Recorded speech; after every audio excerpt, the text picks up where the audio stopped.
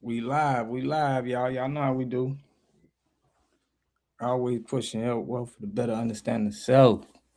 So we got a video today, man. We got a video. We got a lot of FBA conversations we gonna have. We're gonna keep it good for online. Hopefully, I don't gotta make it members only. But I'm gonna wait for everybody to get on. But we're gonna let some some FBA talk. They talk on what's going on. We got a lot of delineation conversations we're gonna bring up, man.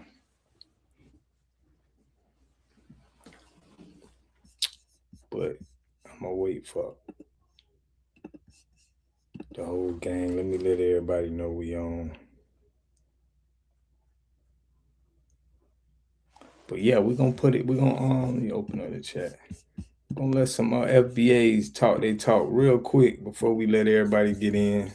You know, we got a lot of people tapped in, but let's get it. Y'all know how we do. Make sure y'all smash that like button on your way in too for me. We're gonna go over some FBA that's holding it down, but make sure y'all hit that like button for us. Y'all know how we do. Thank you. That's a different West Africa. Coming from an African R&B. Oh, dog, it's good, family. Check history. Blues, rap originated from Africa. The sound or the genre? Bro, the sound. There's no genre. Get up the sound. The sound is the genre. Yeah, it's slaves used to rap. They used to chant. Then it was a chant. They used to sing. Soul, blues. Originated from Africa. The fact that they came here as slaves, people forget the African descendants of it. They didn't just come to America and start developing slave songs. They came from Africa with the slaves. World was good, man. When people think about what makes it popular, yeah, it was popular. Damn, I appreciate that. If you never came here, you don't live in Africa. I think what sometimes what we are not differentiating is that it's more into something else. So R&B became R&B. And what we know is R&B as Black American music that we are now infusing in our Afro-Futurism. Why y'all lie so much? Huh? Why do y'all lie so much on you? Y'all live in delusion, bro. Y'all are some delusional lying people. There's nothing African about R&B. Not at all. And for y'all to sit on there and say it like it's the truth is wild to me. Why is that, Africans? Let me start with R&B. My favorite R&B artist of all time, I think he the greatest. He is the greatest. Is Teddy Pendergrass. My favorite. Okay. Who's y'all African Teddy Pendergrass out there? Even during that time, who's y'all Teddy P? Y'all ain't got no Teddy P. Y'all ain't got nobody in Africa that had women. Ain't got no Teddy P. Man, but y'all, Ainswell, what's good, family?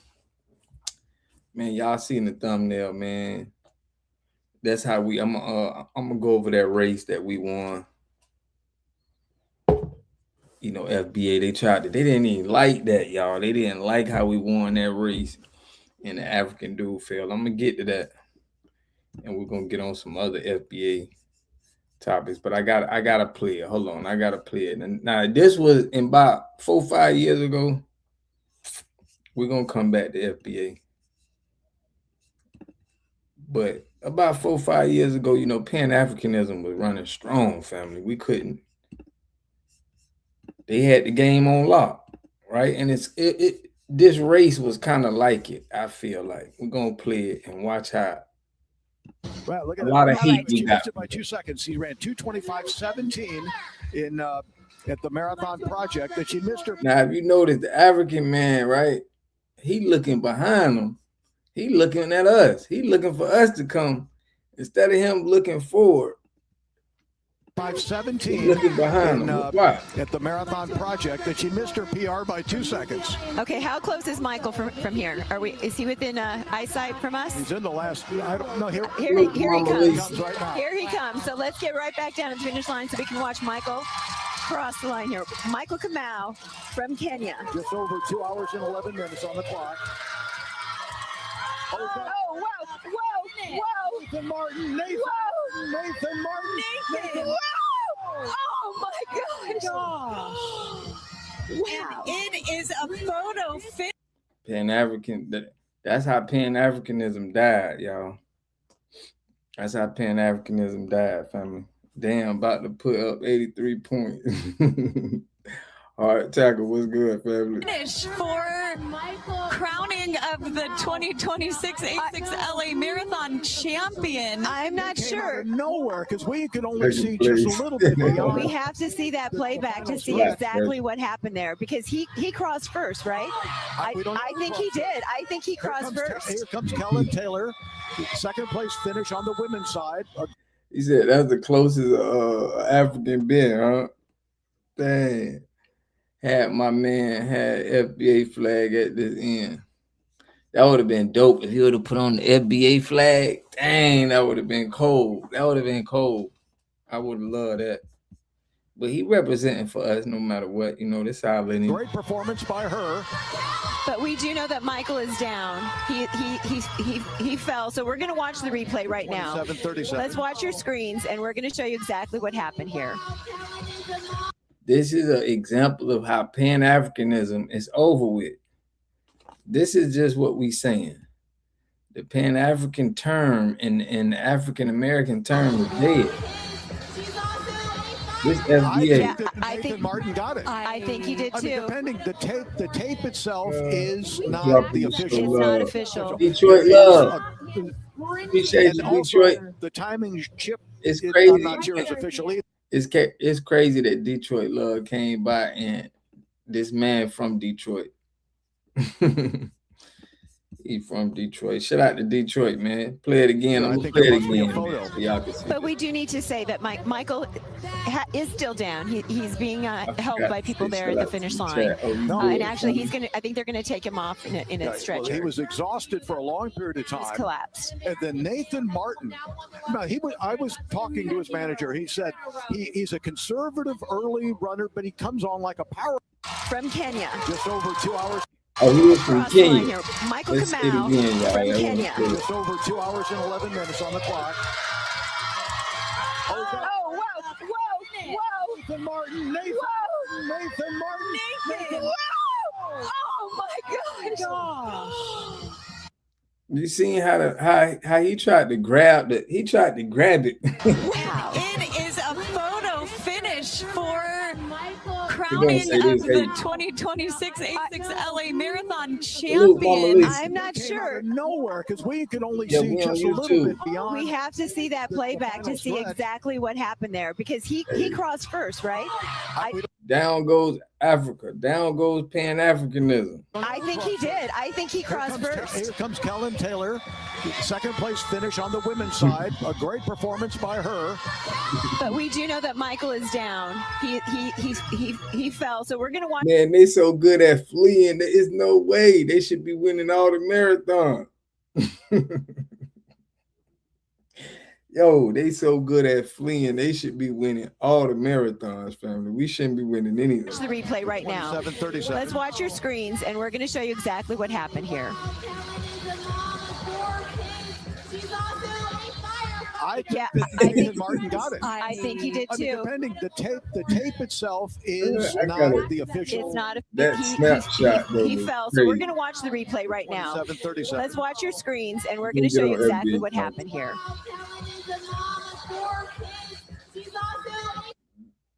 That is crazy right there. How he tried to reach for it. He really tried to cheat. Man. I think Yeah, that I Nathan think- Martin got it. I think he did I mean, too. depending, the tape itself I'm is amazing. not the official. It's not Probably when official. my man looked There at is him a- when he fell. And also, the timing chip, I'm not sure is official either. I think there must be a photo. But we do need to say that Michael is still down. He's being helped by people there at the finish line. No, And actually, I think they're going to take him off in a yeah, well, stretcher. he was exhausted for a long period of He's time. collapsed. And then They're Nathan gonna take him in the stretcher. Martin. Now, I was talking to his manager. He said Look, he's a Lotus Tower was conservative good, early family. runner, but he comes on like a powerhouse. He closes Hey, like man, a what's freight good? train, I and know that's we supposed to have exactly the what he's 9:30, doing. y'all. I mean, I'm sure he didn't want to play it that close, but my gosh, that was by far the closest men's finish in the history of the LA Marathon. At the last second, if you don't blink, you cannot blink. Just So there y'all see it, man. Down goes Pan-Africanism. He fell for it. Down goes Pan-Africanism. That was the ancestors. Obama's people couldn't last. Man, his feelings definitely hurt. But y'all know we come through for the win. You know, that's just how we do. But that was funny, man, to see that him go through that. Mama Lisa and Lotus Todd, we got the whole squad in here tonight. Well, partially. We still missing a few. But I just wanted to show that, but I gotta get back to I'm gonna get back to our FBA talk. I'm gonna open up the chat too, man. I want to know what y'all say. But yeah, we got a lot of FBA delineation we finna discuss in this one.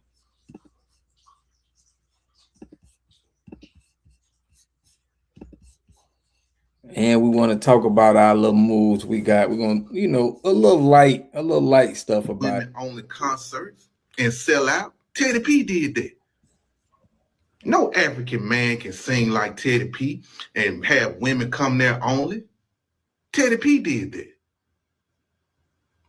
Y'all ain't got no songs to let a woman know that you love her. I appreciate that cash out, family.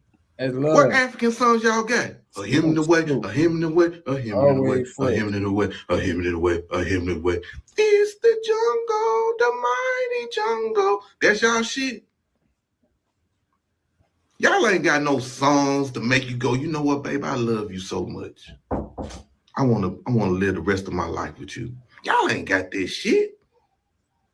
Y'all ain't got no song that when you fuck up in a relationship, you can play this song for your lady. Saying how sorry you are. I apologize. I gotta put I miss you, baby. Y'all ain't got no shit like that. Y'all don't even have the soul of that. Y'all ain't got no soul that you can make babies to. Y'all don't. Salute, fam. What song that y'all got that make me want to, you know what, bro, I can't wait to get home today. So me and my old lady, man, we can make some babies, man. It's about that time, you know. We got a couple kids now.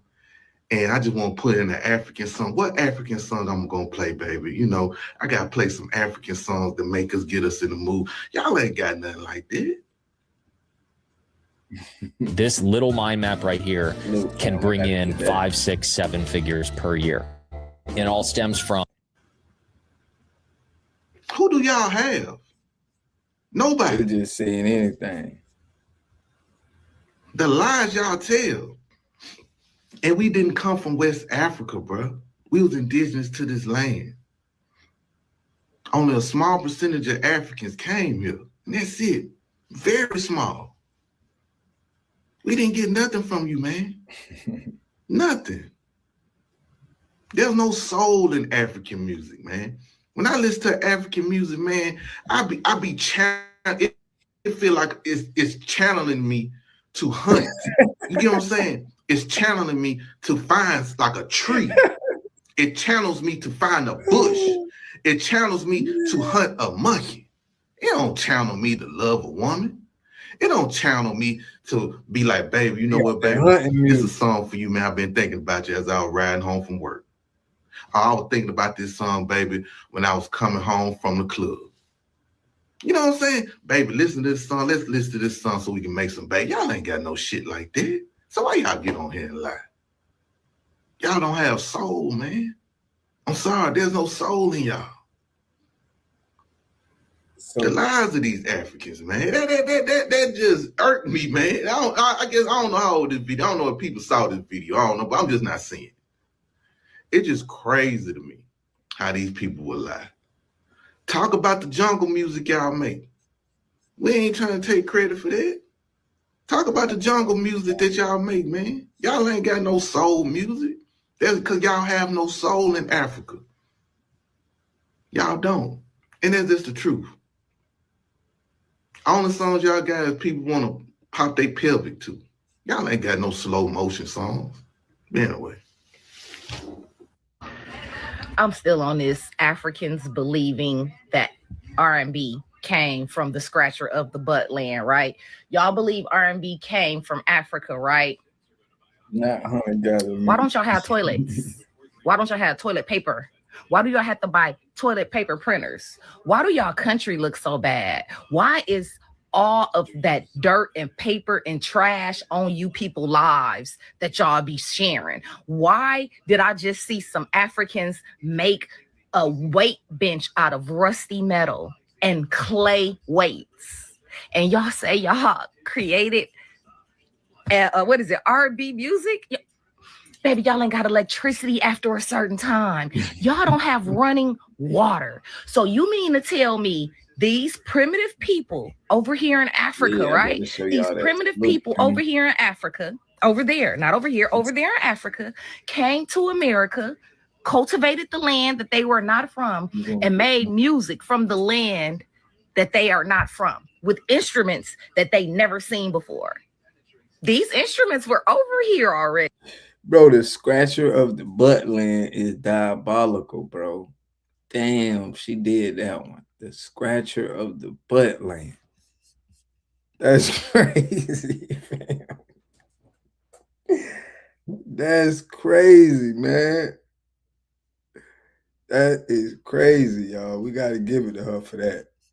We got to give it to her for that. That is diabolical. Dang. That's diabolical. It was instruments in America already. Y'all want to believe that opera and all of that and the classical music came from melanated people, but it didn't. But y'all want us to believe that y'all created R&B and y'all don't even have toilet paper that you can buy. You have to go get a toilet paper printer to make your own toilet paper. As an American on this motherfucker for 50 years, I have never in my life not been able to go into a store and buy a roll of toilet tissue. You can't even go into a store and buy tissue. You guys are fighting over in Africa to keep a dirty island with dirty water. Y'all trying to fight to keep that when the African presidents are trying to give you guys an infrastructure and y'all telling us y'all created R&B music. How? Sway, no alphabet, no running water, no electricity, no toilet paper. Y'all wearing our clothes from 2000. Y'all can't. Y'all be seeing that? They be wearing the gear that we wore like 20 years ago. It's crazy.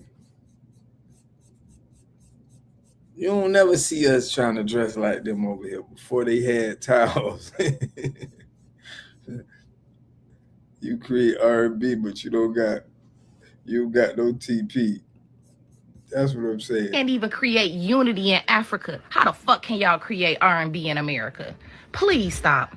You know, you're probably listening to a lot more R&B from Africa than you even realize, and I still need us to listen to more. These are all the artists doing their thing from here, from around the continent, and even in the diaspora. Cool Calm Gator is all the way from Sudan. Y'all know they're really trying to pimp Africa over there with music right now. So you probably got the execs. They know they can't pimp America right now. America, you know, we don't want to sign no deals. You know how fast them people are probably signing their life away now. You're not going to get over on, Americans no more because it's been too many bad deals. I guarantee you they got them Africans in slave deal. What's the fastest way to go viral right now? Dancing? Doing something crazy? Posting 3 times a day? Nope. Navy, Swiss, Burundian. Her EP with Msaki, it's always on repeat. Love her.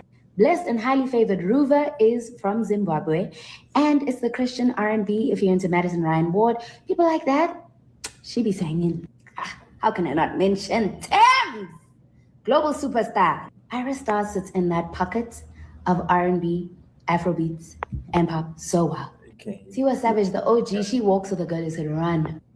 Don't even have to say Aji Konye Gold. OG Nigerian, American, she's working with Terrace Mata, she's working with Saba, all kinds of people. What's good, family? I don't know why we don't talk about the fact that Moses Samni, with his gorgeous voice, always so moisturized, Ghanaian American. Mposilina from Botswana has the most soulful, soothing voice. From Zambia, we have Manga K. It's funk, it's R&B. There's a country album on the way. Also from Zambia, we have Chipego. She is one to watch. Anise Gardo. I've never heard of French, these people. Gabonese. In South Africa, we are not short of options. La la la. Hello Yagami doing it for the boys. Lord cares, I have no notes. They're trying to push this African music so they could, they got them in probably 360 slave deal, worse than the ones they got here. But I never even heard of these. Hello, Marcus Harvey every time. And then we have Seal. Siva Kapstad, they sit in the neo-soul pocket. Manana is from Eswatini / Swaziland / South Africa. Zoe Mutieja is from here. You get the drill. It's an amazing supergroup. I don't know what it is about always looking to the west, but we are doing our thing over here, okay? Whether it's the infusion of like Afrobeats or piano or just traditional R&B at its finest, there are a lot of African artists by blood. So drop your favorite in the comments. Before you even ask, you can find all of these amazing artists in one playlist. It's still Africa Month, so let's support them and run the numbers up. The music that we know on planet Earth comes from Black music. And the original Black music, obviously, comes from Africa. 100. And then the diaspora created things called soca, 100. dancehall, reggae, dancehall, hip hop, house music, all of these things which are based on African music of our ancestors, right? That was brought here. And so, but then the diaspora music almost in a way returned to Africa. And now, please tell me how Africans created blues when all blues music is in fucking English. How is that possible? Dude, that's why he got fired. How did Africans create blues? Blues is not even Negro spirituals. It came like, let's say we was from Africa. By the time blues came around, we was not African no more. Come on now. I can't wait to the narrative that they holding America as the, as the real motherland. I'm tired of I can't wait till that become mainstream, family. Queen, what's good, Queen? In the building. Y'all know how we do. Yeah, I can't wait till they really start speaking of America as the motherland. That's the real motherland right there. There's no way these tellers even believe this bullshit that they saying. I 100% believe that they just saying this shit to piss us off. People don't have brain cells, or it is what it is, because I think I lose some brain cells when I talk about things like this. When I say soul music is from South Africa, I don't mean literally from South Africa. I mean that they have similarities. Have you heard South Africans sing? South Africans sing in such a spiritual way, you would think you're listening to soul music. Cultures and traditions are borrowed. Cultures and traditions are similar across board. Africans have a lot of similarities with even Native Americans, with Mexicans. It doesn't mean anybody is stealing from anybody. Like, I have my brain cells die in millions. No, y'all stealing. Listen, we know. This is bull. You right. They stealing. She backpedaling. Y'all wearing our clothes from 2000. You don't see don't none of us want to dress like them, or we don't be.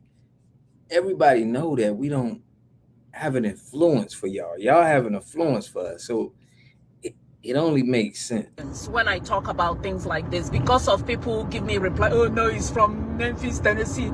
Are you guys some special kind of dumb? Have you heard South Africans sing? Even though you don't understand South African music, they sing from the soul. South African music and soul music, they are from the same well of spirituality. That is what I mean, not this damn surface level motherfucking arguments you guys raise. I lose some brain cells talking to these people. You guys are so motherfucking dumb. So I was just making music, so that's why this is a bit weird. Let's go with different. But I noticed that any music that comes out of Nigeria, people just put it under Afrobeats because it's Nigeria, it's Africa. So now the new name for African music seems to be Afrobeats, and I don't know that that's right, because it's like there's so many genres, right? But also I think they just don't really know what to classify. But how come it just can't be R&B or hip hop or? When I release my music, I put R&B under the genre, so it's really the blogs and the whoever that says Afrobeats, the charts, but. It's just something that's going on right now. It's going to shake out over time. Yeah, I think it's going to, people would start. They probably don't even know what R&B mean. They don't even know what that mean. They just think like how you came out with R&B when the word meaning is American words. That don't even make sense. Huh? So saying, okay, this is actually not Afrobeats. This is something else. So this is R&B or, but I don't know. No more Afrobeats or no more R&B.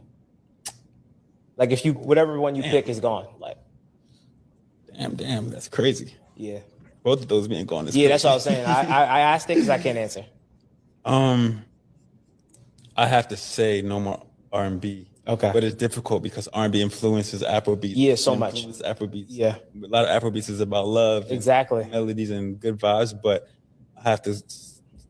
But if you take R&B out, Afrobeats is gonna go. Yeah, but I still have to say R&B.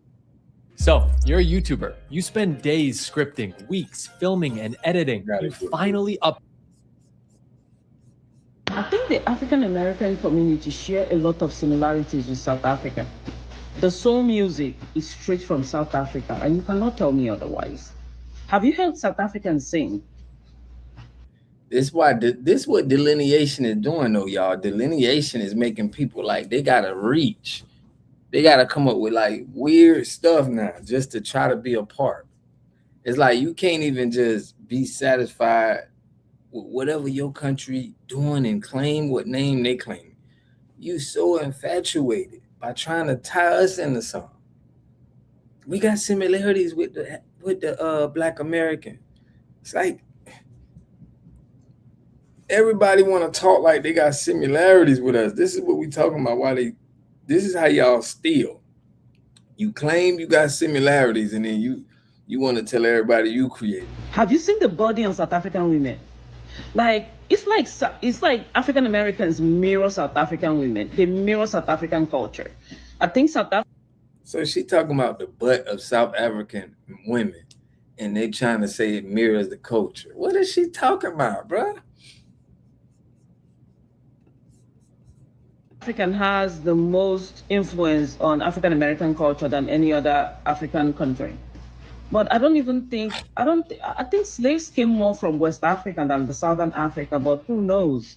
But I think South Africans have a lot of more cultural influence on African Americans than any other country. True. This music is something we don't play with. Nah, that's ours. We gonna have to do it, yo. I'm about to hit Tariq, man. We might have to do a microphone check for the R&B, man. Reek, where you at, man? And the crazy thing is this, like any person like me or just us as Black people, like we got any type of music we can really get down to. As long as they got a little beat, we good. We got rhythm. We do this. You know what I mean? But we don't try to take that shit.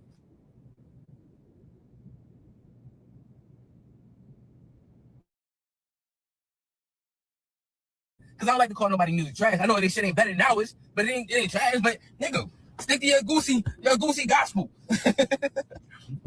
Or your Joe Love R&B. I don't know, nigga. What the fuck, man? Just stop trying to take our shit. Cause every time y'all do, y'all gonna get checked every time. This is our shit. Eat it. No pun intended, Mike. Yo, our music got pain in it, man. Our music come from a place, man. So when we see y'all thieving ass niggas trying to take claim to something that we done put the pain in for, it's like, oh yeah, nigga, what? Oh yeah, now we serious. They want to be relevant. R&B is ours, man. Y'all can be mad all y'all want to. Nobody's singing. Y'all ain't got the soul that we got, man. That soul come from a place, man. And that's the thing, man. Like, what do you have? What do you have? What resources you got?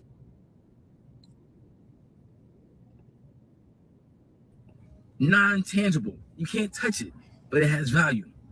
Our voice can't be touched, but it has value. Y'all slow. Our voice could buy your gold. Our voice could buy your diamonds. Oh my God. We're beautiful people, man. FBA, man. Get your own shit. If loving us comes with me defending every part of it, I gotta do what I gotta do. Love. I mean, I don't know about nobody else, man. You know what I mean? Because I know I feel our music. You know what I mean? Like, if y'all goosebumps. Who sung the Star Spangled Banner better than Whitney Houston? I'll wait.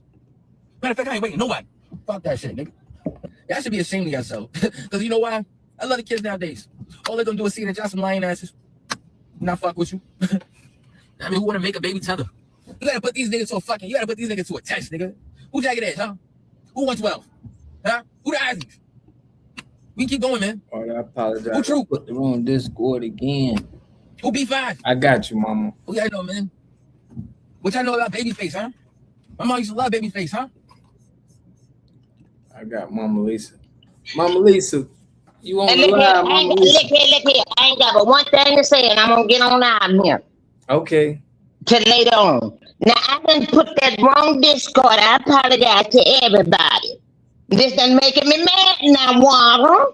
You got the I wrong screenshotted the last one, and then that queen say was the wrong one. I asked you earlier, was it the right one? I guess you didn't read that comment. And then I asked Caldwell, and then I said, Queen told me it was the wrong one again. So slow walk me. Mm-hmm. I don't want to be putting nothing wrong in the channel, man. Right. Well, I got it. I put it in there, Mama Lisa, because I can't put it in there from this. I got another computer. I got. Well, then just text it to me so I can write it down on my texts and write it correctly, boy. Now, yeah, I'm on out here. Okay, I'm gonna send it to you direct. Send it to me now so I can write the right. How y'all do it? Mama didn't mean to come up here fussing and getting on. But my mama always told me whatever job you have, you do it right. So I'm gonna do my job right now. I apologize, y'all. Yep, I got you, Mama Lisa. I'm gonna send it right now to you. Okay, I'm gonna get on down here to later on. Okay. we're gonna open up the chat later too, man. I want to hear from the FBA family, y'all. Let's let them get off. What y'all know about Teddy Riley, huh? My mom used to love Guy. You know what I mean? Like, it's so much good music, man. I can't even, you got Kells, man. I don't even, it's fucked up, but it is what it is. I mean, y'all know what it is. Y'all can't fuck with our music at all. We got Keith, man. We got fucking Keith. We got Ashanti, Sherry Dennis. Like, come on, Tiffany Evans, Tiana Taylor. Come on, stop playing with me, man. Similar, but Y'all not, gotta stop it. but different. Guys, man, we got Lucky Day. I mean, y'all sleeping, man. Stop the fucking sleeping. Like, right now, man, come on. Yeah, they jacking us, man. FBA don't do and don't tolerate is stealing and biting. Nigga, don't steal. If you steal, you a thief, you'll lie. We know the saying. We get that saying early on. And biting. Same thing as stealing. It's like, now check this out. Y'all know the Essence Fest, right? You know, we canceled the Essence Fest. I did a video canceling the Essence Fest, but check this out. This lady broke it down real good of how. Let me stop this. I think I got somebody. Hold on. Thought I had somebody else just tapped in. TYB in the building. What's good, family? Salute, family. TYB, man, my guy. Media, or is he an elite Liberian billionaire who built an entire empire on your loyalty? Yeah. Last year, I told y'all Essence Fest didn't feel the same. So I did some research. Here's what I found out. Essence was acquired by Richie Lou Dennis January 2018. His origin story is presented as a rags to riches immigrant come-up story, when in reality, he didn't flee poverty. He fled.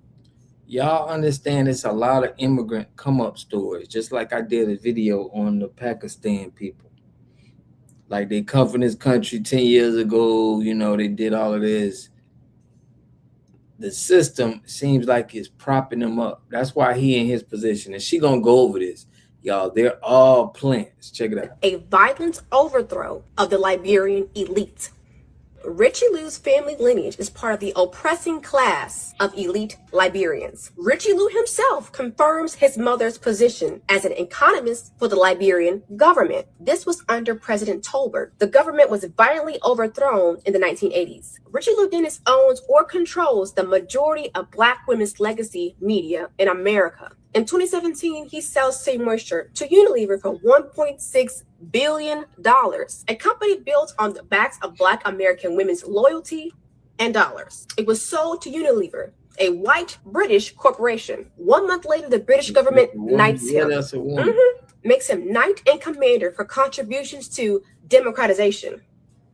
This relationship dates back to 1997. This is just a case of the elite rewarding and acknowledging the elite. Then in 2018, he uses that money from Unilever to purchase Essence magazine. He now controls Sundial Media Group. What is under Sundial Media Group? Essence Magazine, Essence Festival, Refinery 29, BeautyCon, and Afropunk. He also runs the New Voices Fund, a $200 million fund that decides which Black women entrepreneurs gets their capital. Keep in mind which kinds of Black women. That'll come back up later. Oh, almost forgot. He also owns Madam C.J. Walker's mansion. Who gave him that? Madam C.J. Walker built her fortune selling to Black American women. She employed them, she trained them, and she created economic independence for them. Dennis purchased the mansion back in 2018 and promised to turn it into an institution for Black women entrepreneurs. That never happened. But let's take a look and see who gets featured in Essence. Essence platforms them. They build audiences, brands partner, access to politicians. They even interview presidents. All of that influence flows back to the network. So where's the money going? Essence gets Louisiana state funding. They're using your tax dollars. The money doesn't stay in New Orleans. It goes here. September 2024, Essence Ventures partners with the Nigerian federal government. They have a partnership. Essence becomes the official global and knowledge partner for Destination 2030. Don't be confused. This is not a sponsorship. This is a government partnership. Your magazine partnering with a foreign government without asking you. Do the viewers know? I don't think they know. This is the Nigerian government's campaign to make Nigeria the global capital for Black culture. Of Black culture? Meanwhile, back in Louisiana, the convention center is owed $456,000. Local vendors are owed $1 million. So the vendors never got paid. Did you make any money last year? He can't pay the local vendors, but he can invest $300,000 in the Liberian Presidential Center. He can fly influencers to Lagos. The money is there. It's just not going to Louisiana. It's just not going to New Orleans. It's going to Lagos. It's going to Liberia. It's going to foreign governments. This isn't Black empowerment. They're using Black American institutions to fund their elite African federal government agenda. They told you exactly what they're using. Your dollars and Louisiana's bill to build Nigeria's global brand. My fellow Black American people, stop funding, stop supporting what doesn't fund you back. She said what she said. Salute. Just simply disgusting. Yeah, that's what the Essence Fest is doing, and that's why they trying to have all these African artists, because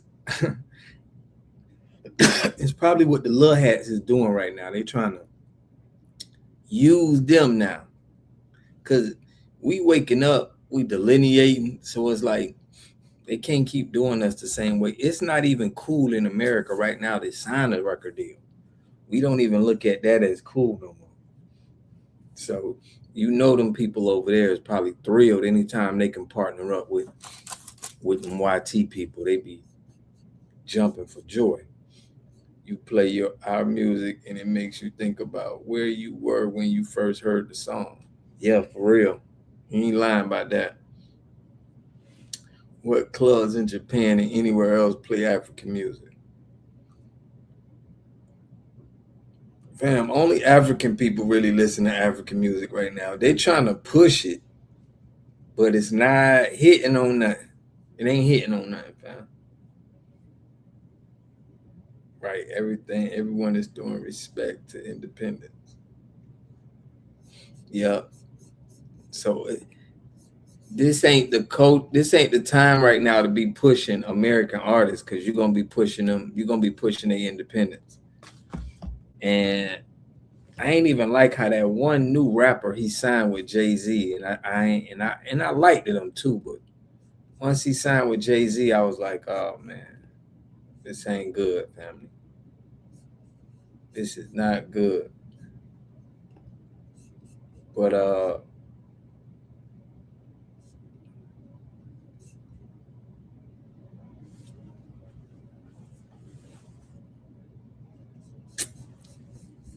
They did a lot of talk. This Godfrey and Akbar. I was already on it. He only signed a distribution deal with Jay-Z. Okay. He signed a distribution with him. Yeah, it's still, I thought he was going to be totally dependent. Y'all know what I'm talking about. LaRussell. Yeah, man. I was disappointed, man. I was disappointed, fam. LaRussell messed up.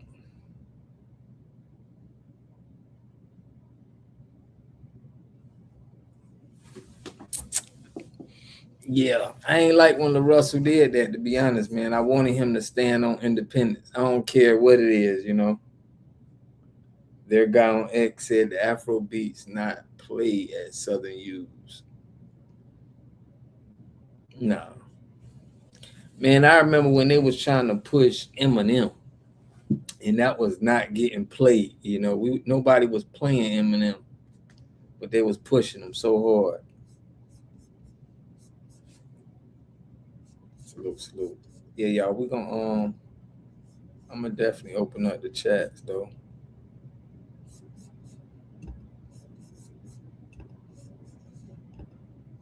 But again, y'all, like I remember watching some of the African music, and they act just like us, the rappers. I was getting my hair braided, and they was playing it on the screen, and was like, look, this how they like got the same. They trying to look like us, dress, everything, but they don't sound like us. But their look seems like they're trying to mimic what they seeing. Let me cut this. I've never pulled up a light to hear someone playing Eminem. Me neither, fam. That's what I'm saying. We never played him, and they was acting like he was a big time artist. But that goes for a lot of our artists that ain't in our culture, even Spanish artists.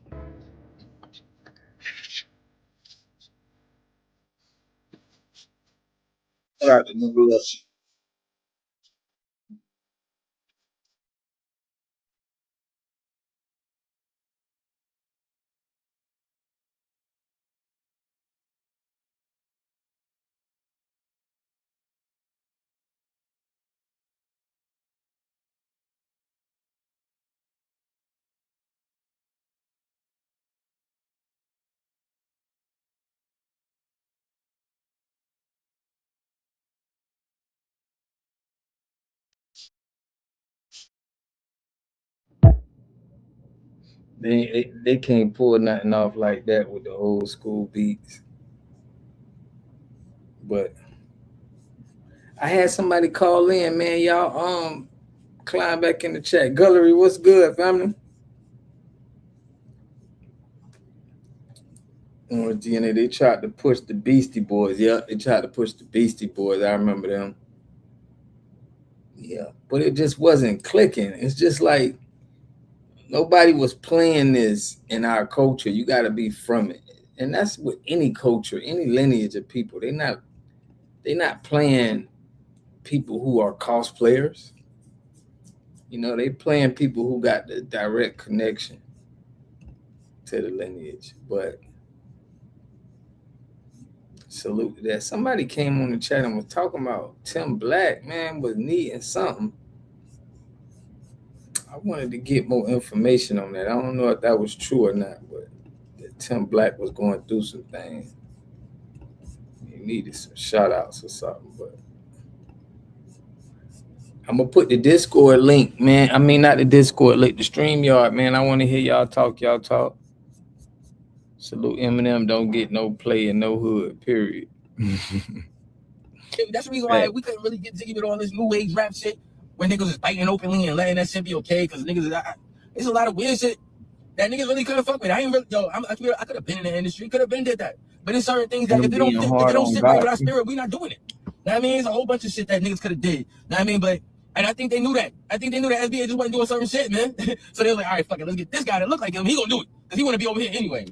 Us when I've been here, like this shit, we Random gotta drop. learn. What's good, family? Y'all moving like that. Niggas don't even want to fuck with y'all niggas. I mean, delineation, it came at I don't even want to say the right time, but it came in time, man. I could say a little late for some shit, but I don't even like to say that because maybe we wasn't mentally ready. You know what I'm saying? Now our hearts is in it. Our hearts say no. It's a no.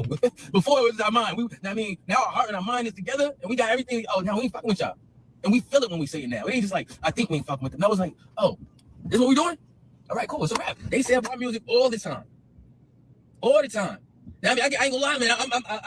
I'm a over black music. I am a protector. I call my sister like, yo, sis, man, because when you got an ear, I went to school for audio engineering as well. If you guys did, no, you don't know. I'm telling y'all. Went to school for audio engineering. I got an ear, man. You know what I'm saying? So, what they did was robotically hypnotized. It was hypnosis, man. I'm gonna keep it real, man. When it comes down to this music, all it is hypnosis. You know what I mean? Because a lot of this shit we don't like. You know what I mean? Beat might knock a little bit. We might be singing a melody. We might be singing a hook, but we don't really fuck with the song like that because the shit ain't feeling. This is microwave music. You know how you go to the microwave to fix food, quick food. I think you probably be hungry later on, or it ain't that good. Whatever. We make soul food music. Shit that's gonna stick to your bread. You know what I mean? And they didn't like that. So what they did was got a whole bunch of tethers that they can make cookie cutter likes. You know what I mean? To be like fake us's, fake FBA artists. You know what I mean? And they let them run them up. You know what I mean? If you look at this shit, who the fuck really singing with pure raw, ain't no effects anymore?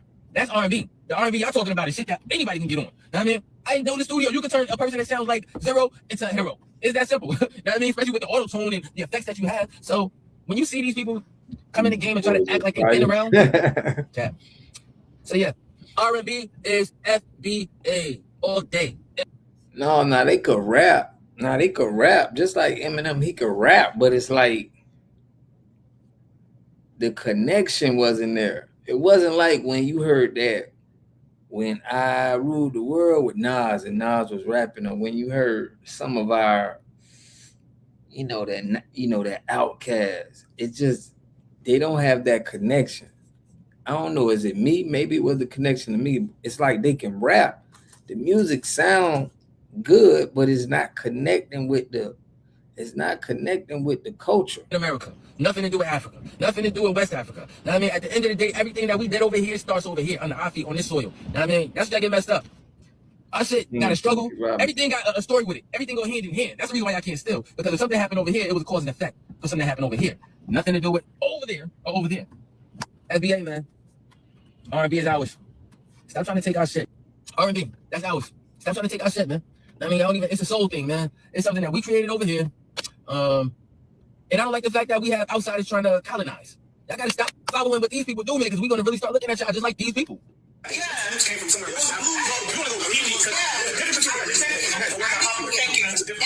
tell it like doors out there. Right. If you check history, blues, rap originated from Africa. The sound or the genre? Bro, the sound, the sound, the genre, good up the sound, fast, the sound, it's slaves used to rap, they used to chant, then it was a chant. They used to sing. So that's soul, blues, right? Originated from Africa. The fact that they came here as slaves, people forget the African is something. They didn't just come to America and start developing slave songs. They came from Africa with the slaves they already had, and they brought it to here. So when people think about what makes it popular, yeah, it was popularized in America because they brought it here. Makes sense. If you never came here, it would live in Africa. I think sometimes what we are not differentiating is that it's morphed into something else. So R&B became R&B, and what we know as R&B, that's Black American music that we are now infusing in our African. Why on God's green earth did these I'm assuming they West African. I know they African. Why did these Africans get up there and say that R&B music comes from Africa? Oh, when does it end? Let me show y'all the origin story. A quick overview of R&B. R&B, rhythm and blues, originated in the African American communities in the 1940s, and I wish they didn't say African American because that is what makes these people feel like they can tether and latch on. But y'all already know Black American and African American is still synonymous with one another. Evolving from jazz, blues, and gospel music, with the term coined by Billboard magazine in 1949 to replace race music as a marketing category for Black music, encompassing faster, danceable rhythms alongside blues structures and becoming a vital expression of Black culture that heavily. Now, she is pointing out that, but listen, y'all remember how we used to shout Godfrey out? Godfrey used to say some things, right? He used to say some good things. I want to show y'all this. Godfrey may have to get canceled for this one. You know what I mean? I think we're gonna have to cancel. I may have to put out a cancel video for him. But check this out. It's Mama Lisa. Hold on, Mama Lisa. I'm gonna bring you on. I think somebody just jumped on the screen. Hold on. Ainswell, okay. I want to show y'all this, bro, real quick. Then I'm gonna let Ainswell check this out. As much as I defend Black Americans, I get stuff where they'll go, "You're not Black American, you African." Right. And I go, "Eat a dick." How about that? That's what I do. Because I'm like, what are you talking about? I grew up in Chicago. Yeah. That's a very Black city. Chicago's history of Black Americans is heavy. Jack and Jill. You got the Chicago Defender. A lot of stuff started in Chicago. The Obamas. You know, the Obamas, Minister Farrakhan, he's like Nation of Islam. There's so much just so much in Chicago. And my father was an educator for 45 years at Malcolm X College. You know what I mean? That's pretty Black. Yeah. Taught on the west side of Chicago. Right. My father had adult education programs for gangster disciples, Blackstone Rangers, and Vice Lords. Gangbangers knew my dad. You don't get no and cats be like, "Yeah, your dad taught me how to read, dog. For real, we got your pops." I mean, and my mother was a nurse an OB-GYN nurse who delivered so many people's babies. My mother was known in Chicago, so our Blackness was mended with Black Americans. Most of my friends were Black Americans, and of course there were immigrants because in the area I lived in Chicago was the most integrated area in Chicago, because Chicago's the most segregated city till this day, and Milwaukee is second, which is not that far from Chicago. So I was in both worlds, like you said, getting made fun of. They used to make fun of me all the time, and I remember this girl named Lois, and I will never forget her. I saw her not too long ago. I hadn't seen her in like 30 years. I remember I was mad about something. I was what 11, 12, and this girl Lois, she was heavy set at the time, and I remember she was treading water in a swimming pool. And I said, and she goes, "What's wrong, Albert?" I said, "Yeah, they keep making fun of me being African." And she goes, and I will never forget, she goes, "Well, at least their ancestors weren't slaves. See, at least you have something to connect to. They don't. It's coming." And I go, "Wow, that's the truth." She goes, "That's coming from trauma. That's coming from insecurity." Yeah, but you don't understand. They so delusional. They think they people weren't even slaves over there. They think they own people didn't enslave them. That's how. And as a 12-year-old, you're just like, they're just making fun of me. Most 40-year-olds don't understand. Right, no doubt. Yeah. And I was just going to add to that. It's like that trauma I get now as an adult, but I don't think a lot of, like Black Americans understand the trauma that also caused, because, if you're participating, and you saw it throughout movies, you saw it throughout music. I mean, all of it kind of crapped on the Black African immigrants who came to this. And anyone who denies it or says, as I saw in some of the comments, "Get over it. That was then." Whoa. Now we say get over it. Yeah. Now we say get over it. Like there's a conversation there, right? 154. We all connected, baby. You already know. Y'all hear this? We're gonna play some more, but we got Ainswell and Lotus Top Man on the chat, man. Appreciate them for coming up. But y'all hear this craziness? We're gonna have to put the X on them boys' face. What's good though, Ainswell, Lotus? What's good, family? What's up, family? How y'all doing, man? We out. We another day on the water, man. Yeah, man. It's like another day in the apocalypse, man. You constantly looking at these people with the delusions of grandeur, like they educating us on something. It's funny watching them talk. You know what I mean? They just be sounding goofier and goofier.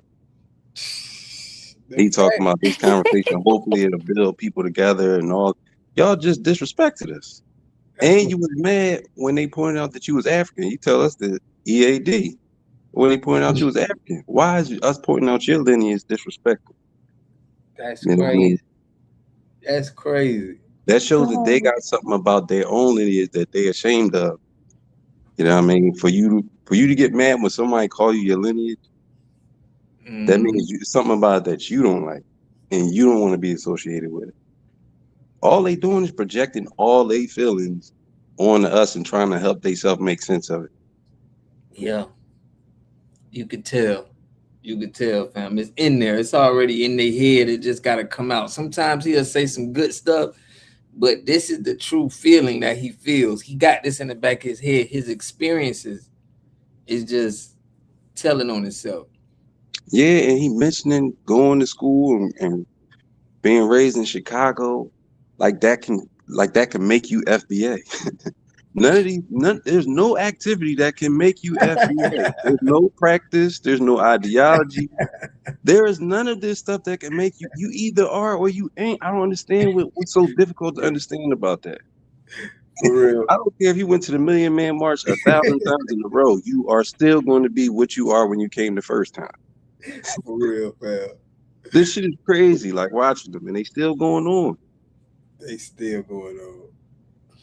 Man, Lotus, man, what you think about this, Lotus? Give me your opinion. Hi everyone. Hey Rob. What's good? Hi Amswell. He most definitely used a made-up narrative to justify his inner feelings of how he actually feels. Um, he sat up there and mentioned some lady or girl, oh, she was fat at the time. It's just not making sense. And oh, I was 11 years old and we were talking like this and yada yada yada. He literally created and figuratively created a narrative to justify his feelings. And it's like, we're not dumb, we're not slow, we see what you're doing. Like, you know? And so this is what these people do. They consistently skin walk. But at the end of the day, like I've always said, the mindset of these immigrants that they display, it's always the same. I don't care what homeland you come from. I don't care what you consider your racial background as. They have the exact same mindset. Just like they admitted that that our music influenced them. So if if our music is influential, how is it that we sound like you? It's impossible. Like these people are literally skinwalking and or attempting to skinwalk. They are doing the exact same thing the As much as I Latinos defend black, tried. You know, it's the same thing that they did when they were saying that they created hip hop, that they created the crip walk, that they created the low rider, that they created the jutsu. They keep making these sad attempts to mimic us. And you can't the video that you showed in New Orleans, did y'all see the footwork? Did y'all see the footwork? So how is it that you're immersed in our culture, but we're copying you? Right. And we haven't been to your homelands. Fact. Do you see the delusion? It's very delusional. Definitely delusional. I'm gonna borrow that skinwalking. For real, I like that skinwalking. All the time. That's a new one. That's a new one right there. Yeah, what he put? They need to use. Listen to this one. What he say about the Dominicans? So we feel like that about a lot of y'all. Check this I know out. black. Yeah, I'm Dominican. I say, yeah, that's a place, but you're a black person in the Dominican Republic. I know black, Papa. I know black. I say, you look like me. We just got dropped. This is what I'm saying, bro. This is why it's so crazy that we got to get this narrative that America is the motherland. Because conversations like this is what's crazy. Check it out. Dropped off at different locations. And we're both in handcuffs. No. Literally. No, just kidding. No, literally. But I say, I know black, but it's like, and then I have the joke. This is what people actually think this is true, dog. This is what's alarming to me. They pushing this story like it's actually true. Like this is not a place where black people was at. Like America is just not a place black people was at. What y'all think, Ainswell? What's up with this? Or Lotus, go ahead. Can we break him down? Let's go ahead and break him down all the way. Let's start from the beginning. So we know that his lineage is not our lineage, right? Right. Right. So he's saying that he is talking to a Dominicano. He is talking to him and saying, hey, you look like me. It makes sense. You African. He probably does look like you. Maybe the Dominican, some of his ancestors are from the same place his ancestors are from. You see what I mean? He's still trying to cosplay as a Black American. He's still trying to copy and infiltrate the indigeneity of our people here. This is exactly what this fool is doing. So of course another African is gonna look like you. Are you crazy? Right. Cosplaying and skinwalking. They do this daily. Right. It's just crazy how he called them out to say they not black, but we feel like black is our term. And they cosplayed that. That was our term here in America, but now everybody uses DNA. That's what make up Gossip Circle. I think it's also funny too, cause how we all basically know that we all been lied to about the narrative that they gave us. We all know that they lied to us in general, basically about everything, and we still don't want to come to grips with the fact that we got to switch what we thought was the real narrative, and we have to learn what actually happened. All the shit that they kept from us is what we're basically, we all we're consuming it all now, and they just having a meltdown over this shit. That's what I'm saying. All the evidence points in our direction. Exactly.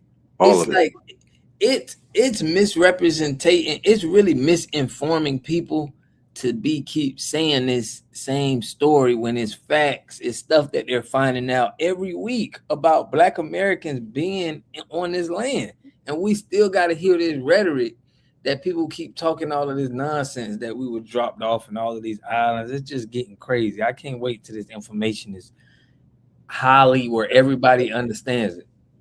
See what they do, they try to equate what goes on in their homelands and in their islands, and then try and create this one big black diaspora, like this is where we all come from, and it's simply not true. Like, yeah, the boats were 97% of those boats were dropped off in the Caribbean and in South America, not in North America. Like, let's be clear. So that may be true of those who are from those areas in the Americas. You see what I mean? And Right. so that's where this comes from. And they try and make us this one big black Negro as if we're the same. And just to break it down further, this is no different than Walter Plecker. This is no different than any of the ones that had any say so in the paper genocide of our people. And that's just, it is what it is. Yeah. Like, he's no better than Jesse Jackson. Meanwhile, he's over here trying to call everybody else African American, while he continues and keeps his culture with his native tribe. Like, you see what I mean? So how is Jesse Jackson better than Walter Plecker? How can you despise Walter Plecker without despising Jesse Jackson? Right. They from the same thing. It's like The Republican same and Democrat. the same thing. He's just not the white man. He's not Right. Bradding them. He ain't step off nobody's Mayflower. But he's doing the same thing. He's an agent of chaos, just in a different form. True, sad but true. He FBA, but that's what he is. This is what they do to the coons. This is the making of a coon, Africanize them first. That's what you hear. Like, if you got to be a sellout, you got to be Africanized. Yeah, it's to me, in my opinion, it's just a ploy to keep them from having to atone for their sins. Yeah. Big facts. It's And all I'll gonna be close with futile. that. I'm listening. What you said, Ainswell? I said all the attempts at swerving their accountability is gonna be futile, because ain't nobody getting away without paying for their dirt. Ain't nobody getting away from that. For real. It might And look they- like it, but it's on their ass. for real.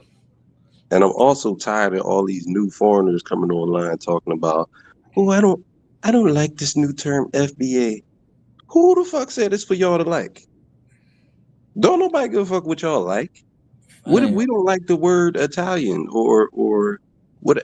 Like that's the same thing. Like me saying, oh, we don't like Italians. I don't like the term Italian. It's divisive. It's meant to be divisive because you from Italy. Mm-hmm. For real. So that's where you are. That's who you are. So anybody coming out with that, I don't like y'all really got to miss us with that. We really have zero interest on what y'all like. What you like, right? That don't make Zero. no sense. That They ain't gonna really change. saying we hate, we don't like y'all. You know what I'm saying? It's not that we don't like black people. They don't like us, period. So it's like that's kind of coming out. Why would you not like somebody that's calling themselves something? So Because us waking up is shutting down multi-million-dollar industries for all of these foreigners.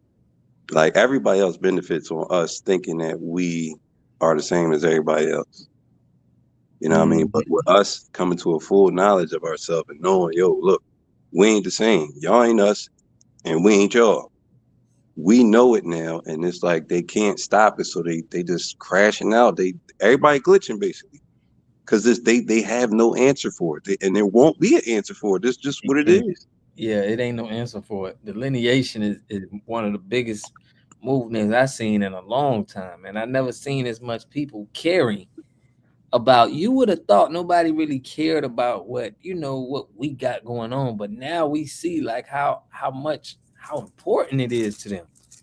Bro, we're gonna have to have like study groups on to figure out how many ways this benefits us. It's so many different ways that delineation by itself benefits us, and not only us, it benefits the whole country. You know what I mean? Us delineating, crime dropping. It's a whole. It's. I'm telling you, it's gonna be in the future, few weeks, months. We gonna keep finding out new and new ways that delineation has helped clean up the mess that they made. Big facts. Big facts. I'm with you on that. I'm with you on that.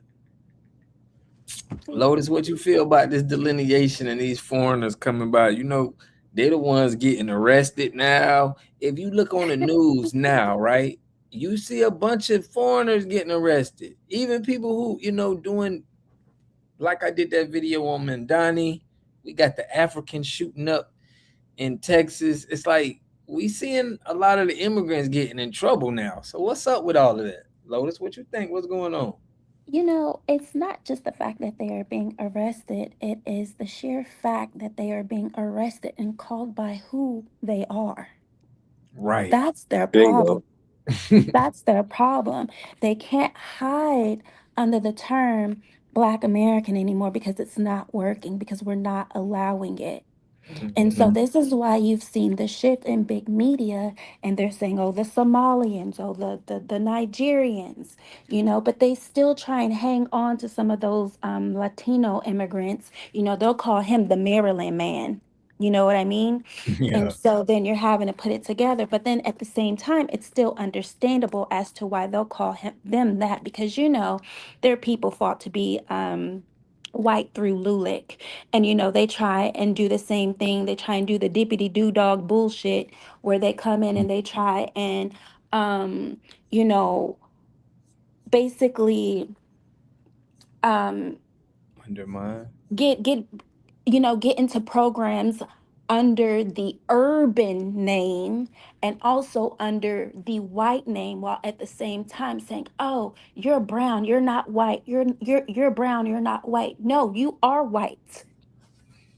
Right. Yeah. Let's be clear, you are white. So you're asking us for your help when you've already fought to become who you are. And now you're saying you're not that. But this is what I'm saying. They come into our countries as immigrants, not giving a crap about anything that has happened here in their favor, because they're too, trying to watch my mouth and be diplomatic, because they're too dang stubborn to even realize that their people fought for a specific socioeconomic status, which is white. Mm-hmm. They're too hell bent on hanging on to that 14th Amendment. They're too hell bent on hanging on to the programs and the things that are meant for the American people when they are white. And They you can't. don't we haven't seen Lulick hop their ass out here on any hold up any picket sign fences, and for their people that are being arrested. Like, this is what you chose. Your people chose this road for you. And if you don't like it, go back to your homelands. Right. They'll never come up with that idea. That idea is foreign. They can't say that. Like, They want to fight to be brown when they fought to be black. right. And it's like the only people that are brown here is us. You are Mm-hmm. not the copper colored people. Let's be clear. For real. For real. I don't know. The delusion has 100% like hit them and smacked them upside the head, like that Kenyan that fell down during the LA marathon. Right. Yeah. Like, these people are delusional. They just continue to lie. And I just don't understand it. But like I said before, and I'll say it again, it does not matter the race of an immigrant.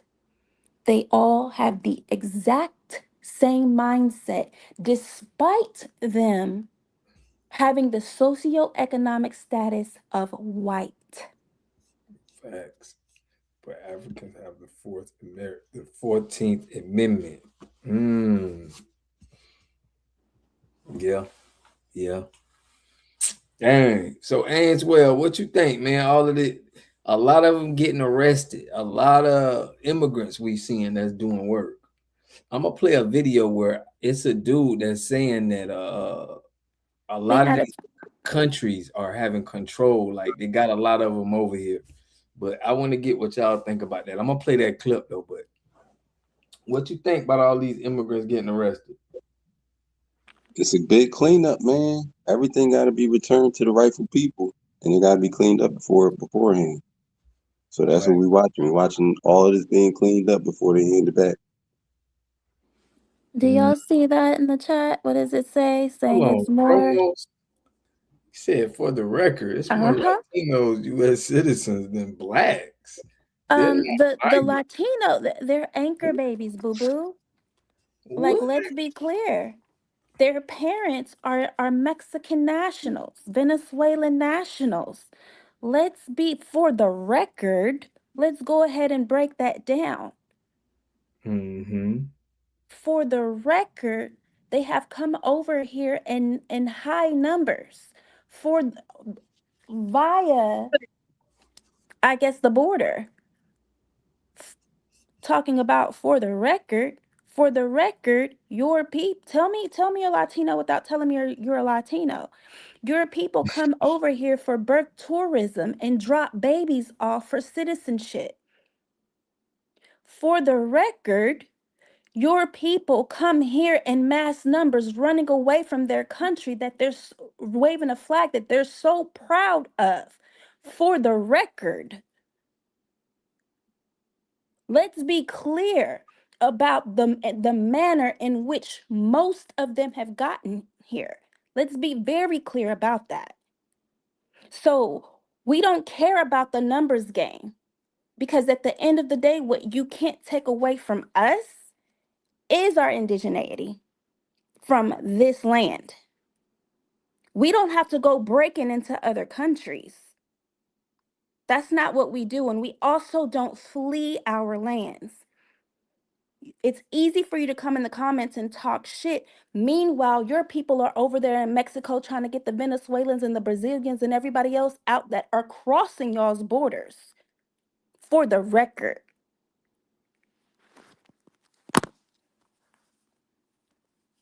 Fortunately, the military, like I said, they know who's who. They know who everybody is, and they in the process of cleaning everything up. We just watching y'all have a temper tantrum in the meantime. Straight up.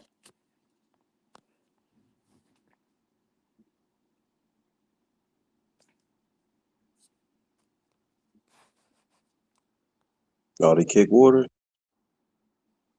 I don't know. Maybe I guess so. I don't see him. Okay, well, guys, we'll be right back. Let's go ahead and keep it going. What are your thoughts on Mr. Cromrose? He talking is for the record, man. For the record, I just can't even get past his profile pic, man.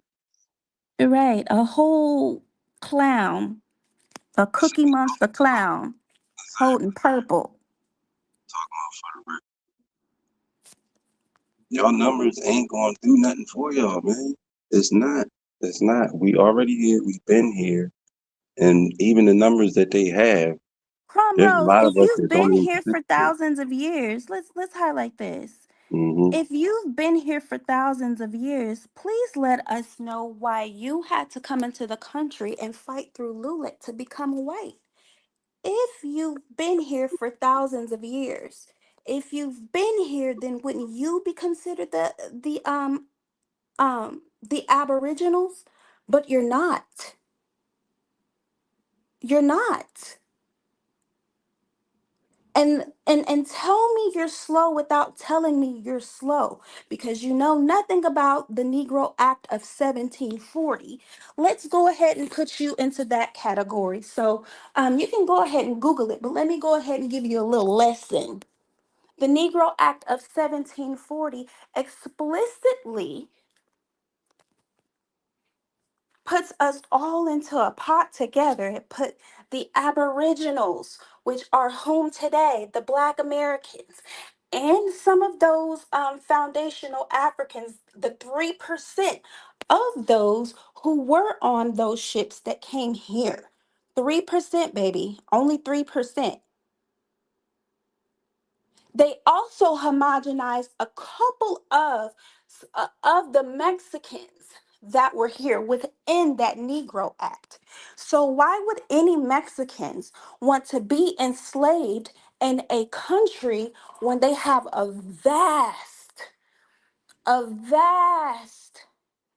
homeland where they could go to? They weren't here. If they were here, why didn't we grow up with you? Because where were you? There are still people in Alabama that have never seen anyone that's called a Mexican today. Let's be clear. Just because you come into California, illegally, might I add, by the hundreds and thousands and millions, doesn't make you a citizen. It doesn't make you a citizen. And it gives you zero claim to a land when your land claims are out of your own countries. Aren't you mestizo? Aren't you white? You still want to be black so bad. Let's just go ahead and put it out on the table. Y'all want to be black so bad, you have to resort to calling yourselves brown, because that is the only thing that will connect you to the programs that are available, not to you, but to the people of the 14th Amendment that does not include you. You're superimposing yourself into programs that were never meant for you. Let's be clear. The civil rights were meant for our people. When we fought for our people. What he put, you don't know me. My family And from I'm from Texas. Texas, exactly. That's And I, pretty I good. knew you was gonna say that bullshit. I knew it was coming. I'm from Texas. I didn't grow up with Mexicans. What are you talking about? I didn't go to school with them. I went to school with white children So he's and other basically saying he's FBA. from Texas. He's originally, that's his No, original his land. people are originally from Mexico. Let's be clear. Right. They're from Mexico. Let's be clear. And they migrated there too, if we want to even go that point, you know. Ooh, I wasn't gonna say it. Damn, I was saving that. I wasn't gonna say it, but I at I was least took saving it that back with to 1740. Where were you in 1740? These are the same people that were mad about the Sinners movie because they had zero representation because you weren't in Mississippi. Mississippi, you weren't there, boo-boo. You weren't. Like now go kick rocks with your immigrant flip-flops and keep it pushing. Get the hell up out this channel. Shots fired. I be wondering, like, if you wasn't there, what's wrong with not being there? Why can't you just be cool with not being there? And that you here now, and why not just get along, read the room? These people want to come into our home and dictate what's going to happen and who's going to do what, and they like this shit Claim is they mind blowing, indigenous bro. to the land. Like you This is crazy. mind blowing, dog. Like they really think that they can come here and tell us about our home. It's crazy, family. And they be Right. dead serious. Like they teaching us something. I'm gonna tell those little FBA something. I'm gonna school them. I'm gonna learn them something. This should be mind blowing, dog. Mind blowing, fam. Queen, nah, I'm gonna chill, but I'm gonna start. Yeah, shout out to Ricky's World. He put, man, if they were with us, why didn't they invent and innovate like us? They weren't around. Because they're lying.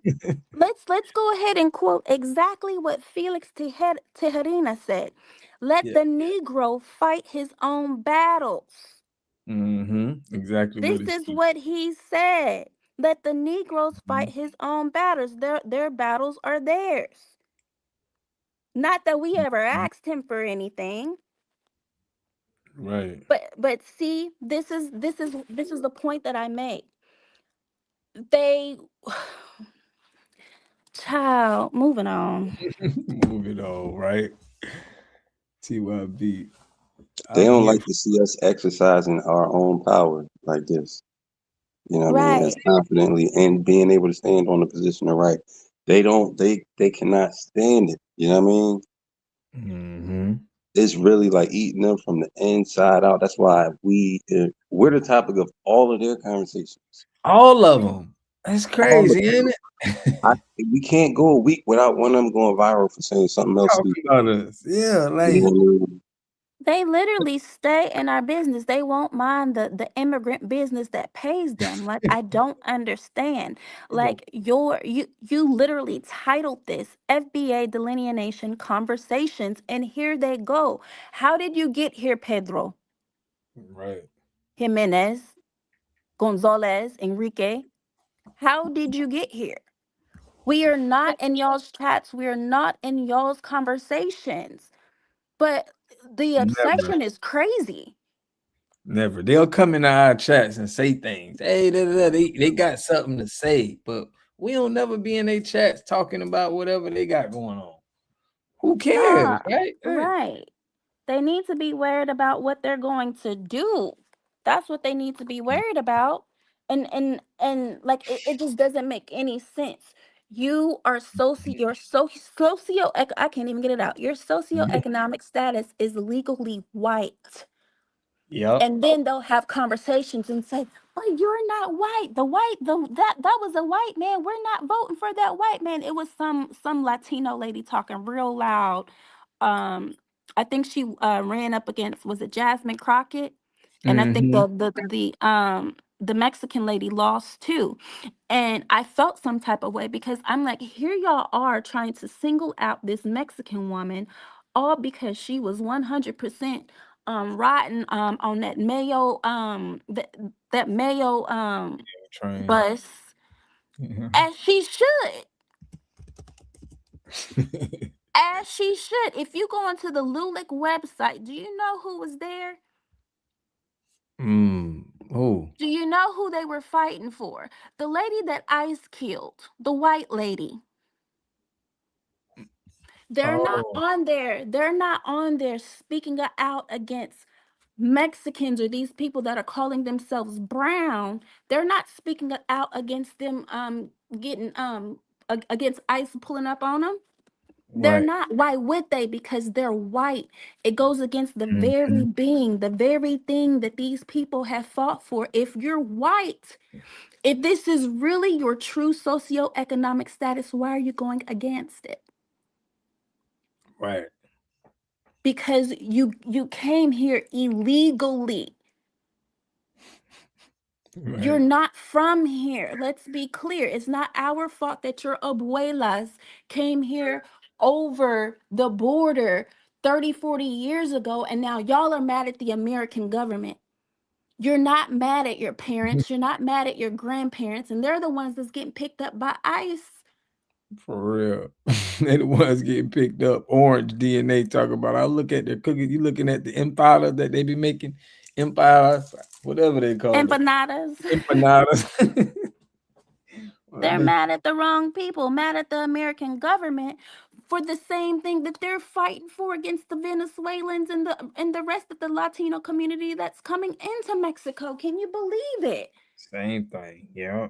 They're literally fighting, saying they don't want the gringos there, they don't want the Brazilians there, they don't want the Venezuelans there, they don't want the same exact talking points that our people are, that the American people are saying within our own countries. It's reverberated into their own talking points. The same thing that they're fighting for, they want them up out of there and they're deporting them. But when they get here and they cross them borders, now it's, oh my God, Donald Trump. Oh my God. Right. Like, you don't want to hear it. This is the choice that your parents and your grandparents made.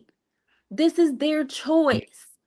Question them. Why didn't you come over here the legal route? We wouldn't be going through this right now. Be pissed at them. Don't be pissed at the American government for exercising their right to. I'm talking too much. Y'all get my Yeah. drift. All right. Right. I get you. You know what I really got a problem with too is the flags. It's like, to a point, I'm tired of seeing other flags here in the country being thrown in our face. Like, and then we'll go put these people in politics, knowing that they coming from a culture of throwing their flags up in the United States. And this is why I'm big for no immigrant. You got to have 5, 6 generations. You got to be foundational really to even be in politics, in my opinion. You can't be in politics repping a whole nother country. Then was burning American flags out there. Yeah, they gonna burn our flag. You know, that's a clear sign you're not for us. Go ahead, I think it's Angel. I think it's crazy because they be waving their flags so proud. But as soon as the conversation goes to them going back to their homeland, they take it as a threat and it's punishment. Right. Like they're so proud of their countries, but going there is like a prison sentence to them. Exactly. And I they all mean, here. They don't wave the flags over there. At They all. over here waving the flags. It's like a mad psychosis, man. Mm-hmm. Right. nah, I think it's Go ahead. worse than psychosis. They most definitely are suffering from multi-personality disorder or something. At this That's point, they're like Bane that was on that movie. At one moment, you're over here in the Urban League. We know what Urban League is a code name for Black. They're all up in the programs with the Urban League, and at the same time, they're still dipping in the pot, and you know, the white tea pot, and then they're over here dipping in this program pot for immigrants. So they're triple dipping at this point. Mm-hmm. Triple dipping. And I'm not even just talking about, I'm just at this point, this is a generalization of the mindset of immigrants, period. But Mm-hmm. specifically for them, they fought to become white. Specifically fought tooth and nail to the point to where we didn't ask for their help, and they're like, let the Negro fight his own battles. They're all on that. His problems are not mine. I don't want to ally with him. Are Big, we dumb? big fat. Go ahead. I don't want to ally with him. Highlight that. This is straight from Felix to Herina. Mm-hmm. This is straight from his mouth. They have never wanted to ally with us. And then they come up with this fake black and brown unity. You are not brown, you're white. These people are nuts. They keep making up these fake coalitions. It's killing me at this point. Oh, big fat. There will never be a quote unquote black and brown coalition. There will never be one. I don't want to ally with him. Then you got Jasmine Crockpot Crockett's stupid ass out here trying to advocate for them, and now she's eating. She got cake on her face because then people didn't want to vote for her. Like we should have. We're gonna play her love. What was she thinking? What was she thinking? What was gonna happen? Look. This is her. I'm gonna show y'all. This is her right here. This is what she said. Check this out. Say that it's silly season. I doubt my staff reached out to you for this interview. We definitely made sure that we posted publicly, and what we've been doing is exactly this. Anybody that shows up, we're doing interviews. I will say that there is a specific journalist who is she has a history of being less than truthful, and frankly, there's no evidence of anything that she's talking about. I've not seen anything, and we were asked about whether or not on as we were doing these poll visits, if something like that happened. Nothing like that happened. I will say about that journalist, she has been sued for defamation and lost before. So it is sad that there is any news outlet that actually would have her on staff when, as a journalist, the one thing that matters most is truth. And well, from what we can tell, she's been sued for defamation before and lost. So I can tell you that nothing like that happened on yesterday. We've been out here like this. And as you know, when you were here, there was another journalist that was Engine Radio was good. There's no other journalist that is also confirming that something like this happened yesterday. It's silly season. And I just want to make sure that we focus on what matters most, which is Texas voters and what it is that we're going to do. Anybody that is trying to cause distractions and inject themselves into the conversation and not focus on voters is trying to do what honestly has allowed us to lose in general as a people. It's a distraction. What people, Jasmine? What? What people, Jasmine? Did y'all hear that? Her wig looked I think better. the dentist is right out there. Her wig installation was being cooked, fried, roasted, and fried so bad she must have finally got somebody to install it right this time. I'm sorry, y'all. The wig do look a little bit better. The wig do look a little bit better. I wasn't qualified to point it out, but it do look better. It do look better. I gotta agree with you on that. You gotta give her that, right? But that bottom row of teeth, though, is looking like a traffic jam. Like they dentist Straight up. Next to 20 miles. Right. What the heck, though? What is she talking about? Now she want to compare our culture to the ones that she's defending. How does that make sense, though? I've been hearing the rumors that she's not FBA. Yeah. And that's the only thing that makes sense, because why are you rallying? The only people that try and conflate their culture with ours are immigrants. Exactly. I mean, it's like they're all reading from the same blueprint at this point. Oh, most definitely. Most definitely. Anybody The immigrant mindset. Anybody who putting on the cake for them is yeah, you can pretty much chalk them. They an immigrant. Right. Facts.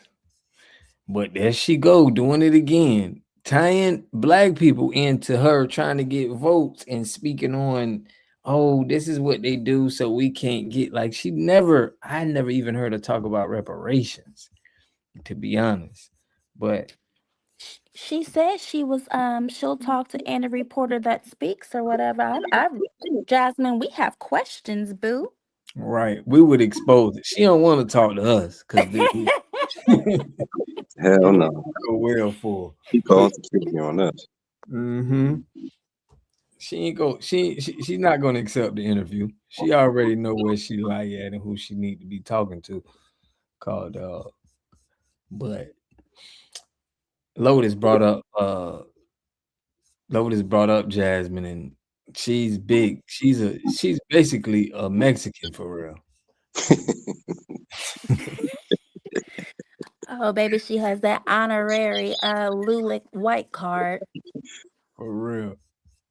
She's basically a Mexican to us, but I want to show y'all this, man. This is dope. But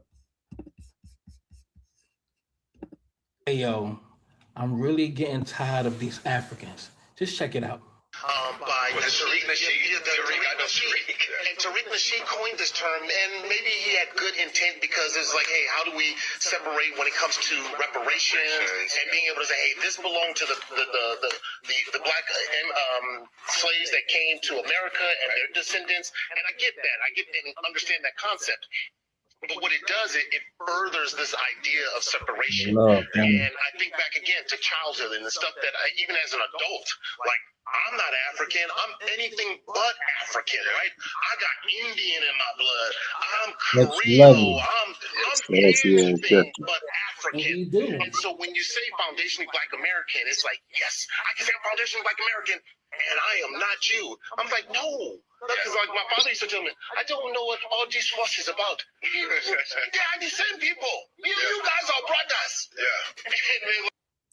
But they don't be saying that in their own country. Why don't they do that for Nigeria, Kenya, Ghana? Because he's lying. He's They don't say clearly that lying.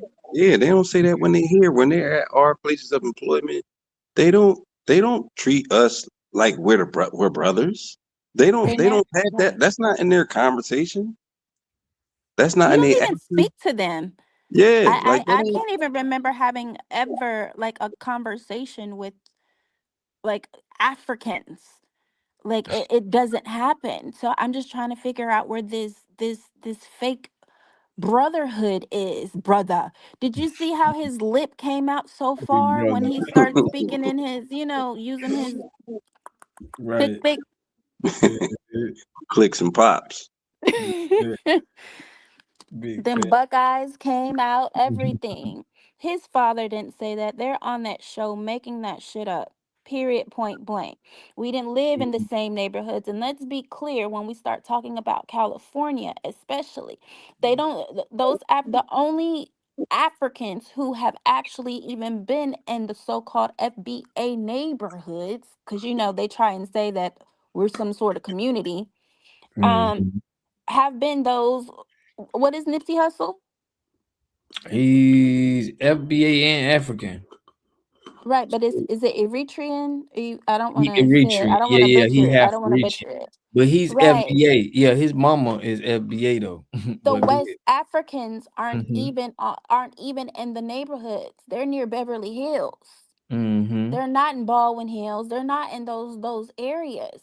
So I'm trying to figure out what the hell are they talking about? For real.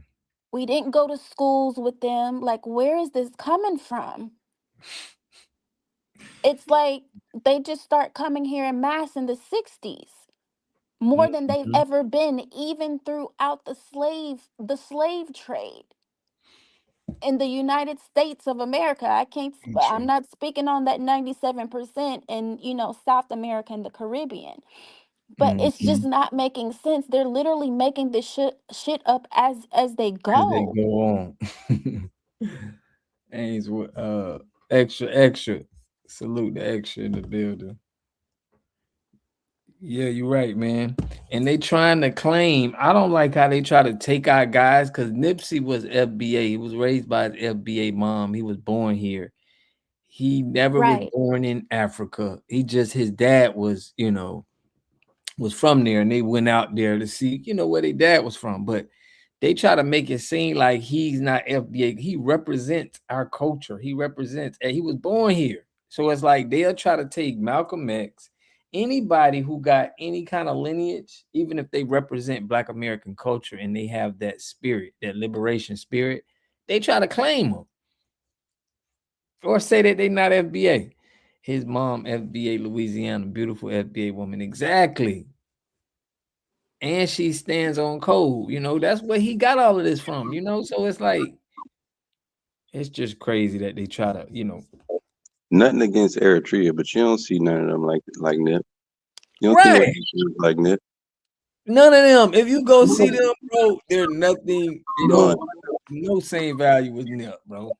Right, right. And it's like you said, it's no shade or anything to them or whatever, Yeah. because at the end of the day, those are the only people in any capacity that you would even see in FBA neighborhoods Yeah.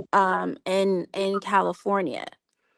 Them Samoans, the Hawaiians, that's all you like where did these Africans come from? Like I'm Y'all know where they come from? Did y'all go to school with them? I went to school with a couple Eritreans. It might have been a See what I couple mean? sprinkled See what I Africans, but mean? yeah, the Eritreans, I know them and like to this day still know them, still love them. Like that's my folks. But yeah, I don't know too many Africans. Like Yeah, I didn't we had more Haitian, Jamaicans. We didn't have no Africans, you know, at all.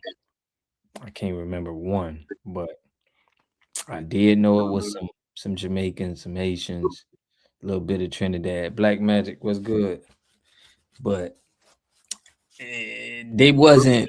They was, you know, they had their own cultures and their own things that they did, you know.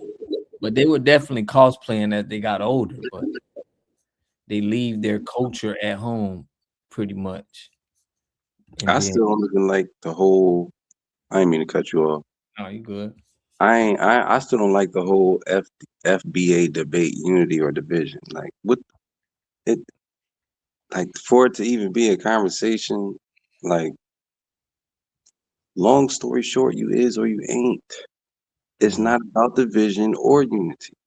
Either you are or you ain't. That's it. Right, right. Who is the UK gonna have a ground war? I don't think we care about those Africans and Caribbeans in the UK. We don't care. I don't think we got enough to worry about in our own homelands. We are not global. Look, FBA has signed out of being global humanitarians. We're not doing it. We're not doing it. We don't want to save nobody from whatever they got going on in their country. Right. Right. You got to deal with it. We ain't fighting no more battles. That's done. My dad said, y'all, bro, man, we ain't your brother. We ain't African booty scratchers. No, but we look alike. No. Yeah. All right, man. All right, cool. Well, this came into when reparations was being considered. Yeah. Think about the Italians talking to the little hat saying, but we look alike. We brothers. Imagine any of them. What other people do you know do that? Do the Japans do that to the Asians? Do they be like, we brothers? We look alike. No. Where do they get this from? And they'll sit up there and say, oh my gosh, you can't tell.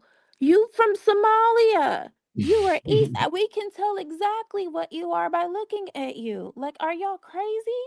We don't think Black Brits. They think of us doing podcasts on us. That's what I'm saying. They talking about us. They I'm are so talking sick of about them. us all Like, where did day. y'all come from? Aren't y'all like anchor babies and first generations? Like, go home. Go home. Figure out your homeland. Stop fleeing before them white folks on all y'all's damn beaches. For real.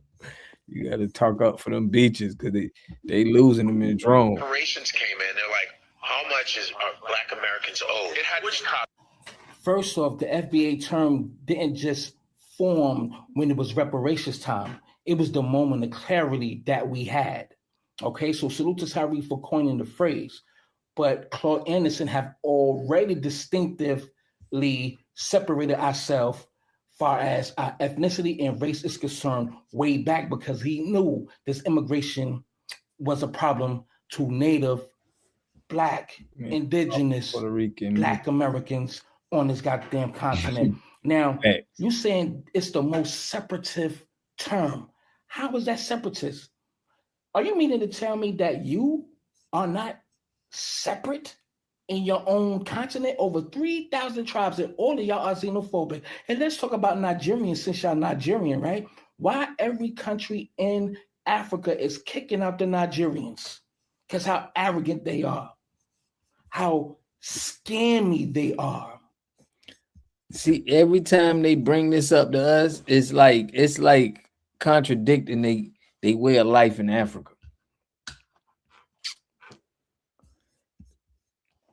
Herschel Reed, what's good, family? Jelani I'm Woo, just trying to figure out why they are worried about our reparations when they weren't even here. That's Like, free money. why does it bother you? Like, your countries are fighting for their reparations from whomever they're getting them from. But actually, I think those of let me point out the unity here, right? Those Right. of our brothers and sisters who do have lineage from Africa, whose people have been here for a couple hundred years or so. Now, where are their reparations, Africa? Mm-hmm. Where are Right. their reparations? Mm-hmm. So, just as much as they can get them from the United States of America, it looks like the USA needs to send remittance right on over there to Africa to recoup some of that back. Get some of that money back. Right. Big fat. We just asking for a friend, you know. We just we just asking. Just in case. Like these are conversations that would not concern Tweedledee or Tweedledum. Right. And if we get on the Tweedles, I think it was just released that wasn't he jailed and escorted out during his divorce proceedings? No. Mr. Packer. Right. That's crazy. Hey, get out of here. Where's ICE? Why don't they call themselves African Nigerian? Right. Why don't nobody uses Africa for their No name? Jamaicans, no Brazilian Africans, none of that. Nobody. They only target us because they signing up for the Destiny Swap program. Yeah. Too bad. And All applications for that program is terminated. Done. right, baby declined. Okay. I saw the video. Error message FBA. Right. We let them go a little bit. Y'all been separatist and divisive before y'all even got here and when y'all came here. This is the thing. Y'all really get on my nerves. And this African booty scratcher shit. Just remember, we were being called African booty scratcher before they was calling y'all African booty scratcher. And yeah, some of us may have called you African booty scratcher. Guess what?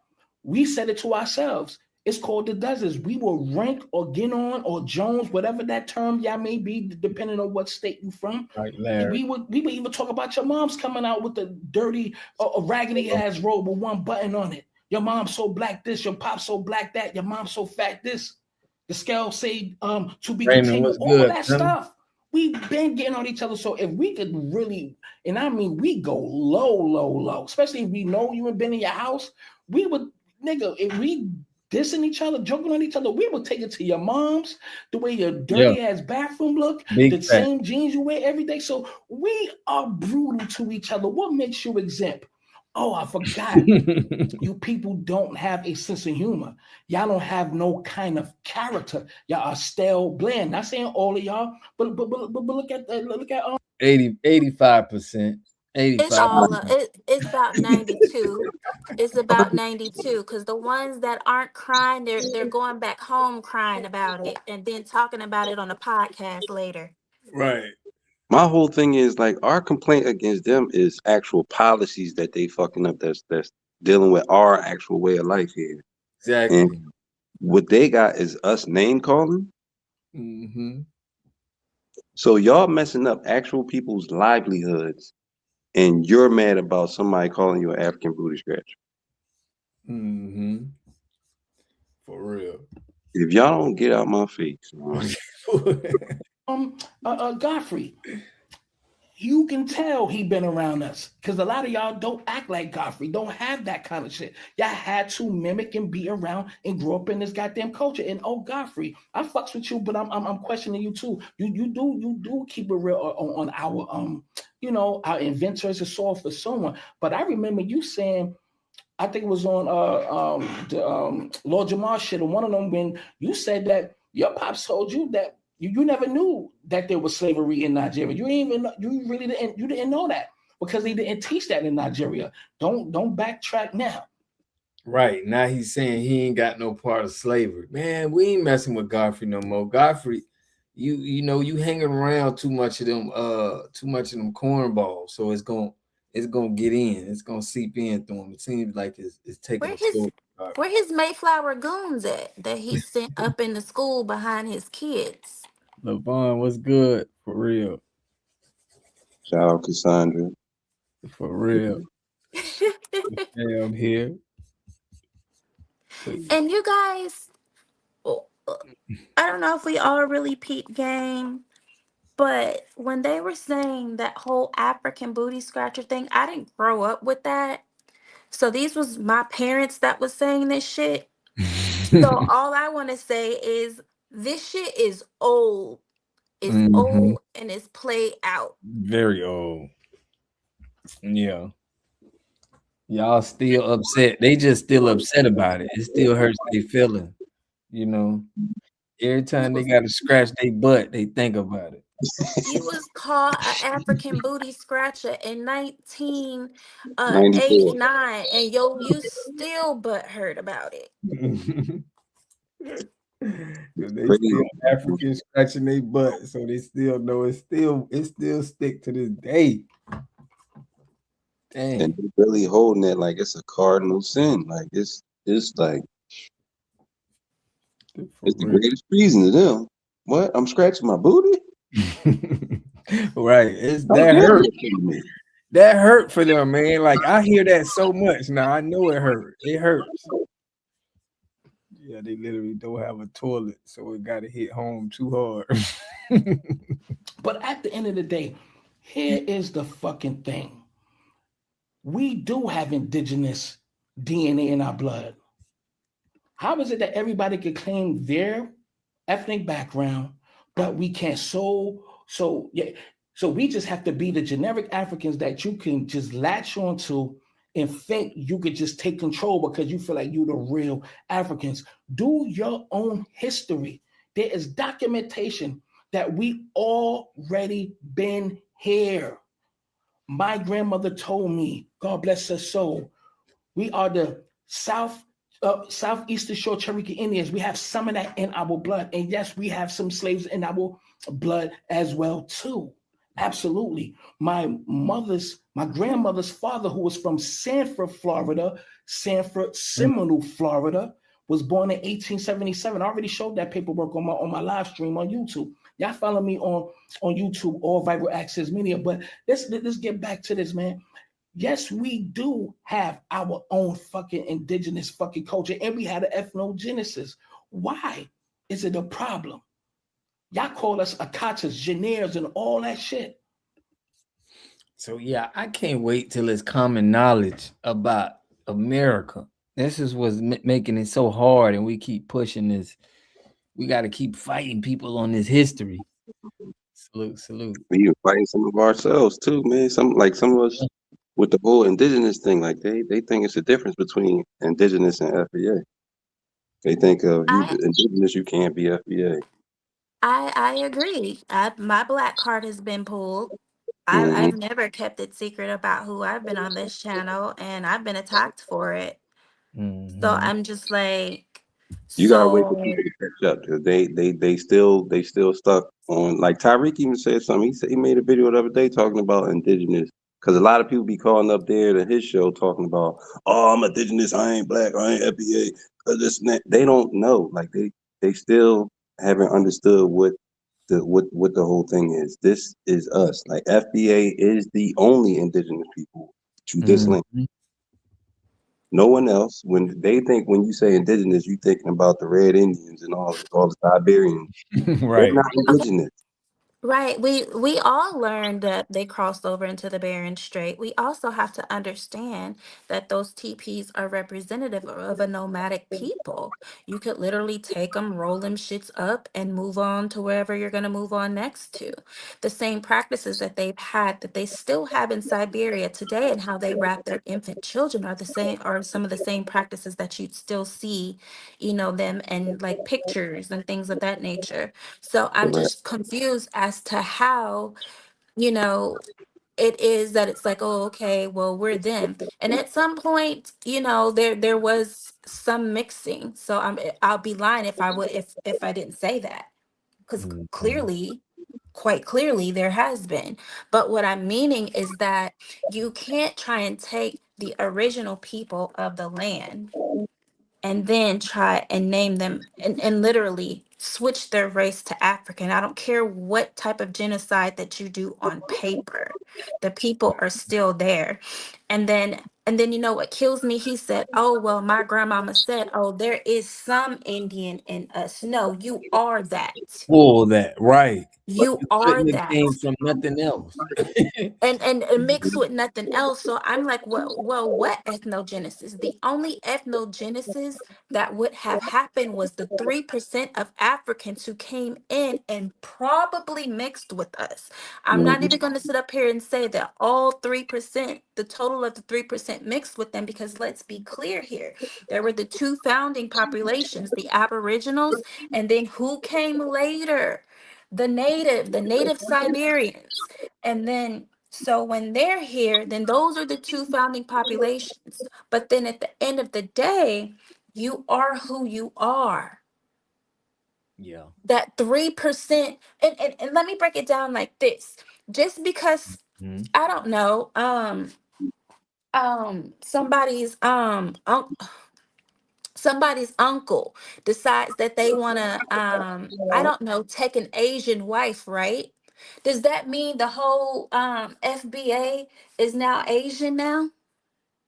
No, the only person that would have had an ethnogenesis would have been that offspring into our culture. Mm-hmm. And that's what we have to understand. We didn't become African. Right. We can't become you.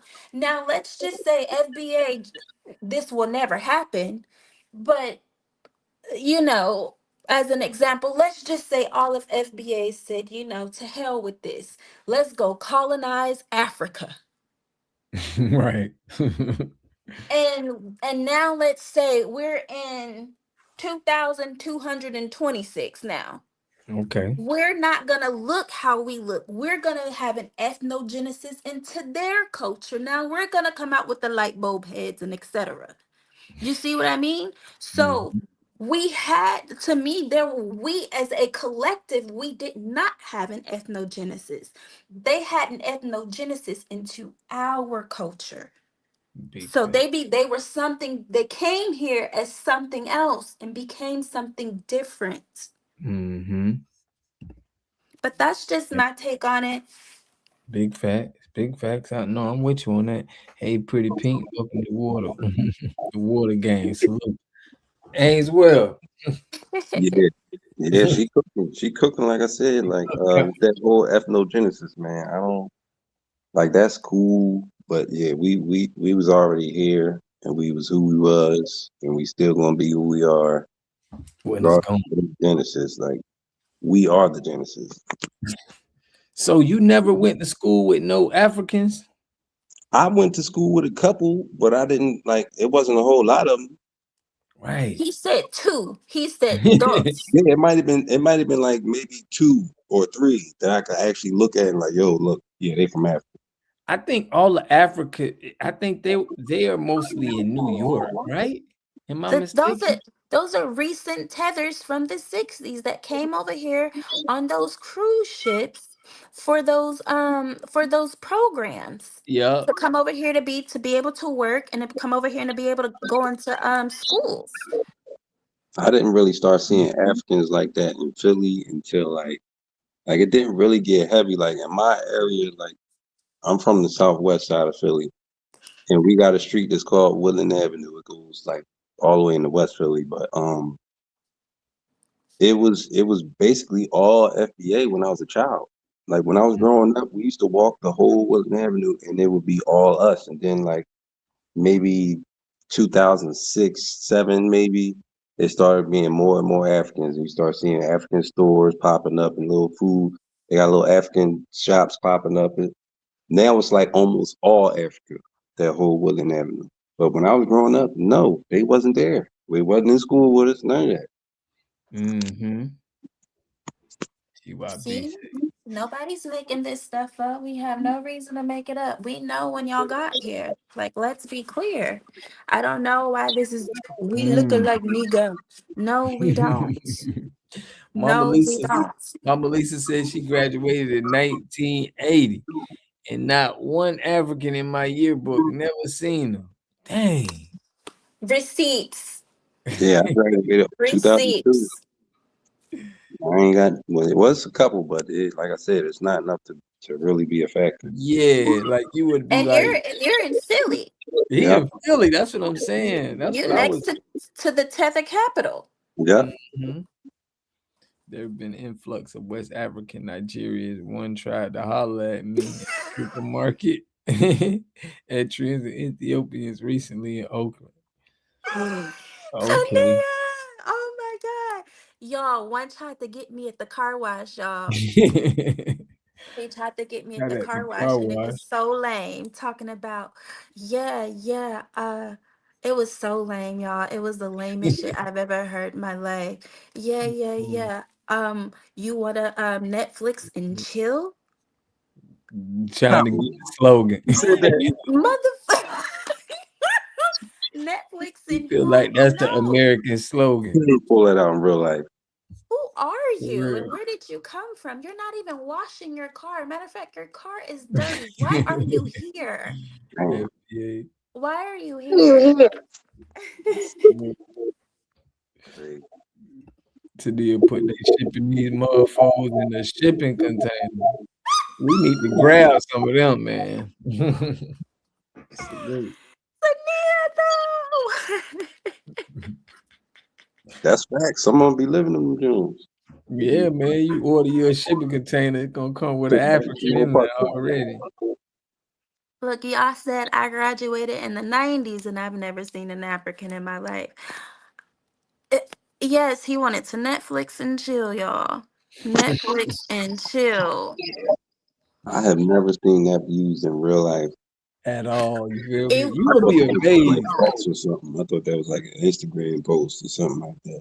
No, he actually used that and thought that that was something that, FBA men came out and said, and then was like, yeah. Are you from Africa? Huh? He probably was practicing that. Where? Where do you see Africa from? No, I'm not. But that was just Hey. his way of trying to like break the ice, and he failed miserably. Salute, Volo. Yeah, that scenes, but he probably just tried to copy that. It's funny when hearing them trying to cosplay and trying to steal American slang, and they just can't. It still don't sound authentic. Even when they try to disrespect us, they talking like us. Mm-hmm. It's the funniest shit ever, man. Right. I gotta be honest, no, not that anybody has ever really just tried to holler at me anyway, but in the grand scheme of things, but I have never heard that from my people at all. Right. They never said that to you. At That's all. bad or something. Yeah. It was so lame, y'all. Ugh. Mm-mm-mm. For real. The skin walking, the attempts at skin walking is crazy. Women have. We ain't getting to that one. We ain't getting to that one. But yeah, if y'all wasn't here, we definitely Godfrey said how Black Americans used to make fun of him, and he say EAD. Very disrespectful when you say that, because they checking his lineage. So, he got everybody feeling some type of way on the internet right now, especially FBA. No I game. agree. Cancel and keep them canceled. Yep. We're Like gonna at have to this cancel point. him. I actually don't even feel no way. It's still not relevant to me. Yeah, it's not. He's getting clout off of us, but they'll talk about African and Americans like that's all they do on their podcast right here. It's the Obsession. favorite topic on the internet. It's Obsession. the most We are literally the culture, and then they sit up here and ask us these questions. Y'all think that y'all are the main characters because we are. We definitely are. It's almost like kindergarten is thinking that the seniors are jealous of them. Oh my gosh, they would never want to go back to kindergarten. That's deep. That's crazy. That's deep. Yeah. Yeah. Look at that profile from the side. Oh, long head ass. But he want to ride the fence. Let's go ahead and push Godfrey to the other side. Yeah, man, that video coming out on Godfrey tomorrow, man. X on his face, man. We ain't putting up with that. You don't tell the lineage. You don't say that, EAD. Like, use your slang too. Like, that's very when you talk like that, you need to be coming from the culture, but you don't use our slang and be nah, man. I don't get why you mad that somebody calling you an African and you are African. Why are you mad? That's what I'm saying. How are you mad? That's Because crazy. because it separates. It's a clear separation. It's an indicator that I am me and you are you. That Exactly. whole that one black Negro is dead now. Mm-hmm. It's like if you tell me your name, how you gonna get mad when I call you your name? That's the most wildest thing ever. We're gonna play this. We're gonna run it back, Will. So a lot of y'all haven't. I want y'all to hear this.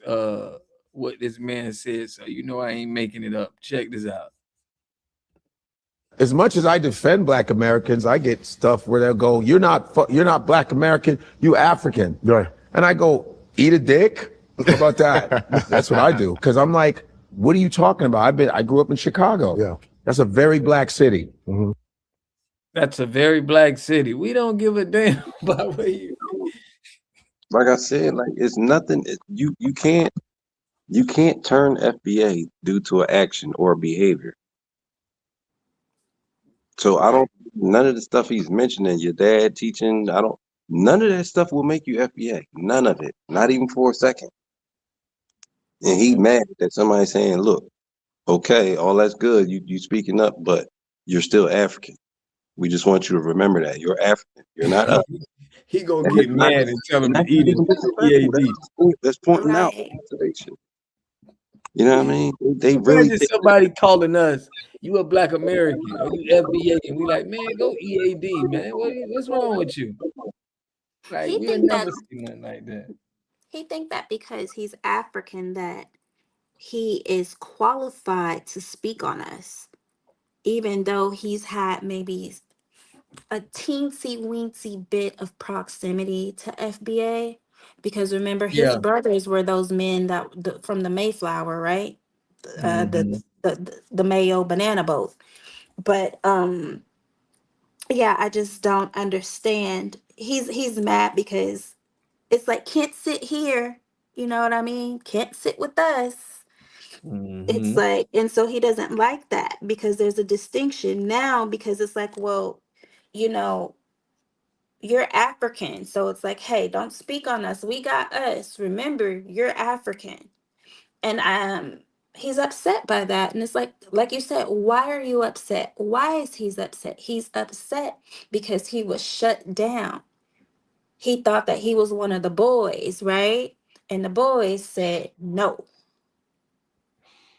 That's Pop on exactly. here. They said no. That's exactly it. They put him in his place. It looked like some FBA men put him in his place, and he don't like it. And the only thing that he can do is cry like a toddler and say, "Eat a D." That's what I'm saying. How juvenile is that? It's extremely telling on how they feel about Africans. And he was doing good before this. He thought, like, shout out to Nia. She put that he thought he was an honorary. He thought he was an honorary FBA. No. No, fam. You ain't no honorary. But all he did had to do was be quiet because he was talking. He was giving us our props. I remember hearing him say that. I wasn't watching to him every time, but I hear him, checking the little Africans, So I'd be like, okay, Godfrey wanted the, he wanted the solid ones. Nah. But now, nah. There is never, we have to understand this. There has been over a 200-year history on the immigration of this country. Like I keep saying, I don't care what race of immigrant that you and your family are from, or that they and their family are from, excuse me, guys. Mm-hmm. They all have the same mindset. Some of them hide it better than others. It's going to be Mm-hmm. the same thing every time. They're going to vote against your reparations. They're going to vote against the policies that are and protections that are going to protect you. They're going to vote against it all because it serves them zero purpose.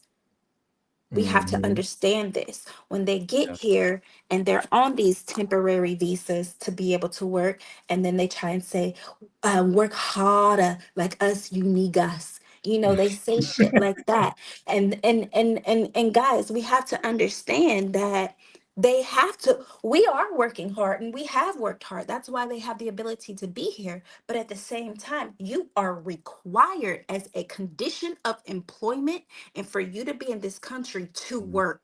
Now, hop to it. BMG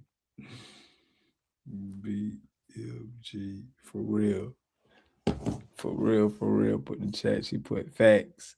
Herschel Reed put facts. Lotus. Yeah, identity crisis. Royality put identity crisis. Imagine having to flee one's homeland and all family and people one ever knew and getting sent home as punishment. Wow. That has so many layers to it. So many layers, more layers that I don't even know that you even think you said in that one Right. comment. That's crazy. Wow. That's definitely a lack of love for self. That's not self-love. That's not practicing self-love right there. I wonder why hardworking people are fleeing slums called their homeland. Black space warrior put a big slap upside the head. I feel like we all were thinking the same thing when you read that out. I just feel like, the FBA energy. And I'm not going to say what we all thought, but we all thought the same thing. Mm-hmm. Yeah. I wonder why the hardworking people in our fleeing slums called their homelands. We know why. Yeah. Put it in a chat, Pinky. Big facts. Right. Like, why you so hard working? You would have been hard working making results. It's like you got to come here for all your results. We know the plays. No, I agree. They shut off them food stamps, a lot of them in California. How do I know? Because I was ear hustling. I was ear hustling hard up at the veterans office. Out in California, they'll put them all in the same building now, like veteran services, aging, so all of them like are in the same building. And so I'm waiting. I kid y'all not. I kid y'all not. This is what I heard. So this lady comes in, and she's Mexican, an older lady. And so she starts getting fly with one of the workers that she turned in her application into, right? So then when she said well, what's your alien number? She said she didn't have one. She was like, well, how did you get here? Y'all, my ears, if I was a dog, my ears and tail would have just been stiff, like as hard as I was ear hustling. And Dang. so then the lady goes, well, I have a social security number. Huh? It's like, how do you have a social security number? How did you get here? So she didn't want to say it, but she clearly came here illegally. She border hopped, Mm-hmm. basically, right? And Right. so she was telling the lady, like, oh, okay, well, how many people are in your household? And she's like, yeah, you're going to need to put all of them on the application too. And so basically, they're trying to come into that office, which was adjacent, um, to get basically it's called cow fresh out here, child, also known as food stamps, but they Damn. fancy with it out here. And Damn. they're literally denying them because they don't have alien numbers. Then she sat up there and said she had a social security number, so she said, well, your social security number needs to match your name. So if you don't have an alien number before you have a social, you can't do you it doesn't work. Mm-hmm. So she's like, well, how long have you been here? And so they're literally turning these people away at these offices, y'all. I almost like broke a leg trying to like so they're most definitely turning them away from these services. Anybody that's out here in California, y'all know Club Food for Less. Y'all know you avoid Club Food for Less like the plague because you already know the line is going to be out the door. Mm-hmm. They are not there. The immigrants that were doing Uber and Uber Eats, not there. These are white Americans delivering the food. And then if it's not a white American, it's somebody from like Italy, but they're over here. They came over here the right way. Yeah. So, yeah, they are Yeah. 100% turning them away from these programs. Also, they were sending out letters. We're just now finding out about it, but they sent the letters off late last year um, about what is it, Section 8? Like if you have any vouchers or if you're connected to any housing program, that basically they were cutting you off. So although it's just now hitting the public, they already knew this. That's good. They stopping them from getting all our resources because it's crazy. And Mm-hmm. they kind of compare this, the YT people compare this to like reparations. These are your reparations that you like, what?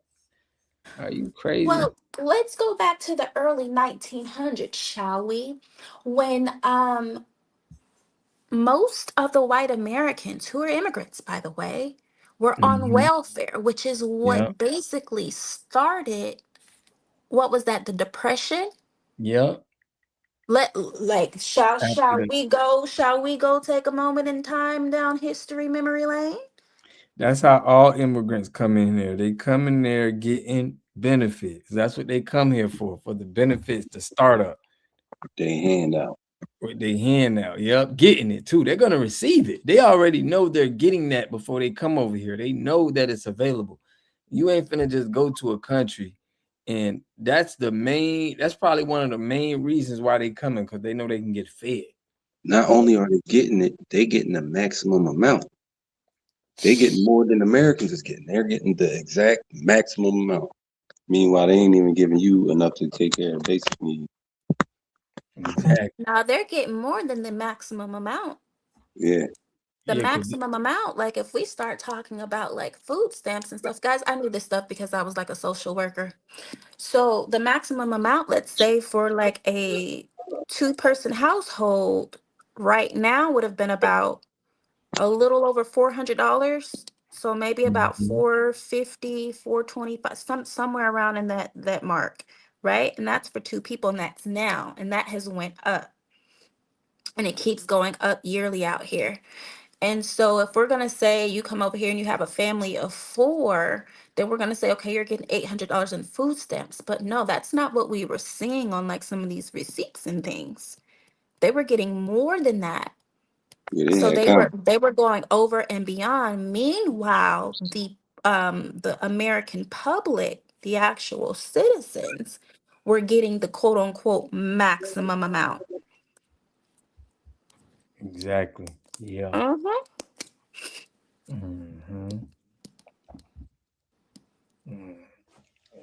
That's what we're going through. That's what we're going through right now. Salute to y'all. I put something into the black media chat, y'all. Okay. Try to end a little early just to try to get us in a little quick. Shout out to Queen and Call Dog. But yeah, man. So the videos coming and canceling these Africans, man. That just is you can't tell us eat AD. We got to put a video out on you just to let everybody know we not rocking with this. This is a violation. This guy from England just bought a store in my neighborhood. He said he got a grant from the American government of 100,000. He better go give it back because we finna look. we shutting all of that down, bro. All of that little you coming corner stores selling us stuff is finna be over, bro. That's Don't buy my mission. from it.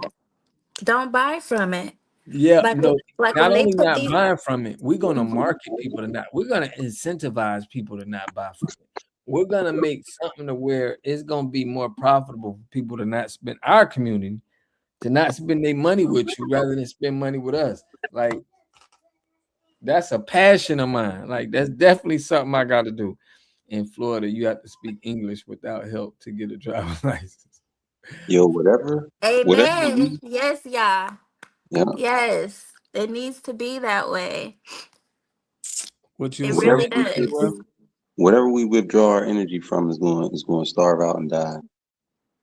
You know what I mean? Right. This ain't a good time to be a foreigner starting a corner store in your area. I don't care how much money the people give you. You better because you're gonna invest. They gonna get the money right back. The U.S. government finna get their money right back tenfold, but you gonna be looking stuck because you're in a position that we're not gonna be supporting that no more. That's not good business no more. See, back in the 80s and the 90s, you could have said, okay, man, just start you a restaurant in a black neighborhood. But looking at 5-10 years down the road, that's not a good investment, in my opinion, doing that. You better start selling to your people. Whoever your people is, you better try to get a product and sell to them because it's delineation going on around the world. It ain't just people are starting to follow what FBA is doing. So they delineate. Yeah, I agree, cow dog. $400 in food stamps out here ain't nothing when the eggs is $12. For real. Yeah. For real. Did y'all ever see that meme of old back in the day that had an old lady shopping in the supermarket and he said she spent $20 on her groceries and her cart was filled. Everything. $20. I mean, damn, filled off a dub, bro. Now, $20, you ain't even getting a bag. Right. They You tell you to walking hold out with it peanut. in your hand. Bro, a bag of peanuts, a bag of mixed nuts costs about $18. Yes. I tried to get me some pistachios and I didn't get them. That's all That's I'm saying. crazy. Man, bro, it is crazy. And it's because of this influx of immigrants that's here, and it's a supply and demand issue. So it's like if people keep buying it, they're gonna keep pricing it up. But if people aren't purchasing, the price is gonna come down. But if you got an influx of people keep coming into the country, they gotta eat. You feel me? Especially if they eating off welfare. Right. It's more big. This is why it's important for us to any lands that we have to continue to keep them and maintain them. Um Not so. I know I mentioned before, my family has some land that they have had like for a very, very long time. And if you know that this you have a land in your family and by any ways that it was stolen or taken, I'm telling y'all to fight for it.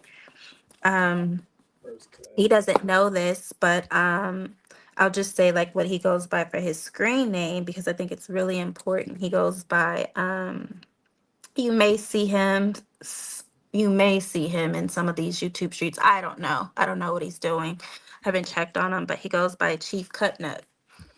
And this man's family's land was literally stolen from them. They were killed for it, some of his ancestors, and it was stolen.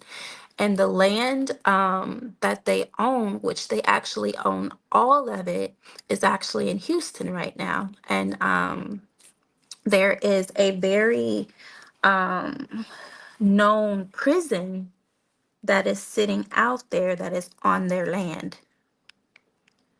When I say all the receipts are there about his family and they've been trying to meet with, last I knew, he was trying to meet with, I believe, the mayor, and they set up a time, but he keeps ducking him because all the paperwork is there, the seals, everything, the land was actually given to them by it was tribal land that was divvied up, and that land, that specific land, was given directly to them. That entire city is sitting literally on their land, and they know it, and they know it. And so this is what I want to tell. This is why I tell us, guys. It's no. Oh, it's a little bit of Indian in my family. Absolutely not. There is, you are the Indian. You can't be a little bit if you are it. And so I really want to stress that. And we really need to be friends. We really do. Yeah. They're fighting tooth and nail, literally all to raise, I think, 20 or 30,000. You know, to maybe to perhaps get a lawyer to see if there's anything that they can do to be able to get their lands back. So by any means necessary, whatever we have to do, we have to do. So I don't care if they just say, oh yeah, we can keep our land. We just want to make sure this is our land. Now you have to pay us a tax. Exactly. And back. You know what I mean? Mm-hmm. Right. With interest. This is what we're going to charge you, because that's the stolen land. And then you hear these immigrants, you can't be an immigrant on stolen land. Yes, the fuck you can. What you talking about? Right. They got all the excuses.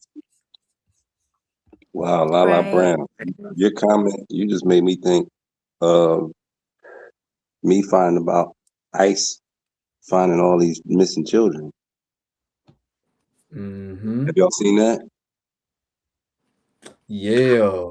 Listen, I got a video. I put a video in a Discord and I showed y'all that Oprah is behind that stuff.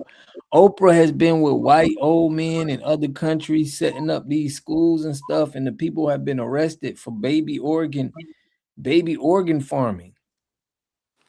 I was Yeah, done with I wonder Oprah. what she was doing with them schools, with them missing girls and stuff like Yeah. that.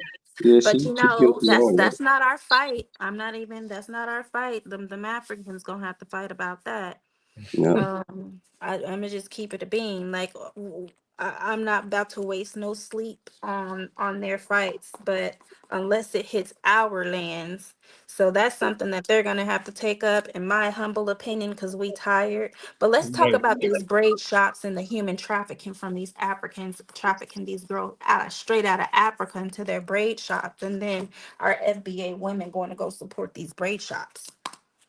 For real, we got to put out an APP We cancel on all African products and braid shop. I mean, China and Africa are kind of similar right now because China got a lot of ownership in Africa, so we can't be confused. Like both of them seem to mess with each other. It seems like Africa mess with everybody, right?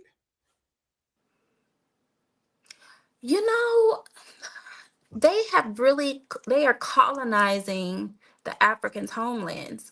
But at the end of the day, it's like, well, what are you doing outside of fleeing and worried about what FBA is talking about? See, while we're over here and we're putting our hats, our hats together, or our hats on, and putting our minds together, and we're trying to figure out reparations for us. They're too busy over here in our business trying to keep policies that would benefit us Mhm. from going through to benefit them.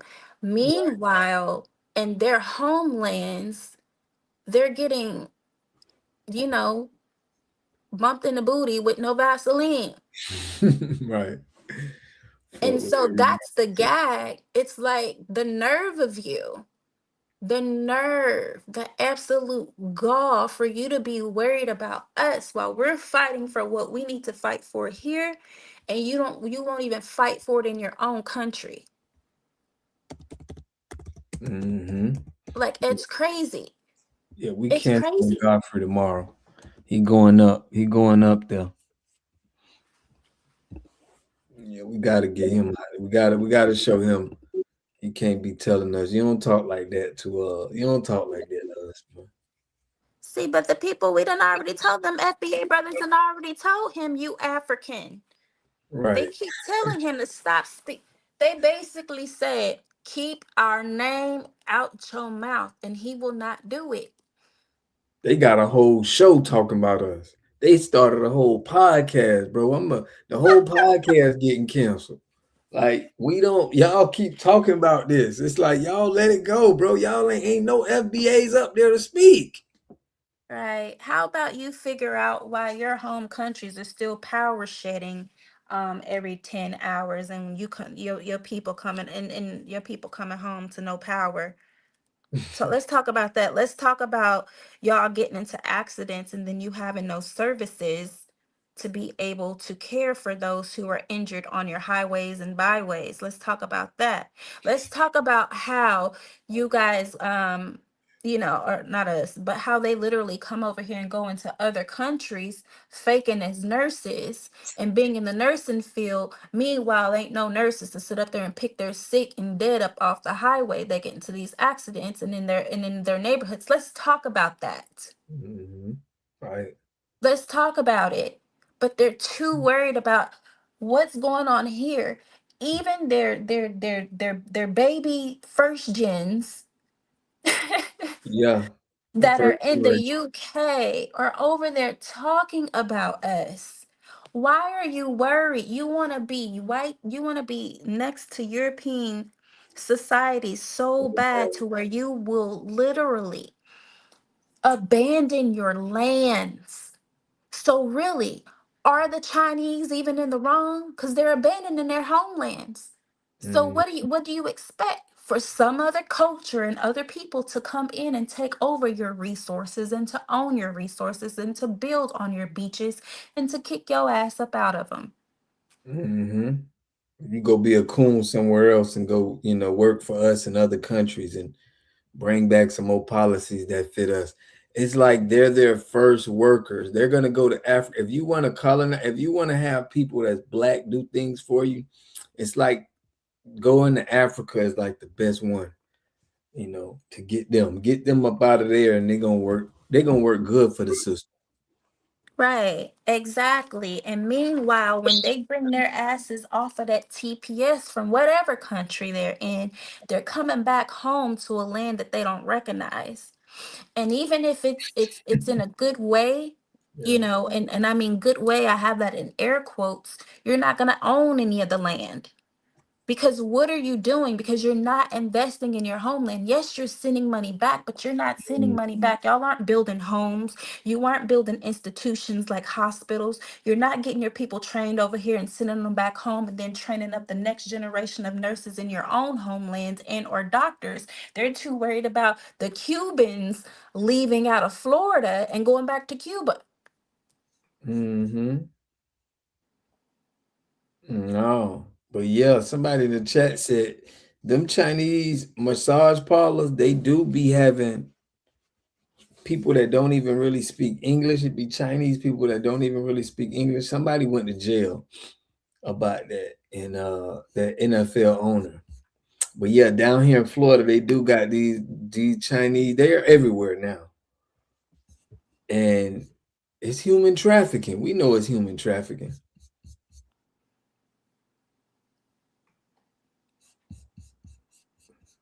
Ainswell, I know you want to get off. Go ahead, bro. This might be off topic a little bit, but whoever Godfrey talking to right there, why they be wearing like sweaters and shit without no undershirts and shit?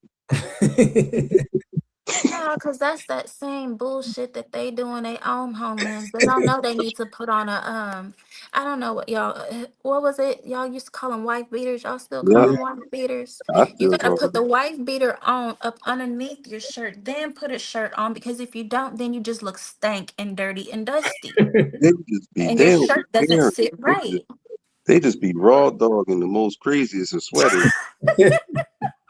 Just be raw dogging it. Like, come on, man. Real, fam. I They don't be know raw what. dogging their All up shoes underneath that too. Where the joint. socks at? Right. Where are the socks? Yeah, like how you out in public with your feet out? You got your toes out, bro. They used to putting them air flop ones on and fleeing. Yeah, them I flop. don't even like going outside with slippers on, like sandals Right. or At all. I'm At not all, one of those dudes that think it's cool for men to be outside with some Slide. cloud, the Uggs and slippers and all that. Put Wait, some what three-way you sandals talking on. about? Yeah. They be out with their feet just twinkling. For real, you can't wear that, man. That's like all cold. You go outside with that, that's like you vulnerable. No socks, nothing, Yeah. just toes all out. Crazy. For real, we call that. You only do that if you at the beach only. Other than Exactly. that, if You you at the walking pool. around, that's crazy work. I don't need to see your feet, bruh. I don't need to see your toes at all. Yeah. Don't let you have to get into an involvement, man. Florida is crazy. Exactly. You're gonna be stuck. Mhm. I seen it go bad so many times. For real. So many times. Me, I got my Nike Jesus sandals, 3S LML. They got The them Jesus sandals. air flop ones on. For real. That's what they got on. Yo, Just Tyreek be fleeing killing across me. the ocean. They put them shits in sport mode like Crocs. Yo, Tyreek be killing me talking about they flip flops pitter pattering. He said them supposed to be pitter pattering across that dirt. That shit just cracks me up. I'm sorry. Just flip flops, just flipping and flopping. It's crazy. Herschel said, I'm still in that one air flop ones. Straight up. You can have it. Please They got spread it. them Let it Shaq and spread like a LeBron California wildfire. peanut Let it bubble bar spread. shoes. For real, man. You can tell when they come over here and buy their shoes, man. But that was all. It wasn't just Africans. It was I remember Jamaicans and Haitians coming over here too, and they had to get acclimated with the style and the dresses and stuff. But boy, we used to make fun of them real bad. They didn't have to get acclimated. They just wanted to acclimate because they didn't want to be roasted. Mm-hmm. But we roast our own people. We Right. will roast you to death. We don't care. Right. You think we gonna not roast y'all because you ain't from here? I've been roasted. Y'all, Right. I was roasted so bad I couldn't do shit but laugh because it was that funny. They used to call me Dora the Explorer and everything. Like, That's the justice in our DNA. The justice in our DNA ain't gonna let you That's walk in our around looking DNA, crazy. man. Yeah. If we see that, look, you look crazy out here, you We can't gonna keep say your it. mouth shut. You need to tell, if you care about this person, you need to let them know, yo, you wildin', you Wilding right tripping. I don't know what made you put that together, but go ahead and take that shit off. That right. And ain't, we being nice calling them air flop ones because for real, them is shower shoes. yeah, straight You up. put them on in the shower. Those are throwaways. Remember, like, when it at what one they point, had remember in Old jail. Navy used to sell them flip flops? It was Mm-hmm. like a flip flop craze. And you had like all 30 of them colors that came out. The Chinese joints. Be one business. The ones that they sold at Old Navy. Not them shits that they Mm-hmm. sold at the beauty supply. Oh, all right. I remember that was going crazy. They was going that crazy around Philly. Yeah. Probably like a decade ago, maybe 15 years ago. Mm-hmm. It I burned them remember that joints. one. Them flip flops was selling out. Yeah. Be one. Crocs was in at that time too. They back. They gotta put them Crocs in sport mode. Yeah. I saw that. It's one that got tased in court. Man, y'all gotta let me know that one. Well, Tweedledee, that's sitting over there that used to play for the Packers, got tased in court. And arrested. Where's Ice? He has a record. We snitching. Come get him. Really, FBA. It's a few of them getting tased. You explaining? It's over cash reparations at the point. Okay. Tybee said I had some chick tell me not to roast Africans, that we both black. That message didn't hit. See, there's that we one big We both Negro. black. Nah, One we big ain't both Negro. black. Right. We're not the same people, let's be clear. They try and act like they're the only one with melanin in their skin. Are those Abu Dhabis over there? Are we the same people? No, They got the B1 same business. skin tones too. Godfrey got a white woman? Yes. I ain't even know that. That's crazy. He doing all of this black talk. Did you hear me earlier, Rod? I said he had his goons, his Mayflower goons. I wasn't kidding that he sent up into school because he didn't want his kids participating in that Christmas program with guns, by the way. That's crazy. Yeah, his Mayflower goons. Guys, he dressed like it though. He dressed like he into that. Y'all said his boy married to a white woman too. They both are. They both is talking about FBA business. You want to just talk about our business. Like, why don't y'all talk about them? Talk about them Caucasians. Y'all with. Yeah, let's talk about how you was so mad at your wife in that divorce court. Your ass got arrested in court. Let's talk about that. Thinking about them raisins going in I'm that gonna call pig. Ice and give him your name. No, Lala, we with you. We listen, we starting to get this Operation Blackout to these corner stores, so we need you up there locking out Broward. I mean Jacksonville, for real. Y'all crazy. I've been calling the stores. Tell them I hope your paper straight. Shout out to Lala. For real. The legend, we love you. For real, man. We're gonna start giving them. Listen, we finna pass out notices, eviction notices to all of these corner stores. Like, did you get your paperwork? Okay, it's an eviction. All of this is done. Typical. And they lucky we just willing to have fun with it, because this is having fun. Like we having fun with it, but we would be dead justified. serious too, though. We would be justified if we turned it up a few more notches. I ain't even gonna hold. Yeah, for real. We used to roast each other so hard. I don't understand. We roasted our own people hard. So what makes you think that you exempt? Big blickety black talk. For real. Man, woman, a child could get it. We didn't care. For real. The ones be with that black talk. They do be the ones that be trying to be so hard on black talk, but they, it's like we can tell you love the YT people. You love them. I think at that point, it's like they come, they talk about, oh, well, they come over here with their culture intact and they have this and you guys have no culture. They come over here with all of that. But I feel like part of the reason why they do marry and take on these white women and end up hating them and they end up divorcing them and taking all of their, retirement money is because they don't want their children to appear African. They don't want their offspring to appear that way. So in order for them to appear to be more FBA, that's what they do to be able to blend in. So I think that's part of the reason. Big facts. Big fact. Man, let me see where Queen at. Queen, you still here? We ain't see Queen on the FBA B1 Queen say she going to sleep. is our common unity. Hip Hop Alliance. Yeah, for real. It's the culture. We had somebody tap in. Oh, I gotta shout out Mama Lisa, man. I meant to do it when I first got on. Yo, I love Mama Lisa like that's my motherfucking grandma, my Real. personal grandma. I love every time she come in the show, especially when she get on here. And anytime she get that Karen on, she hit that Karen on. Oh man, she'll go for days now. Mama Lisa know how to go, boy.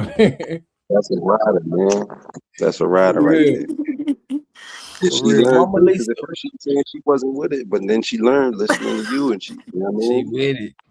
Mama Yeah. Lisa is like Yeah. a female version of Unc. She like a female version of Mr. Tenderness. Oh, okay. I was gonna say which Unc now. She just a female. Queen here. Yeah, She's she just here. don't. She in here. Oh, Queen Yeah. said you called it. Okay.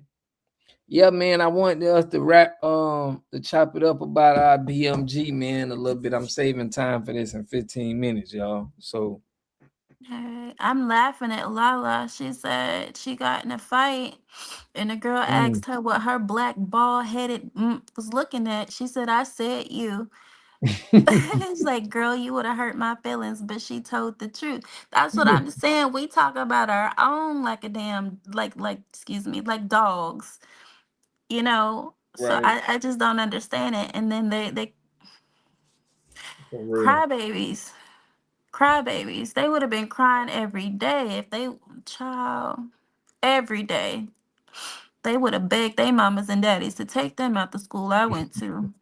That's why Godfrey said that. I'm gonna run it back. Exactly what he said. Look, this is why he said. As much as I defend Black Americans, I get stuff where they'll go, "You're not Black American, you African." Right. And I go, "Eat a dick." How about that?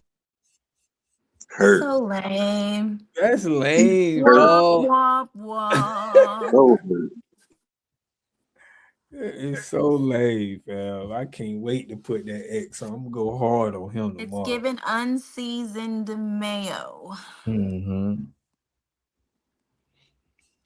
Yeah, big grown man crybabies, 40 years old. 40. That's what I'm saying. Somebody call you an African and you get mad. Y'all got an African show.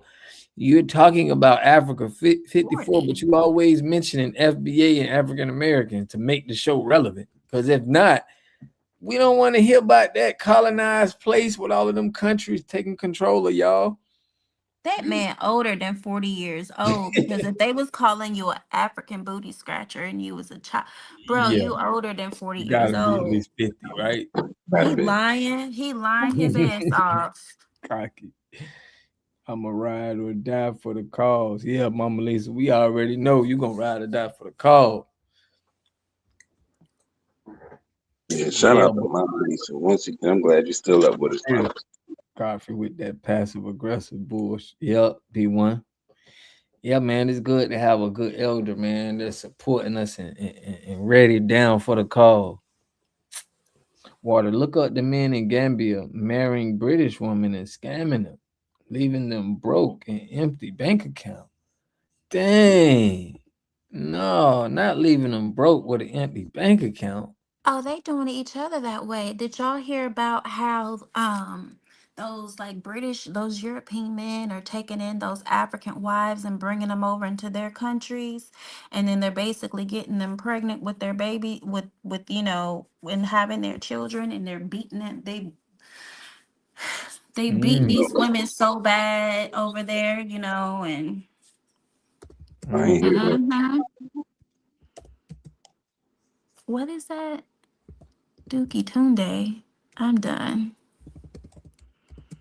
Godfrey is closer to 1960 born. Exactly. He ain't no damn 40 years old. You ain't fooling us.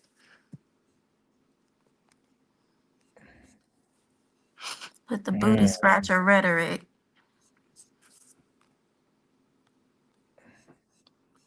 I think he older than Umar. I call Cat. I found one. I found one. Yo, Umar killed me when he said that die-fi joint, though. I like to holler when he said that. He said, die-fi.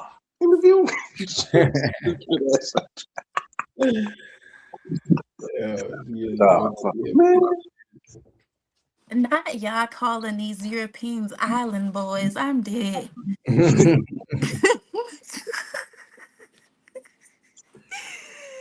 Oh my God. That's crazy. I feel like I already apologized for Umar on behalf of Philly. Yeah, you did, bro.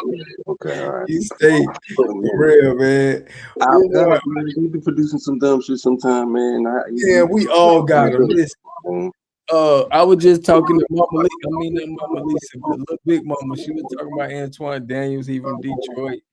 We got these cornballs everywhere, man. Unfortunately, you know.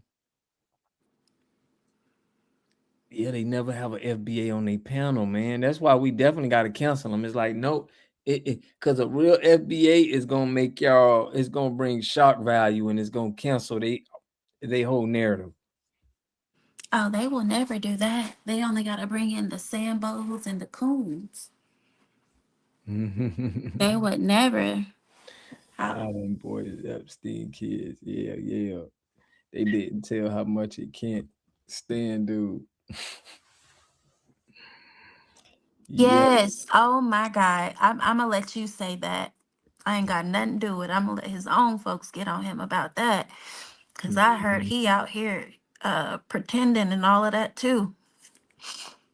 Yeah, I'm gonna go hard on them already. I'm gonna bring up the Caucasian women that they got, all of that. That's gonna be on display. Cow Dog said the Island Boys is Epstein kids. Yeah, we canceling Godfrey tomorrow, man. I did see that, yeah. We canceling Godfrey tomorrow, man. Yeah, he told one of us, the EAD. Yeah, man, we're gonna put a petition for that whole podcast gotta come down. Dang. Salute. And we need a public apology. AKA Tenonism about the same dude named Big Smooth to not get involved with any business with him. No, man, but shoot, Unc is out of there right now. Unc is a celebrity right now. He's getting his own interviews and all of that. Unc on tour. Unc on tour. Every time I see him, he dancing and cooking some meat and giving somebody like Unc lit right now. Is Big Smooth that grooving gorilla dude? Yeah, I did see Big Smooth. That's who he is, man. Now it coming together. I seen it, but I ain't understand who Big Smooth is. But I seen that. Please. I did see that him and Big Smooth. I can't stand that big dancing goofy ass. You never want to be wearing sweaters with no undershirt. Yo, I'm finna show y'all this real quick before. This is crazy, man. Like this dude, Big Smooth is just so annoying, fam. It's like, I'm glad you brought that up because I seen that. I'm like, man, but I was looking, I felt good for Unc. But it's unavoidable to be eating them chicken wings all crazy, like eyes be bucking and all that. I can't stand either one of them dudes. I mean, for a grown man to always be. There you go. Here you go, y'all. Oh, maybe I got it up for y'all. Hold on. This is exactly what you're talking about. I know what you're talking about, fam. I'm finna pull it up right here. They say don't deal with them, huh? I mean, I don't blame them. But check it out.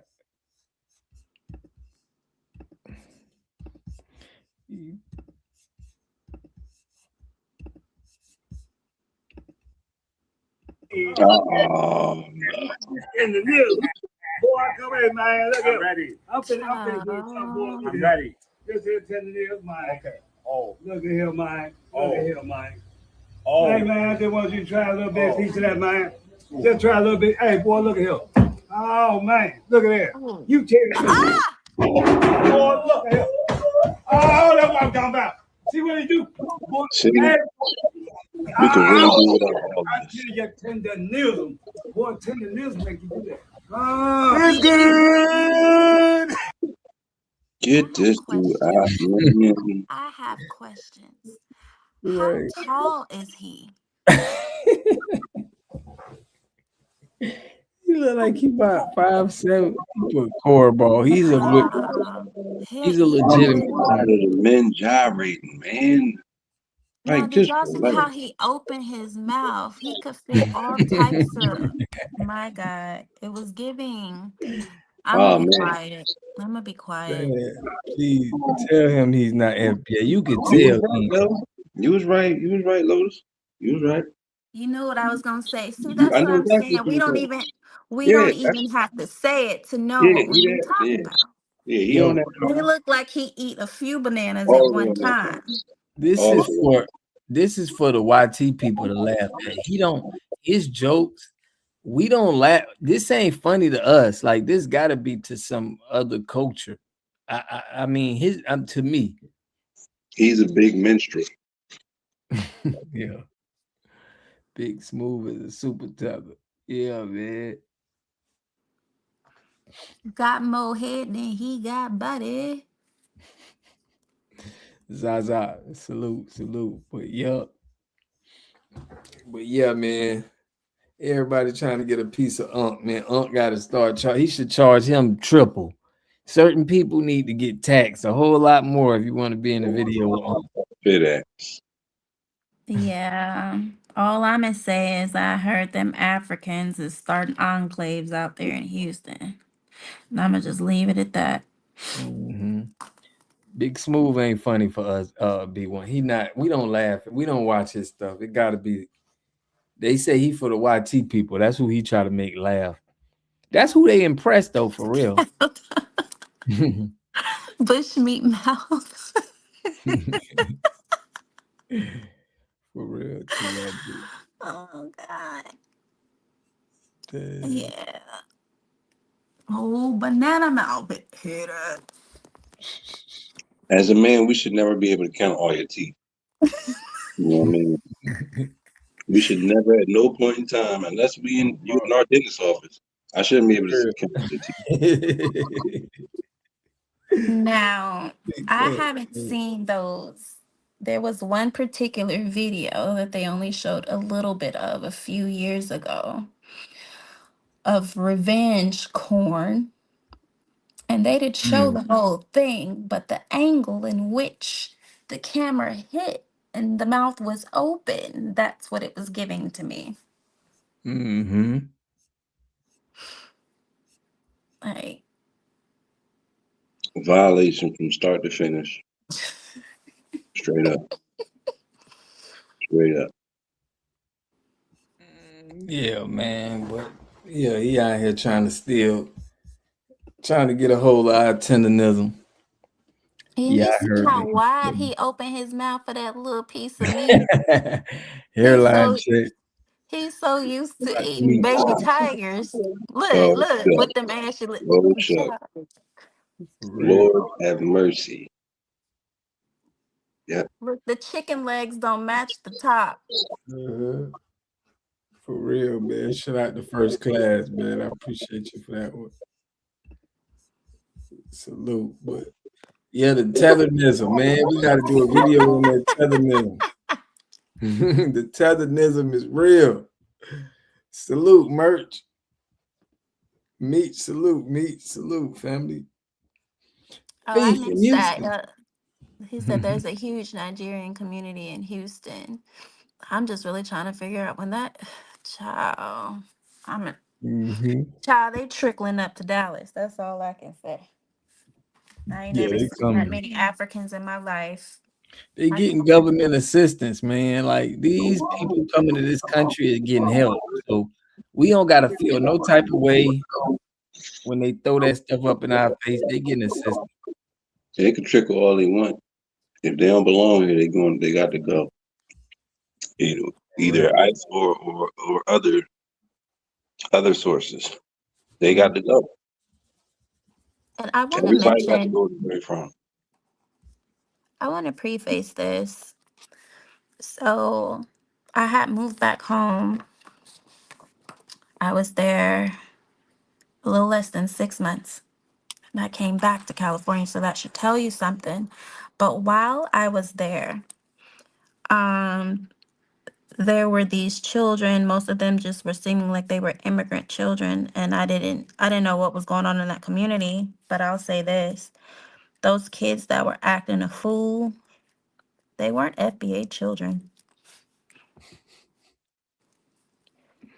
And an area that wasn't getting pew-pewed and all of that, all of a sudden, a suburb, all of a sudden, that type of stuff was happening. But these were not FBA. And I'm going to just leave it at that. So I'm happy that when big media is releasing the names of these people and who they are, that they're calling out their actual nationalities. Facts. Facts, yeah. That's big because we don't need nobody cosplaying us, making us look bad. Facts. Right. And then they'll say that, oh, that's their culture. And that's what these African immigrants live by. They'll say that's their culture. So now they're conflating the white tea people, saying that's their culture, with them actually believing that our culture is their culture. Facts. Facts. Like, we have no similarities. At all. None. We don't cook a goosey and fish head soup and whatever else they're out there fish putting together and then eating with their fingers, and everybody sitting around the table just slopping and chomping on their fingers, slobbering on them, and then sharing whatever, dipping their hands in and out of it. We don't do that. Right. Queen FBA, we got Money Man. Salute to y'all. OMV full. Appreciate y'all tapping in. Mostly southeast part of Dallas. Yeah. Oh, cow dog, you went there too and came back to. That's sad. If we leave, if you leave Texas to come back to California, it's terrible. Yeah. But y'all right by Texas and Cali is like y'all right by each other. Y'all like neighbors though, right? Or no? No, Depending on where you at. absolutely not. They're both border states, I guess you could say. But yeah. No, there's Arizona, Arizona there's right between y'all, right? New Mexico, Mm-hmm. Florida, kind of Nevada. Got you. I guess because of it always been a correlation in me with Texas and California. I don't know why. It's just people. I feel like the Mexicans. Yeah. Yes, the Mexicans. The Mexicans. They But come it's to some both. reason in Texas, they not as wild as they is over there in Cali. You get what I'm They're saying? not gonna act a fool in that red state, how they do in this blue state. That's the difference. And I feel like part of it is because they have the numbers here in California. And when I say numbers, I'm not saying that everyone here is legal, because they're not. So I would really want to know what the true numbers are as far as the people being legal and illegal, because when you're looking at them, you see more Mexican people than you see white people. Mm-hmm. And I know a lot of them are selling and they're moving. The lady that owns, the white family that owns In-N-Out, they moved their headquarters to Tennessee. Oh, right. So who else left? Elon left. Where'd he go? He went to Texas. Yeah. It's like everybody who leave California, they go to Texas first, or Florida. I know a couple of people went to Florida too. And they're leaving Texas because they feel that the sun is literally 2 miles away from Earth, from the land in Texas. It's too hot. Yeah, it is hot. It is hot in Texas, man. Shout out to everybody from Texas, man, and Cali. Y'all definitely is y'all on the chat heavy. Heavy. Gotta love Florida in there. Shout out to Lala Brown, Audra, all my Florida people. They are leaving blue states and going to red states. Big facts. Yeah, but see, when they go to the red states, why you don't see them as deep as you see them in California is because Texas isn't playing that. You're not gonna come out there and think that you're about to come up on some programs because they're virtually non-existent here. All of the help that immigrants will get, they're usually in blue states. Now, when I was mentioning about the social services and the programs that they have available out here in country, there's a vast difference when you go to Texas. You go to Texas, these people aren't helping you pay your rent for 2, 3, 4, and 5 years straight. They're not doing any of that. So literally, when you go there, you're literally on your own. They're on their own. And so, that's why they'll come in through, their buddies and stuff and come in and into California. But California is starting to stop that now as well. And that's why you don't see, and I gotta be honest, you don't see these Hispanics as heavy as you used to see them. Because remember, they're out in California, they're hiding out here. Because not only is ICE out here, but the actual BP, actual Border Patrol that's in these green and white trucks. Mm-hmm. Oh, they be out here heavy. If you think that you're gonna drive from California and think you're gonna drive in through Texas, you're mistaken because I'm gonna tell you they have checkpoints all throughout. And guess who Border Patrol is stopping? I'm gonna tell you who they let through and who they stop. They don't stop FBA. Right. They stopping them. They stopping the They're Mexicans. stopping the Mexicans and they're telling them to pull over. I didn't understand it at first. Mm-hmm. I had to, like my mom said, you have to live a little. Then you'll start to understand what's going on. And then you start understanding that, oh, well, those Mexicans that were in that car, they looked like immigrants, thinking back on it. Right. So they pulled them over and made them hop out the car, brought out the dogs and everything. As they should. Yeah, but what's up with that black dude from Texas who made a whole song in this Mexican attire and he like speaking Mexican? I'm like, it's funny, but I'm like, bro, we ain't getting jiggy with that. I see it. Is he Mexican? No, he's black, but he like Is he a Afro Mexican? he's from America. You could tell. I could tell by the lingo and everything, but he's No, trying to them sell Texas their Mexicans sound like FBA. Let's Yeah, be clear. If yeah. you weren't looking at them and you just you call them up on the phone and you don't FaceTime them, you gonna think that Jesus is Jaquan. Put that up for y'all real quick. That Mexican, the black.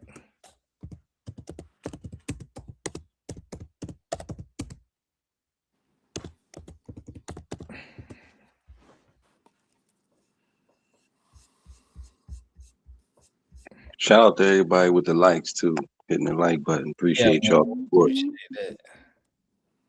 For sure. Y'all tuning in. We appreciate the love, man.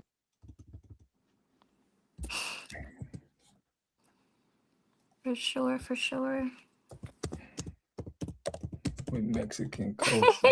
And John said, yes, sis. They got online training on our lingo now. Sad and whack as fuck. And it's not even that they're even just doing online training. They are literally studying us so hard. They on TikTok. Like we saw earlier, when I said tell us you're Mexican without telling us you're Mexican, that guy, they stay in our spaces. This is literally an obsession, a complete obsession. Mm-hmm. Yeah, I want to put that because that was like Black Africa.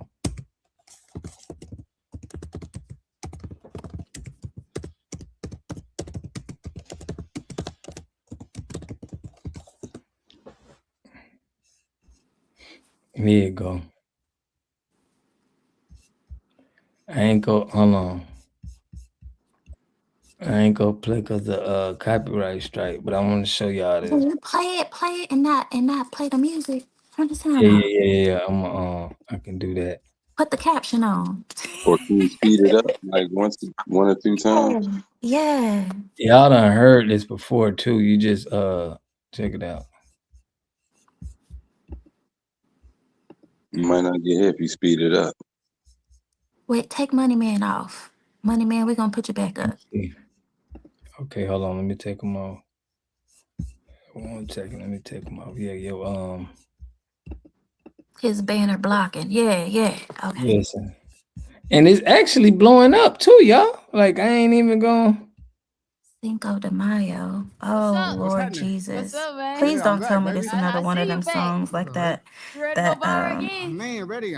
that Mexican and that white man that was talking about just hanging Cinco de folks Mayo. from their trees. You ready to go viral again? Man, ready. I'm ready. It's mucho fuego. Yeah. It was just Cinco de Mayo. Did you have you a great time? Mucho big fiesta, mucho tequila. Yes. Oh, too much tequila. Too much tequila. Too much tequila. Too much tequila. You don't want to make? Too much Black tequila. rapper with a Man, for the people Mexican that don't know hat. you, tell them your name and where you're from. ¿Cómo te llamas? NFD Hayes, NFD Hayes, man, from Baytown, Texas. AKA Timothy Hernandez. Now, I mean, look, it's funny, but at the same time, it's like every time I see this man, he's representing their culture. He got the hat on and stuff like this, and that's cool, you know. I mean, it is our land, but it's just something about it, fam. I don't really. They get money off It's us. giving tether alert to me. Yeah, but we thinking you Mexican, bruh. Let's do it. Turn me up, Wade. Nah, it's not funny. At this point, he's cosplaying a culture that's not his. I Right. just feel like if you're gonna, do a little stand up here and now, I get it if that's comedic. Hernandez. But Because you can call me you're him for saying if short. he's doing this all of the time, like,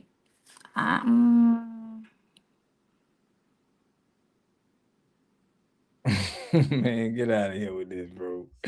That's what I'm saying. I ain't gonna play it, bro. But it's not nothing. The song is not. Nobody gonna be playing that in the hood is not playing this. You feel me? We're not gonna be listening to somebody talking in a whole nother culture's language. So I don't feel like this is I don't feel like this is cool. Timothy Hernandez.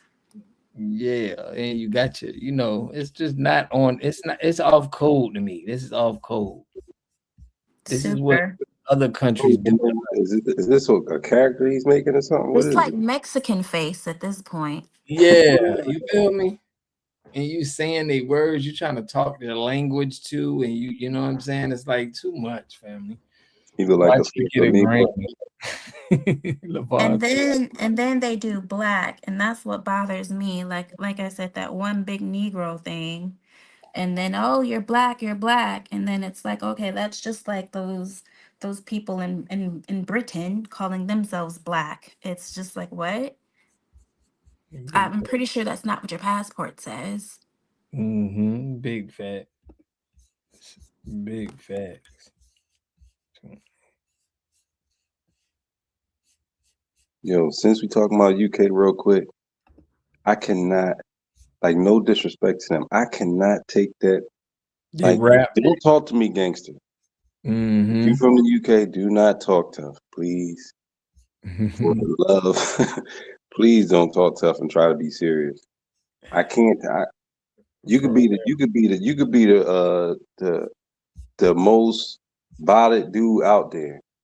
Soon as you speak one word, I'm gonna bust out laughing. Mm-hmm. I'm bust out laughing, man. I can't. Mm-hmm. Yeah, man. Shout out to Tania put me on one UK rapper. Kind of trying to say, he kind of they get their rap from us. Like they wasn't rapping. In the cup. Yeah, they, she put me on one. Wow. You getting kicked out of my car if you got that shit on. I ain't going. But they actually blowing up. You know what I'm saying? They Some actually. of them might be lit. Some of them might have. You know what I mean? I'm not like some of them might have it. They might be able to do something sonically with it, but in general, Yeah. have fun. It ain't us, so it's Have fun. blokes. Money Man, Chicano rap, the copy of our Who culture. said blokes? Yo, that's a funny word right there, blokes. For real. When I heard people from UK talk, all I hear is rubber dub. It's rubbish. Real. Yeah, it's a version 8. Yeah, man, I had to show y'all this dude though, man. I appreciate you, man. I never seen him before. Yeah, I'm actually watching it right now. he's pushing this song, this same song, bro, and it's like this ain't even hot, bro. We're not gonna be jamming this. This is like a parody. It's like, bro, we I think ain't. what Go I ahead. just heard was a slap in the face to Afro Mexicans. That's all I'm gonna say. To the indigenous Afro Mexicans, basically, like, yeah, coming out shooting this, screaming la "Viva la Raza," and I'm like, you think this is funny, huh? You think this gonna sell though? Like, bro, who gonna listen to this? The Mexicans is not gonna listen to it, and we're not gonna listen to it. What are you doing? But I mean, let him do his thing, bro. But weird. It's just weird. I'm trying to figure out the business part. Like, who's gonna be purchasing this? Who's gonna be like pushing this? But I would have played it for y'all. Anything a foreigner does doesn't last. It's not like 20 years from now. I want to hear Jennifer Lopez song. He a goofy with gimmick. Yeah, he goofy, fam. Like, this is the best time to be repping your culture, repping your people right now, and and getting on. Gonna This be is the best time to be authentically you, whoever you are. For real. You being you. That's water. That's how I even found you, dog. Because you was out here being you. You know what I mean? Standing on business. And you had a whole bunch of other people to see you, and they align right with you, also standing on business. You know For what I mean? real. All from you being authentically you.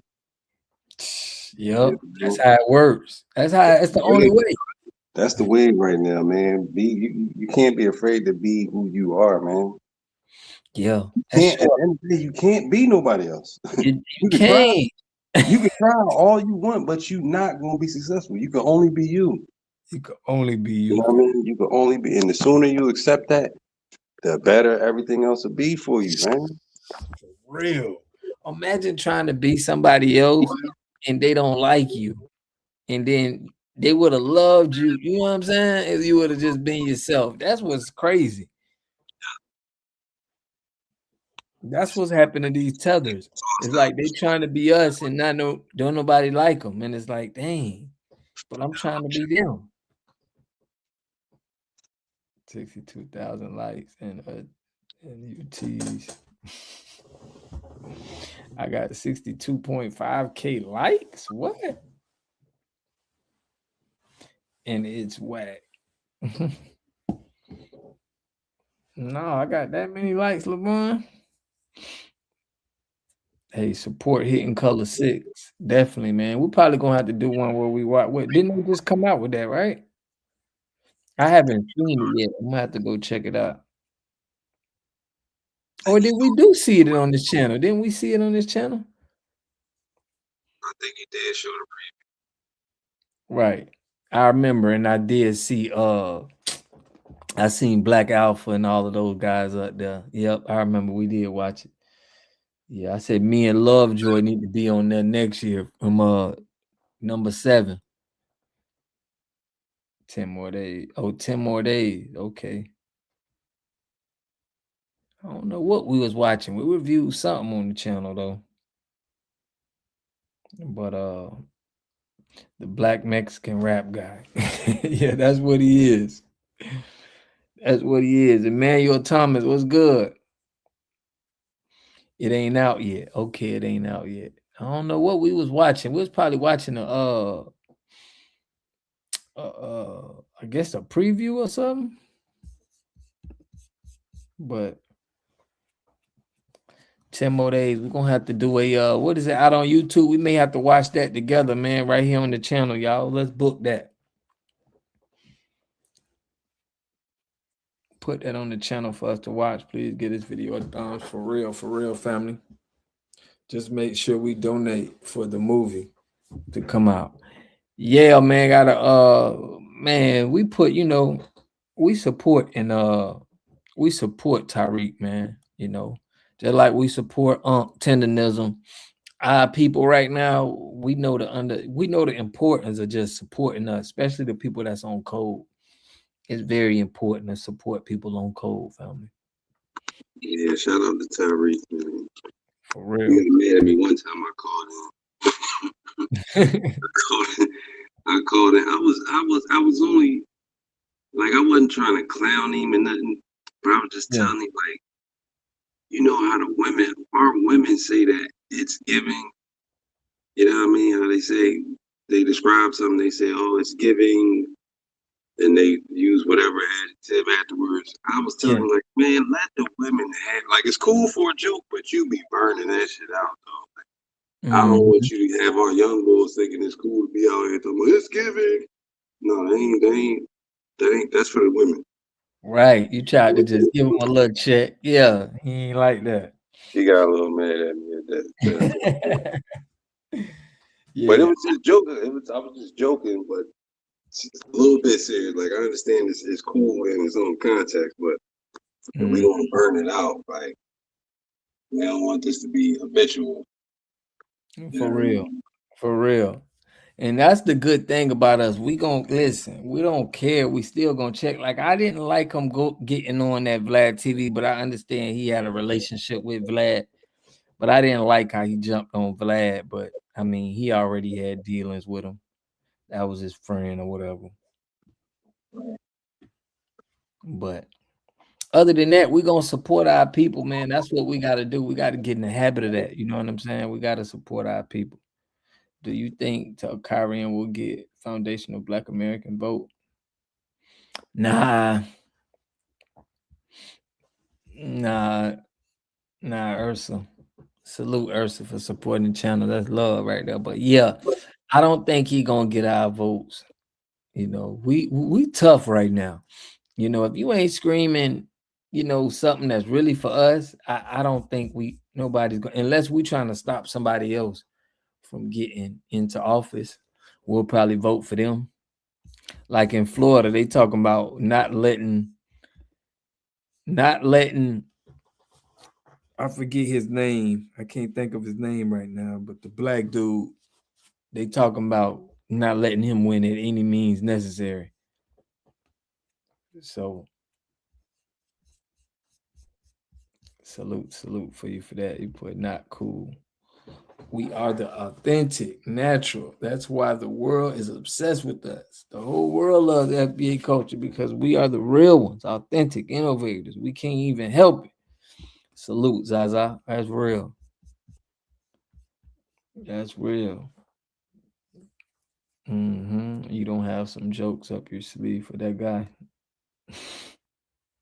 But what guy? Tariq is and ain't for the people, but as long as we look at genealogy, the people is the right direction.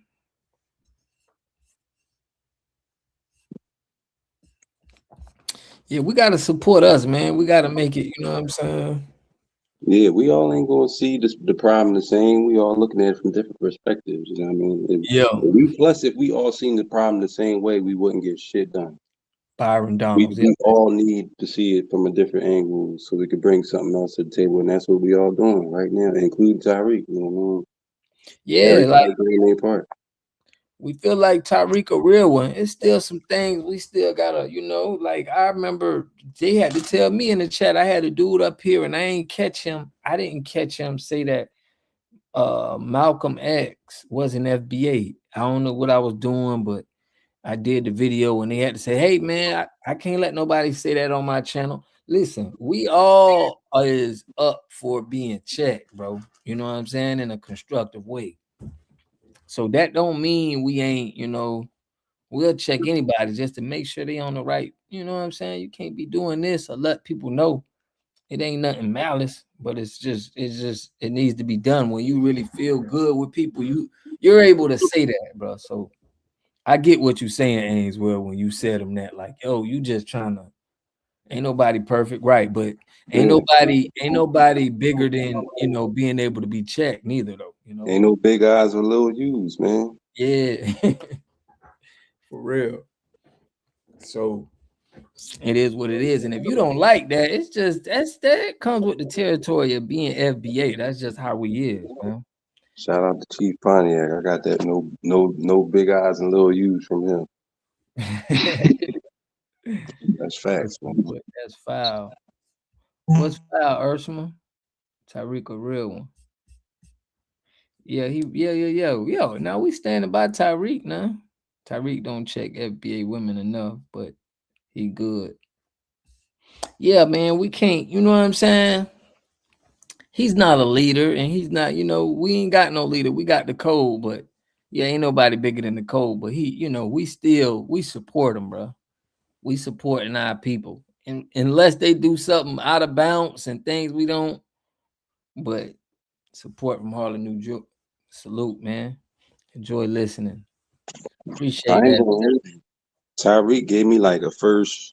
He gave us like a first hand listen inside these people's minds, man. What they be really thinking. Like I said, when I first heard Tyreek show, yo, I used to think he was paying people to call up there and talk crazy because somehow crazy they was talking. I'm like, yo, there's no way nobody in 2020 something is talking like this for real, and they be dead serious.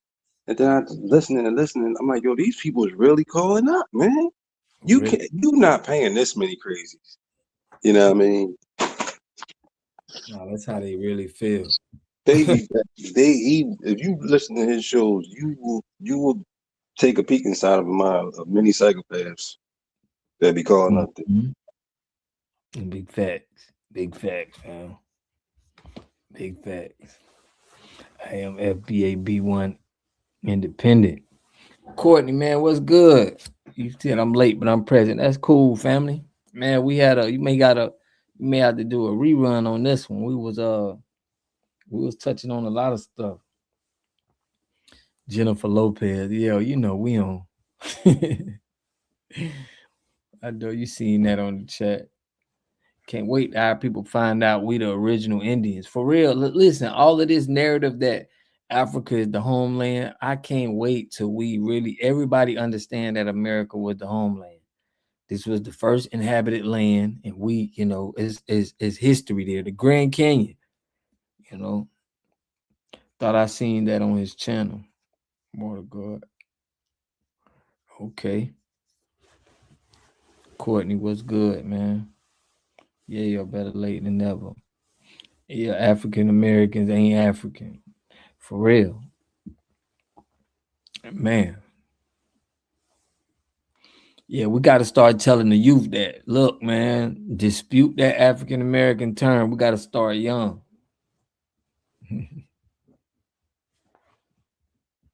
Rebuke that. But yeah, fam. Oh, we got, I don't know, Lotus. Your thing ain't connected, right, Lotus? But yeah, y'all, we're gonna push that. I was trying to get us in with our little meeting. We're gonna push that for tomorrow, 9:30. Okay, bet, caught up. Yeah, man, we were really talking about Godfrey, man, but we're gonna drop a video out on him tomorrow. We gotta cancel some people and some shows speaking on FBA, and they from Africa, and it's like they always talking about us. and then being disrespectful a little bit in there. So America is the real motherland. History was told in reverse. For real, man. And that's what we pushing, man. We pushing the truth. Like,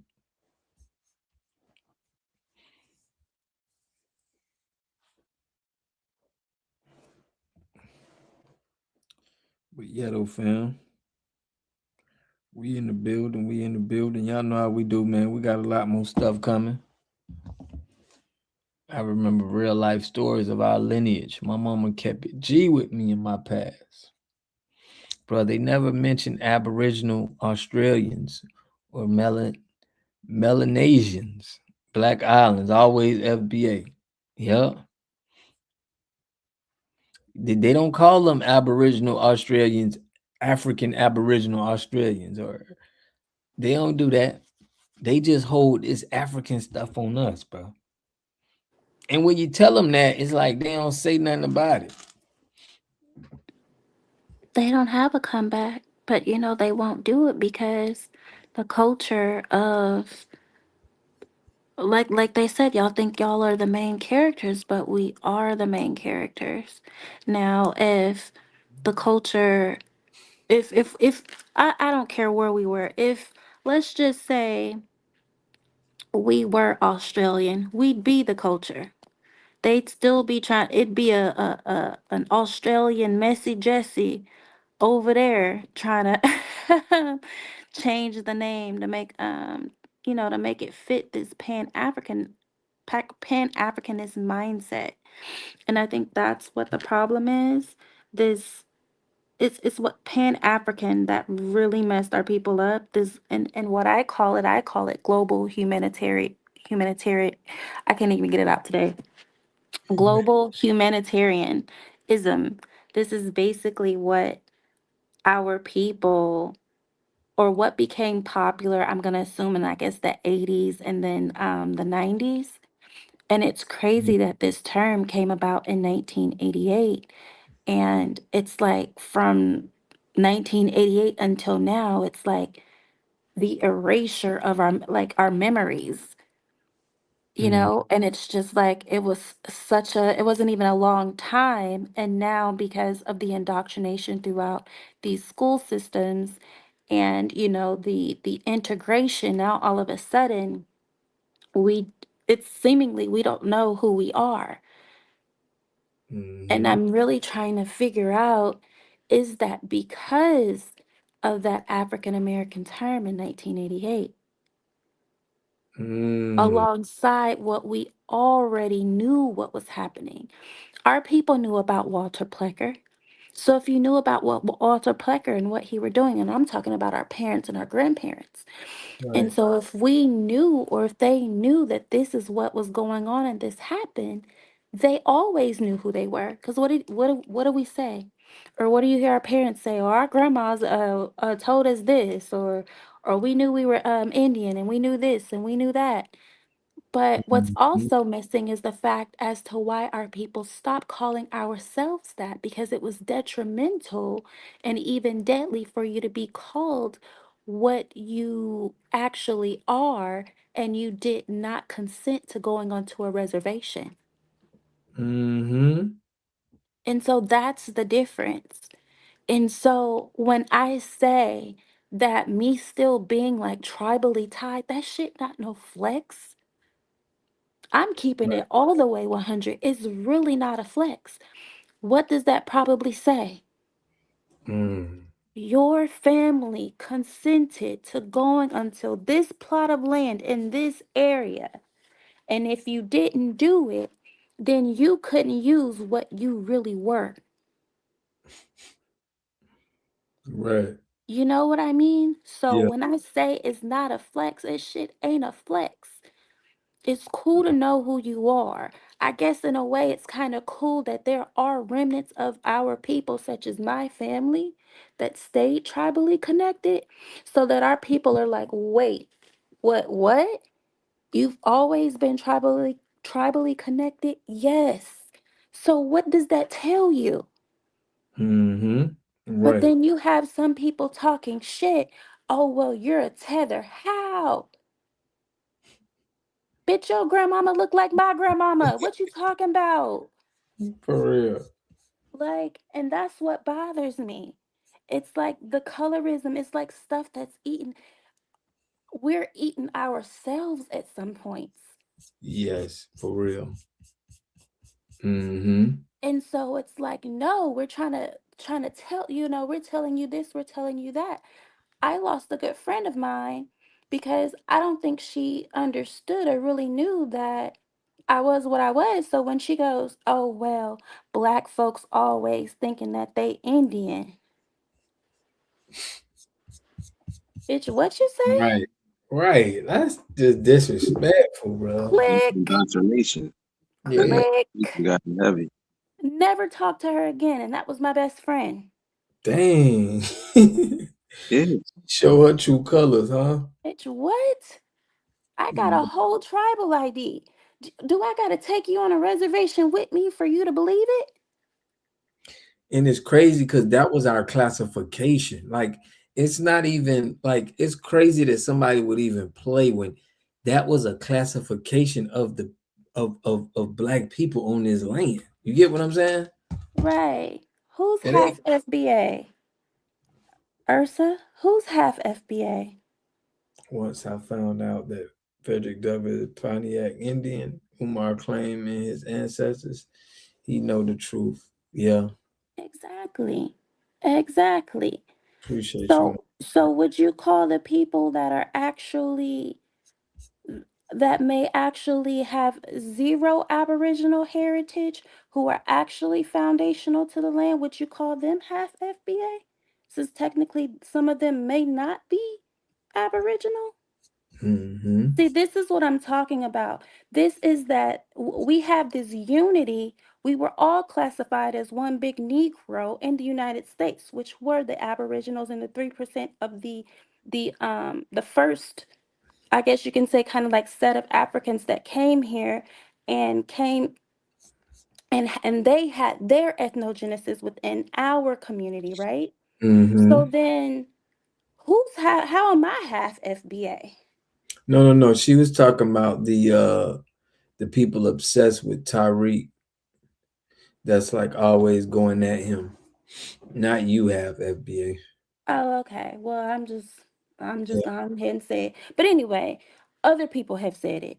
So I just want to really clear that. But it's like where are our people's mindset? You mean to tell me from basically 1990 up until now, our people have forgotten who they are? Mm-hmm. I just can't believe that. I No. can't. Every grandma, I done asked my grandmas, both my grandmas, and I talked to them and other grandmas and other. They're saying the same things my grandma's saying, and people telling me what they grandma's saying, and it's the same thing what my grandma's saying. So I know they ain't lying. It's like our grandmas is saying the same things. Why would they lie? You get what I mean? Why would 100 grandmas be saying the same thing and they don't know what they talking about? It's like, no. Right, it's over 100,000. It's everybody grandma. And then we're talking about generations of grandmas because you'll have some people that are older than me that'll say, "Oh, well, my grandma said," because your grandma was. Right. It wasn't popular to say that. You had to protect your family if you decided not to go on those reservations, if you weren't, or if some of us who weren't necessarily free or free at all, you couldn't. And even some who were free and that were tribally connected and that went onto that plot of land, they were stolen. If they went off, it's the same thing. We have to understand that there was a intra slave trade prior to there being a transatlantic slave trade. They were already trading us here before an African ever landed here. Mm-hmm. Right. And so it's like if we got to use this time to basically get our peoples together, their mentality for those who aren't aware, and we have to beat it into their heads, that's what we have to do. Exactly. That's what we got to do. Yeah. For real. I had to act up in they had this little science project thing where they had all of these kids talking about these different countries, and they had African American on the little on their little projects. I'm like, nah, man. Like, I'm finna start really acting out when I see that, because it's like you know, we lying. We can't be lying to these kids. I'm finna start acting out and telling them like, no, you gotta we gotta start exposing the schools. Like, y'all should not be saying this. You know, it's real history that we can find this out. He put, let me hit the link. Yeah, let me get you in, man. Let you talk your talk. Right. But And there that's are what I'm trying to telling kids do. this. Yeah. That's what I'm trying to do. It's like I have their curriculums because at the same time, it's like we can teach our history and what we are and what the truth is, but we have to now how society is set up, we have to teach it alongside their stuff. So when you get these curriculums, you're able to see what their history books are saying and what they're saying. And I promise you, when I opened up the third grade curriculum, the first fucking oh Lord, excuse me. The Okay. first the first sentence in the book was a lie. But like I said, these books and this curriculum, it was never meant, what they teach their children was never meant for our children. Do you think that because we integrated that they were going to change their curriculum to fit us? No. Absolutely not. They're not. So all of what you see in these books are fairy tales and glitter and bullshit to soothe their children. Mm-hmm. That's all it is. Big facts. We got Money I Man. know it. I gotta pay the thousands for the curriculum. Right. Anyway. Yeah, I know you with the PMA. I want to get more on that, but we got Money Man wanting to come, man, voice his Money Man. What's good, family? What's happening, bruh? What's What's good? up, chat? FBA? Yeah, back at it. What's good, family? What's good, man? No, she cooking. Hey, y'all, hey, the people in here today cooking. I don't even really gotta say too much. Yeah, we want to hear Cause you. you know, Yeah, we want to hear you. I said we want to hear you though. You know what I'm saying? I just wanted to be a cheerleader today, man. I just wanted to say, man, look, FBA is a gatekeep. You know what I'm saying? Like nobody perfect. FBA to me, this is my personal opinion. Foundational Black American is just for people who like are really not into this movement or really like your everyday talking points. Like, hey, I'm FBA. I'm FBA because when you explain I'm indigenous, that's why I like Tariq because Tariq has good talking points. Meaning, okay, I'm indigenous, but a lot of people can tether on. They can say, well, you know, I'm indigenous too. I'm indigenous to the Caribbeans, and the Caribbeans is technically Turtle Island. You see what I'm saying? Because it's one continent. So you could be like, hey, well, I'm indigenous, boom, boom, boom, and my family was sent here, boom, boom, boom. But see, before 1865 was you here. And if you were here before 1865, technically you're a foundational Black American. You see what I'm saying? So then after that, it's like, okay, who are you? Who's your family? See, that's when you got to do your own genealogy. Because it sounds good on paper. I mean, it sounds good word of mouth, but when people really start questioning you and, you know, hey, who, like for instance, a lot of people, you know, back in the day say, oh, I'm Cherokee. But then like, okay, you're Cherokee, but what nation are you under Cherokee? Are you East Cherokee? Are you Ainwea? Like, what nation are you?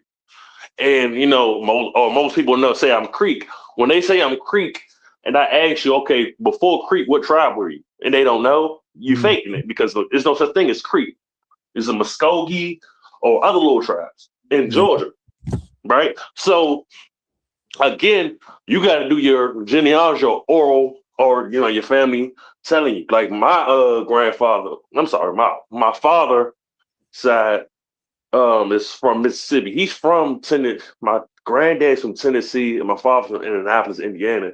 But my dad's mother's from Mississippi, and that's my Choctaw side. And they fought in the Civil War. My family fought in every war in this country, other than maybe the Seminole War. I gotta ask about that. But the Civil War was really a slave rebellion war. And I was trying to tell you last time, bro, if y'all really want real truth, the truth is gonna hurt. You see what I'm saying? Because once we start finding out the truth and how white people want to feel superior to everything, because colonizing is more than just colonizing you physically. It's colonizing you mentally. So they know, okay, we got to make y'all feel inferior all over the board. You didn't fight no wars unless we made you. You didn't build anything unless we made you, bro. We was building the free blacks. They'll tell you about free black people because free black people were building communities. Even if y'all Google DC in the 18 and 1700s, Georgetown was all black. It was prosperous, almost like not like Black Wall Street, but it was prosperous in Georgetown. Now Georgetown is all white. And rich. You know what I'm saying? But you can't even fathom black people living in Georgetown and DC. You see what I'm saying? And when you look up the tribes who were there, the Anacostia, Indians. That's my people, the Piscataways. Yeah. In Maryland. You see what I'm saying? All this I'm saying you can look up, by the way. Right? Yeah. What they call it? But the reason why I'm naming these tribes is because these people were living in these areas and these people were building and all these things. Even the White House, they had it was free blacks building the White House as well, along with the slaves who didn't get their reparations. And last time I got into it with your chat, because I was talking about white people who were runaways. What I was trying to tell you is they're not trying to tell you about that either, because they want you to feel inferior.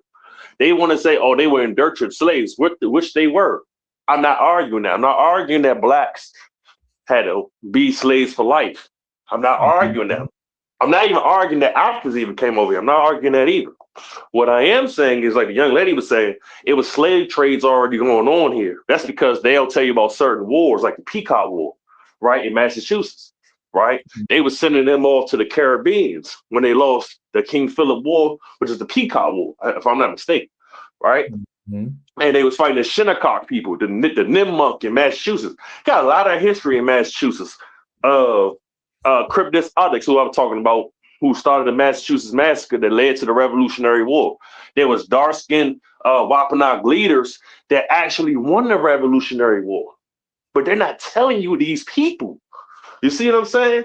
Like, it's how you look at it now, but it's like, you know, when somebody when a black person do a crime, okay, we're going to give you 20 years, bro, because, you know, you're black, right?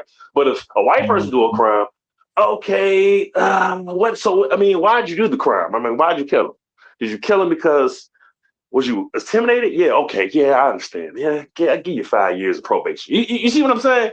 And then they start changing slave code laws in the 1700s to where, we don't even need to have white indentured, quote unquote, servants as much. We can just keep bringing in Caribbeans and people from Europe and people from Africa. You see what I'm saying? We can just keep enslaving the dark-skinned indigenous people because now we're coming over here in the loads and, you know, we're going to war with them and, you know, we're killing off the men and we're, you know, kidnapping the women and children. We got to start learning about Indian wars that was going on here. Once you start learning about the dark-skinned people in these wars were reclassified, then you'll start to learn why we were in slavery. It'll make more sense than just the white people. Oh, I'm so evil. I'm just going to bring Africans over here and come all the way to the Atlantic Ocean. No, no. This is why the Bacon Rebellion. Kids need to learn this because check this out. The Bacon Rebellion, it was white indentured slaves and free blacks fighting. Guess who they were fighting? Dark-skinned indigenous Pamunkey tribes, because the Pamunkeys were trying to enslave her own people. I'm telling you, this shit go deep. Okay? So now, here's where the reparations thing come in, because people are like, oh, well, if somebody ever try to argue, oh, white people went through stuff. The thing is, white people got their reparations. White people got land. White people got land rights. When they came over here, they were able to reclassify you and steal your culture and your history. They were able to say, oh, I'm Indian and you're black or you're colored. Right? And then you start asking questions, why were the Indians called reclassified to Negro and color? And then where were the so-called red Native Americans at in all these wars? Who's Cowtown? Who's John Horse? Who are these people? Kyle Tom was a quote unquote interpreter for the Creeks. He never wanted to speak English. He always wanted to speak his language. In the Civil War, he was a translator. This is Kyle Tom. This is a very important guy to look up. You see what I'm saying? But they don't want to tell you about these important heroes because they didn't expose it. Just like I learned this from Tariq. Jeans. We were wearing jeans. Free blacks were wearing jeans before they got over here, bro. Jeans are called slave cloth. Right. Remember I told you about that? And then Levi's got a patent from it? Yeah, I remember you saying that. Yeah. Right, man. So they just rewrite history still and everything, man. Everything we do, they steal, just like now, just like the Mexicans now. They're trying to, they trying to make rap music like us. They get shape ups like us. They get fades like us. They get parts like us. And if we don't know no better, we'll be like, oh, well, that's just, everybody does it. And we don't put the stamp on, no. We started that from Big Daddy Kane in the 80s, rocking shape ups and rocking the box soft fades. We started the dreadlocks. We ran dreadlocks in Florida. Shout out to Florida. You can look at the Seminoles rocking dreads in Florida in the 1700s. So we didn't get that from no Caribbeans. Right. Yeah, man. You know. So that's pretty much what I wanted just to touch on, man. It's just so much I can go on, man. Look, one more thing. Google dark-skinned indigenous leaders in this country, and then ask for the names. All the names I just said, you're gonna see what they were doing, and then ask yourself, well, why ain't it taught in curriculum schools? And ask these so-called Mexicans. They like to say, well, they're the natives. Well, ask them when did Thanksgiving start, and what state was it? If they can't tell you 1621 Wabanaki people, right, started it with the Pilgrims, then you're not a native. How you gonna be native to this land? You don't know that. You should know that off the top. That's your history, right? For real, got to go before. Yeah, you got to know. You got to have some links before that. Yeah, some type of links. You don't know when Thanksgiving was. You don't know when the fest was, or even after the Civil War. We started the actually not Civil War. After the Civil War, we started the what's it called? The Memorial Day. Right. That was a family family reunion. We started family reunions after the Civil War. You know what I'm saying? And again, if you're native, who started family reunions? They don't know these things, man. They faking it. Yeah. They $5 Indians, man. They $5 Indians, man. Look, one more thing, because you got me hot. Look, even if you want to say, because we can talk about ethnogenesis, right? These Pan-Africans, they like to say, oh, well, you were brought over here and all these things. Okay, we can run with that too. You had ethnogenesis tribes like the Redbone Indians in Louisiana, who come from North Carolina, by the way. Dark skin, the Coapas. I can't remember their name, but I said it in the last video. But they moved to Louisiana and Texas. Just freestyling right now. They moved to Louisiana and Texas, and then they mixed in with the Europeans and the so-called Africans, quote unquote, two fingers up and down there. And they call the Redbone Indians. That's an ethnogenesis tribe, like the Seminoles. Like there's no such thing as Seminole for real. It's just the Muskogee and the Yamasee tribe in Florida and the other Florida tribes that came or merged in together. Yeah, it's the same thing, the Redbone Indians. So either way, how you want to look at it, bro, we had an ethnogenesis, or there was dark-skinned Aboriginals here. So foundational Black Americans is really a great gatekeeper. You see what I'm saying? Yeah. Because Jesse Jackson, who's Irish and Cherokee, should know better. For real. Yeah. It's real talk, man. Yeah, we ain't African Americans. That generation in the 80s and 70s really hurt us, bro. It really did. That going back to African, Pan-African movement, it hurt us, bro. It's treasonous, man. Because you guys don't never talk about Melanesian or Aboriginal Australian or the Negritos in Asia. They're Black people. Negritos mean little Black people. Melanesia means the Black Islands. But they claim that they're Aboriginal to that land too. You get what I'm saying? They are. Yeah, but you see how the difference is like they don't do that for nobody else. It seems like I only seen that for Australia. You get what I'm saying? Where they use that Aboriginal term. Yeah, It's yeah, they not do. Which profitable for them to. it is. But why is it though? But my thing is, it's not profitable. Okay, well, that's why the Africans don't claim them either. It's not profitable. Our culture is so profitable that you're not going to call the Dominicans African Dominicans or African Jamaicans. And it's ironic, it was more Africans sent to Mexico and the Caribbean than the United States. Let me repeat that. It was more Africans sent to Central America and the Caribbeans more than the United States. Right. It was only 300,000 people came from Africa, quote unquote. And then remember, a lot of them was getting sent to the Caribbean, then America. But this is the thing with the people who aboriginal to Australia. Those same things that they practice and the same like kind of wardrobe is being done here in America. You get what I'm saying? It was similarities that they found with the aboriginals in Australia to like Indians here in America.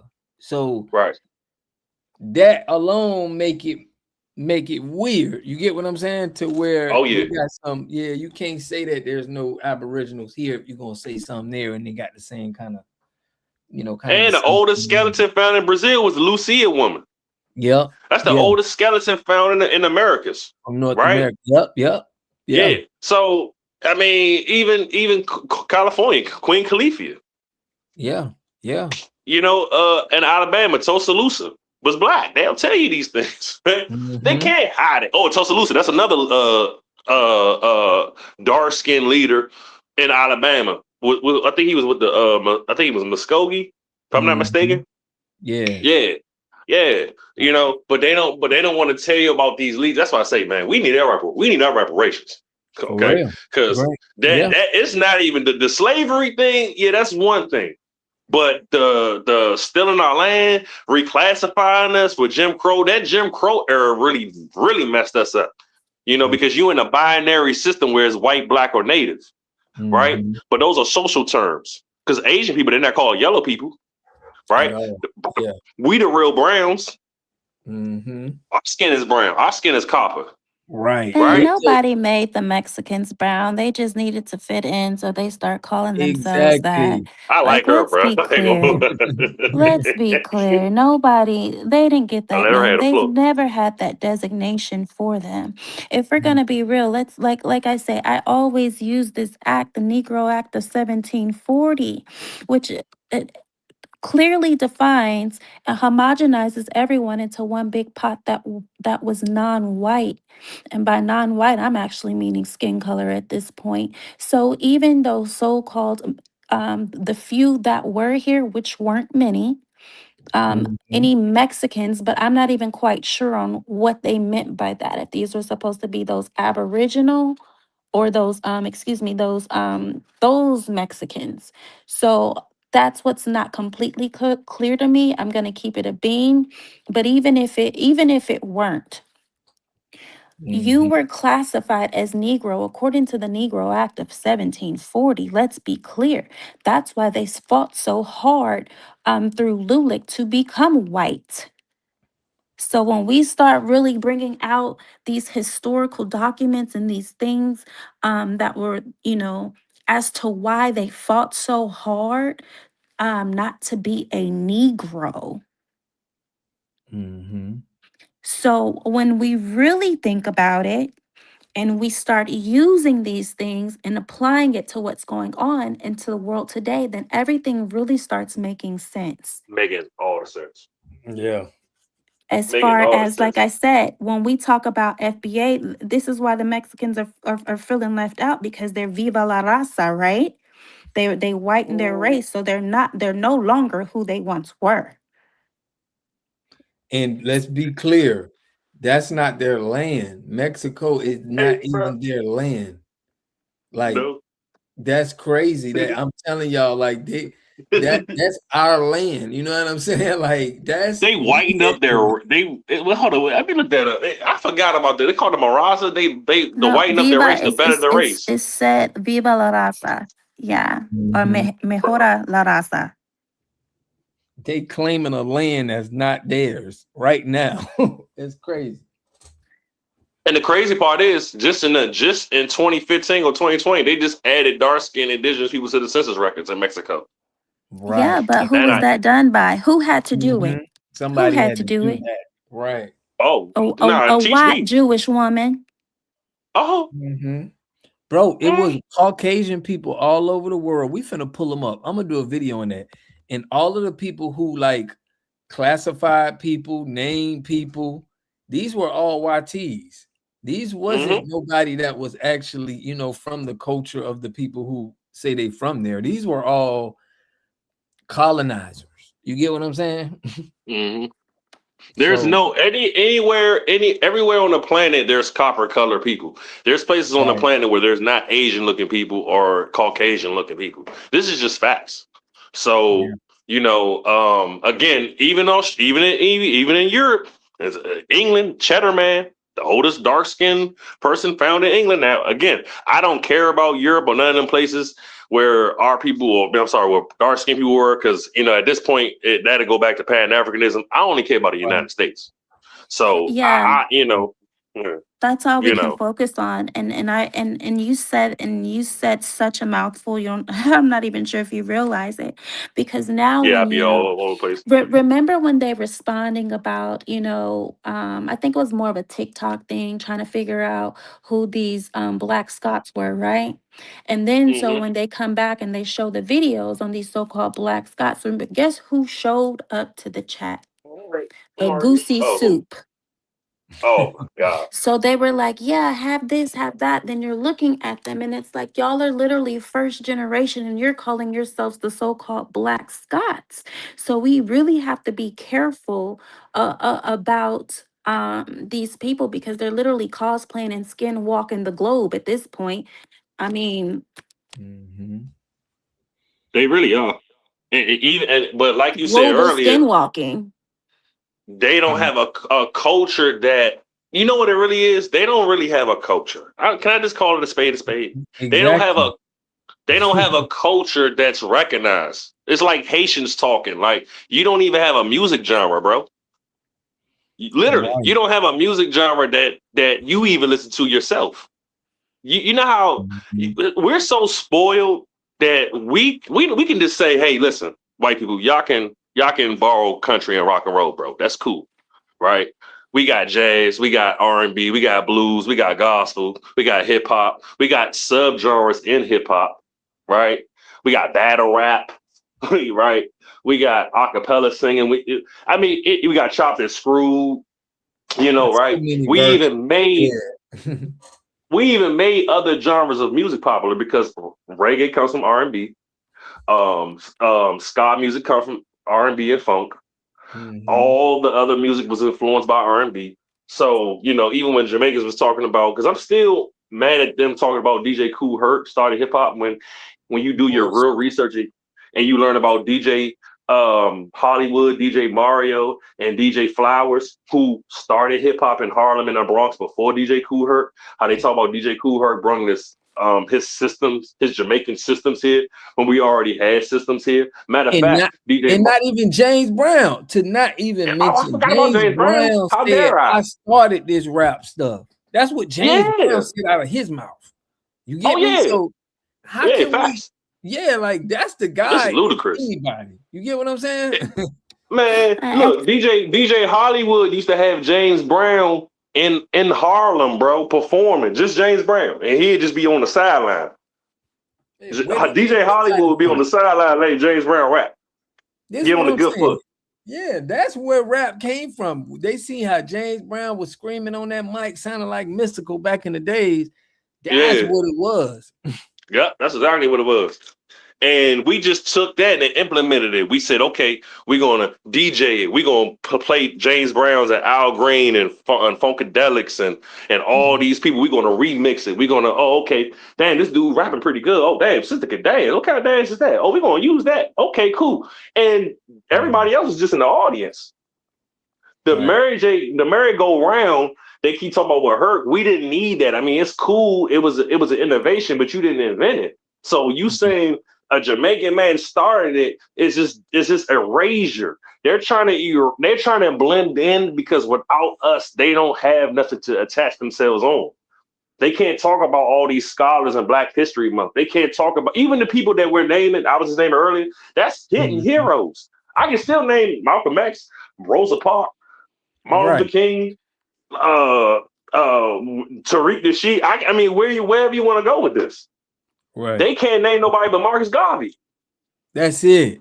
And he was a tether a that was con kicked artist. out of the U.S. And Jamaica. Right. He even called his own people lazy. Oh yeah, he called his own people lazy. And I see where that comes from, though. Do you see where that comes from? What's happening today? Outside the country, yeah. They're saying that very same Jew lazy. That's what the It's white all the man told same him to mindset. say. Yeah, because he got them working for him. So he pushing that narrative to them so they work hard. That's why they come over here and work for peanuts, because they don't want to be called lazy. It's like that's the game they tricked them with. Yeah, they did. But see, the thing is, they abandon. Now, I do feel that they have their cultures, but what ends up happening, well, just as they abandon their lands, they end up abandoning their cultures and start trying to adopt another culture. But see, here's the thing why they like to do that, because we continue to evolve and elevate within our own culture. And so it's just like, oh, okay, well, we're on this wave. Like, we're not doing that anymore. Man, we did that 20 years ago. We're not doing this anymore. We're on to this. We didn't evolve like 20 times within that 20 years. Yep. Yeah. And not only that, we evolved so much, and like she just said, I'm just basically just piggyback around on what she just said. Our culture is fast, so it looks like we don't have culture, because it's like, damn, we on to the next, we're making up this word, this is a new slang, but it's part of our culture. Even slangs, even in the vernacular of English, is slangs. Like when you say, like, it's so many white people say, "Hey, what's up, man? What's up?" That's our slang. What's up means what's in the air. Right? When you say, "Hey, that's cool," that comes from Mississippi. That's a Mississippi slang. Shout out Mississippi. When you say cool means it's cold outside. Right? When you hear our women say, "Hey, baddie," baddie means that's bad or good. We're saying that damn, she bad. What do you mean she's bad? Is she a criminal? No, nigga, she bad. You see that much she got? She look. That's bad. Everybody uses that. Everybody knows what that means. Universal. My chick bad. My chick good. My chick. chick do things that you wish that, ludicrous.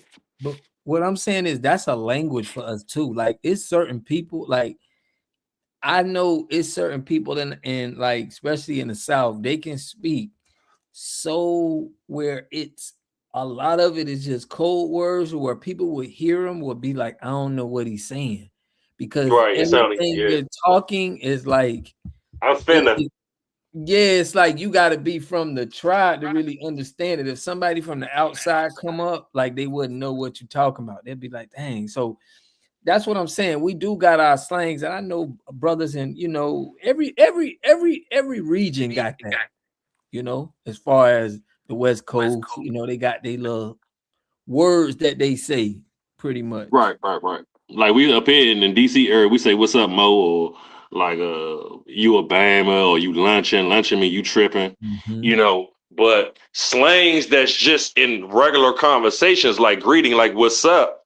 or "cool," or like even saying "on who," you know what I'm saying? Like, just all types of. And it be common. Look, and it be common, It be in common everyday language. Yeah, because Detroit say "what up, though," and I know down in Florida, a lot of people will say "what it do," what it do. Yeah. So it's like, and we got kind of like different sayings, but it's it kind of, everybody got their own saying, but it's still that vernacular. Oh, I got another one. You good?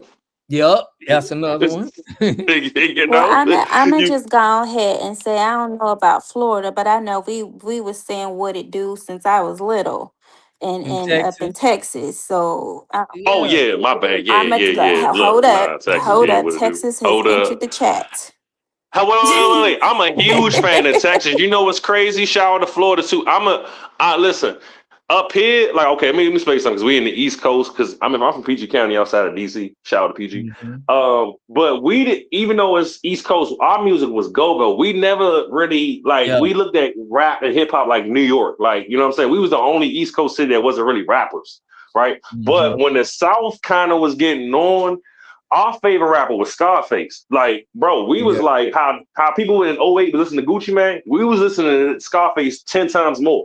He probably outside of Texas, his biggest audience was DC, because Scarface can walk in DC with no security and nobody gonna touch him. Like, Man, that's how Scarface much was Scarface respected. bro. Scarface may be one of the greatest. He gotta be. He up is. there. You get what I'm saying? Yeah, he's so like, humble. He don't talk about it. Yeah, you know, but UGK. He one of the greats, bro. As far as on that mic, for real. Oh yeah, Last Dying Breed. Man, Mr. Scarface is back. But even after that, Chopped and Screwed, bro. We still listen to Chopped and Screwed up here, bro. We listen to Slow. We listen to. That's another thing, bro. Like, come on, man. Look at all these genres I'm naming, man. Right. You know what I mean? You really think Jamaicans started this? Are you serious? You think Africans started this? No way. They're saying we got our music taste from Africa when we were sent over here. You get what I'm saying? Right. Huh? And they don't even. No, what you about to say something? Oh, what yeah, happened with they don't Africa? even.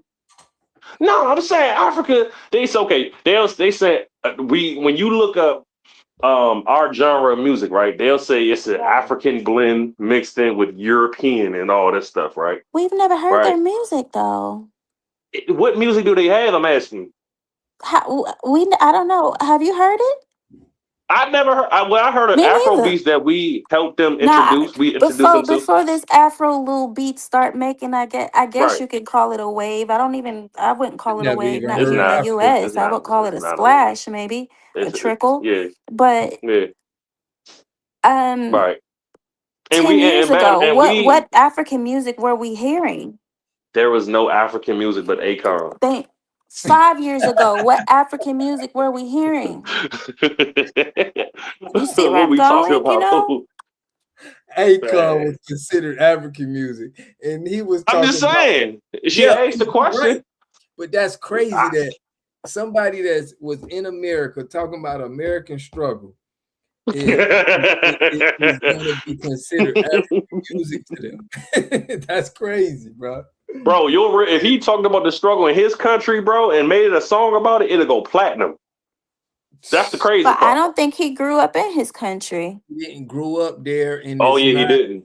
Nobody really cares. So his culture is what? FBA. Yeah, he That's another represented thing. FBA culture. Yeah. So that's why I said earlier they abandon their cultures and take on the cultures of others. When that's not what I could have sworn that's not what it says in the Bible that you're supposed to do. I thought that women were supposed to take up the cultures and the nation of the husband that they were with. Damn it, I like her. I'm sorry, man. Usually butt in. But it's so true. Because look, hold on, let me just say this though. Because I wasn't trying to sound like a sexist. Check this out. When you see other races of men, now it's one thing when I see other races of women, taking our dances and stuff like that. Okay, cool, I got it. But when you see other races of men, especially when you don't like us, when you got like a racist background, and let me tell you something. Matter of fact, let me cut myself off. I had a little part-time job, right? And just make a little extra money on the weekend. And it was this little 19-year-old dude in there, right? He was from Honduras, right? No, El Salvador, right? And he was cool, but he'd make his little jokes, like hey, don't shoot me, don't shoot, right? And I'm like, what? Right? But I like brush it off, whatever. You know what I'm saying? But he always play like that, right? So I'm like, what? So I started playing around with him back. And so one day, nobody was really in there, so we just really started kind of going at it, but it's in a joking way. So I was like, hold up, bro, because he don't know who I am. I'm like, bro, let me tell you something, bro. You from El Salvador, bro. You understand? Let me just catch my own breath. You're from El Salvador, brother. Can you tell me a music genre from El Salvador? Just one. You can't tell me, right? Can you tell me a political movement from El Salvador? You can't tell me. Let me tell you this. There were dark-skinned people in El Salvador that you don't put on the census record. It was dark-skinned people before your people even showed up there. That and Argentina, right? Yeah. My people were already here. You dig what I'm saying? The wars you hear about white people, that ain't really true. The Civil War was a slave rebellion. It was white people that were slaves, or if you want to call them indentured servants, that they were that too. White people used to run away and go to free black towns and build with them. This is where you get all sometimes this mixing coming from. So all this little grape stuff you hear, yeah, that's true. They definitely were doing that. They definitely were having kids with their own kids. Yeah, that was their culture, right? Right. But us, yeah, we were helping them too. This is why a lot of these maroon towns and stuff like that were safe havens. Yes, we had more places just the indigenous swamp. Yeah. So I say that to say, oh no, go ahead. No, I just please. want to interject just a tiny bit. We also have to understand at that time that just as you're saying that there may have been a minute number of people who were going along with us, we also have to understand that these views of YT supremacy came from their homelands. And to be quite honest, it was the Irish who were hanging our ancestors and cutting off their the men's genitals and dragging them through the streets. We let's be very clear and let's watch out how we're trying to pedestalize some of these white tea people that really did not like Gotcha. us. So I wanted to preface that. Yeah, no, got you. And to add on to that, it was more than just Irish people who they try to say, oh, well, they were just the Negroes of the whites. Yeah, you They had were the them. majority. The Dutch. You had a little bit of Portuguese. Right. This is before the Italians even start coming here.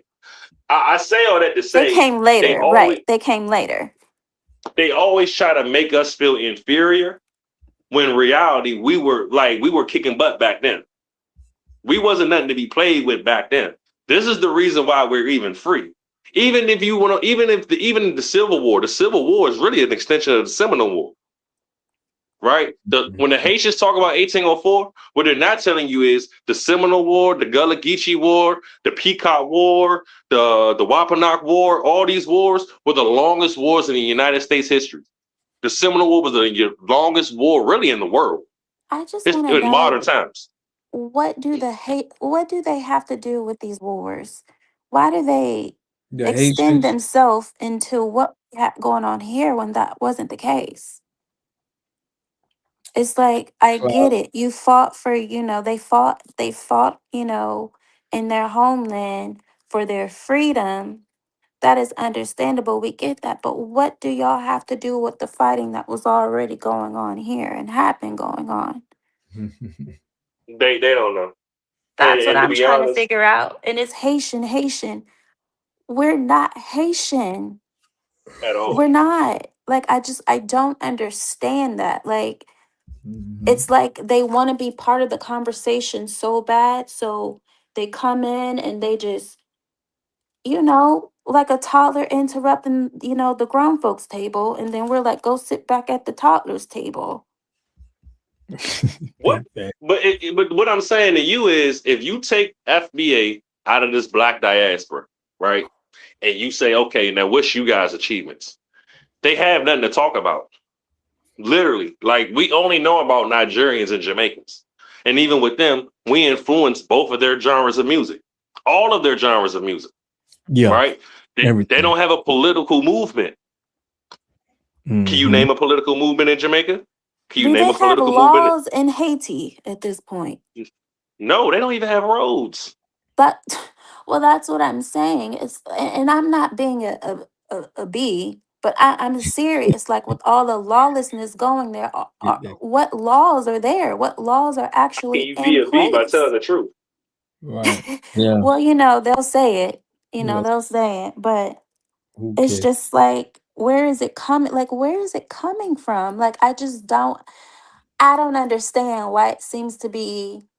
I'm not even going to call it a diaspora war because I don't feel that we're part of it. I feel like whoever the diaspora, I thought those were Africans. And that doesn't include us. So Right. It don't include the Aboriginal Australians either. I don't recall us signing up to be a part of that. Mm-hmm. You could think the older generation. You could think that older generation, that African American, Pan African generation. And let me say this though, before I kind of go in on them. Right, we did needed the numbers at one point, right? Although I think we're 15.2%, including us being mixed in. But and I think the numbers are higher than that. I think we're much larger percentage of that. But them coming over here for solidarity, and to some people who's not tethers, fighting for the cause, good thing. Kudos to them. But here's the reality, right? The reality is this. The reality is we didn't learn about none of the stuff me and her and you talking about. And that's a problem. We learned about, Africa, Musa being rich, and Ethiopia being the birthplace of the motherland of all people, and Egypt and all these things. But we're not learning about Kyle, Tom, and John Horse. Right. That is a problem. Okay. So I don't appreciate us being reclassified. I don't appreciate us not knowing that we the Indians. That's where I'm at with it. If we learn about that, hey, listen, once we learn about that and my people learn about, okay, you were this, you were that, then at the end of the day, I'll let whatever happens happen. Oh, and after reparations, we gonna need those two things. But that'll make reparations better, because once you learn this your land and you were already here, it's gonna be over. You can look at European Americans like, hold on. You're a European American, bro. You're not from here. How are you even really making decisions? What are we talking about? Nobody should be making decisions but us. That's what we're trying to get it to. And that's what's going to happen, man. They're going to have to give it back to us. Salute. I actually don't, because I don't think about other people like that. I grew up focusing on us. Salute. That definitely makes sense. But, yeah, family, I just wanted to pull up this word real quick, man. I'm going to let y'all go in before y'all you're playing to close out. But we got the term peckerwood, right? This is a lot of the stuff that we be saying in our slang came from way back in the 1800s and all of that has been used, and we kind of using it too. But it was a term, and a lot of people hear that and they don't really, it's definitely from the South, but it was a term used for like poor white people. But yeah, that was a name before the new word was cracker. But down here in Florida, we still use peckerwood, and that's still in Texas, they use it too.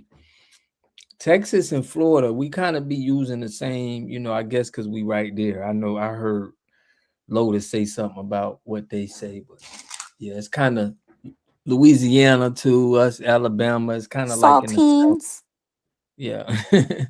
Is there a lot of Haitians and Jamaicans in Florida? The part of Florida you at? Yes, it is. I mean, I grew up in South Florida, right? And it was, a lot. Like as time goes on, it's more and more and more and more. But pretty much everybody tends to, for the most part, they still tend to be segregated. You know what I mean? So you still got your black areas that where black people are at, and it's a lot of black people there, but it's a lot of jobs down there on the beach where you'll see a lot of Haitian and Jamaican people working jobs like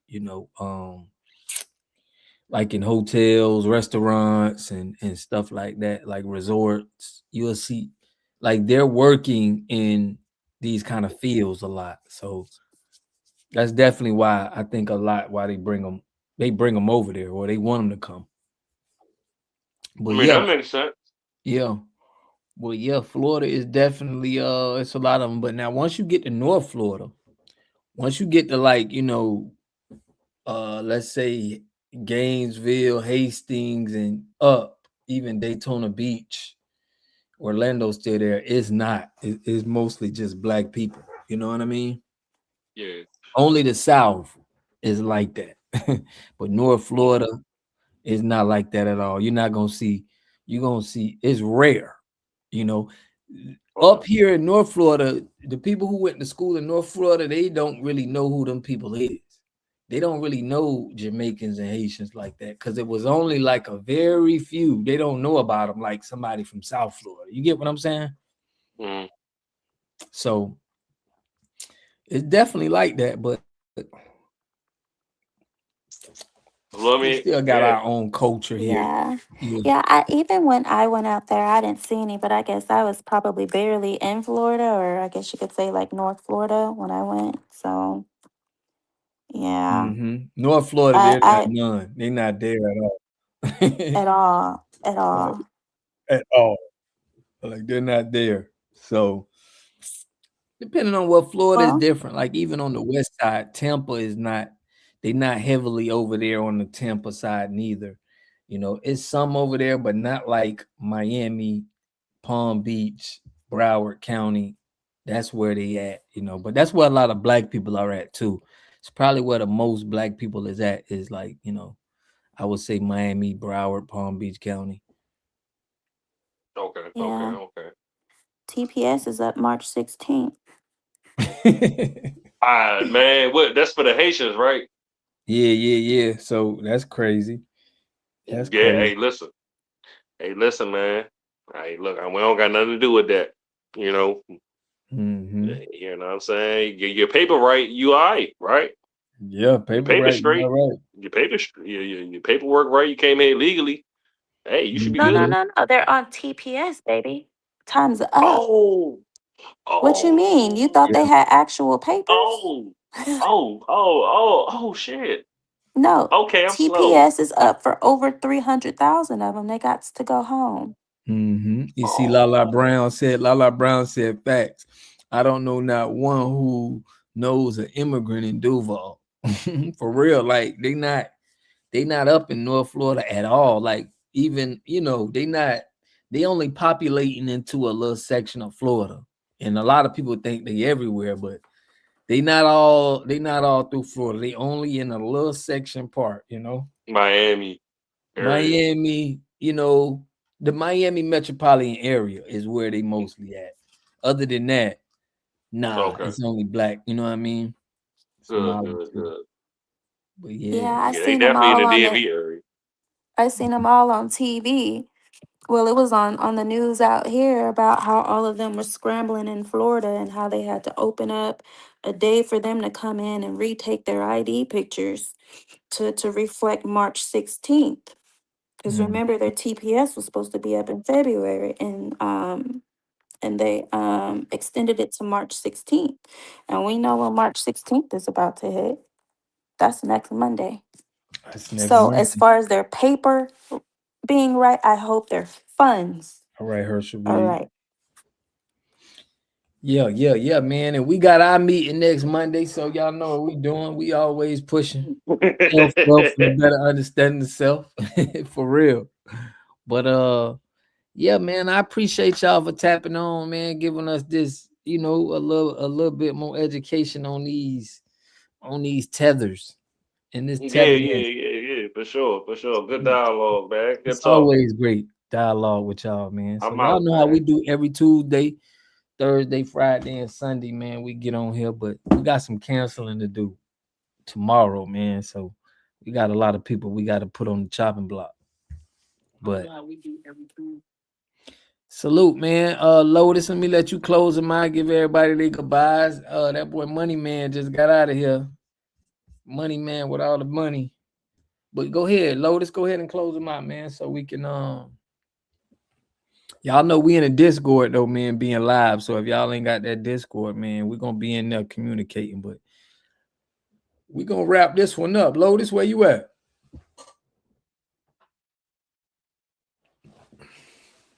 FBA, salute, y'all.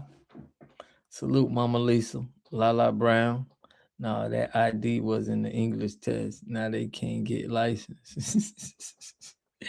For real, man. Good night, fam. Kelly Goodman, man. It's good to see you tapped in. Good times, always good times rocking with the family. But salute, man. I'm gonna catch y'all on the next video. Peace and love, for real. Volo, man, salute. Volo TYB, the youngin'. It's always love. Yeah, I tried, but it was late. It was over. Salute, fam, man. It's always love. We're going to catch y'all on the next one. Let's get it.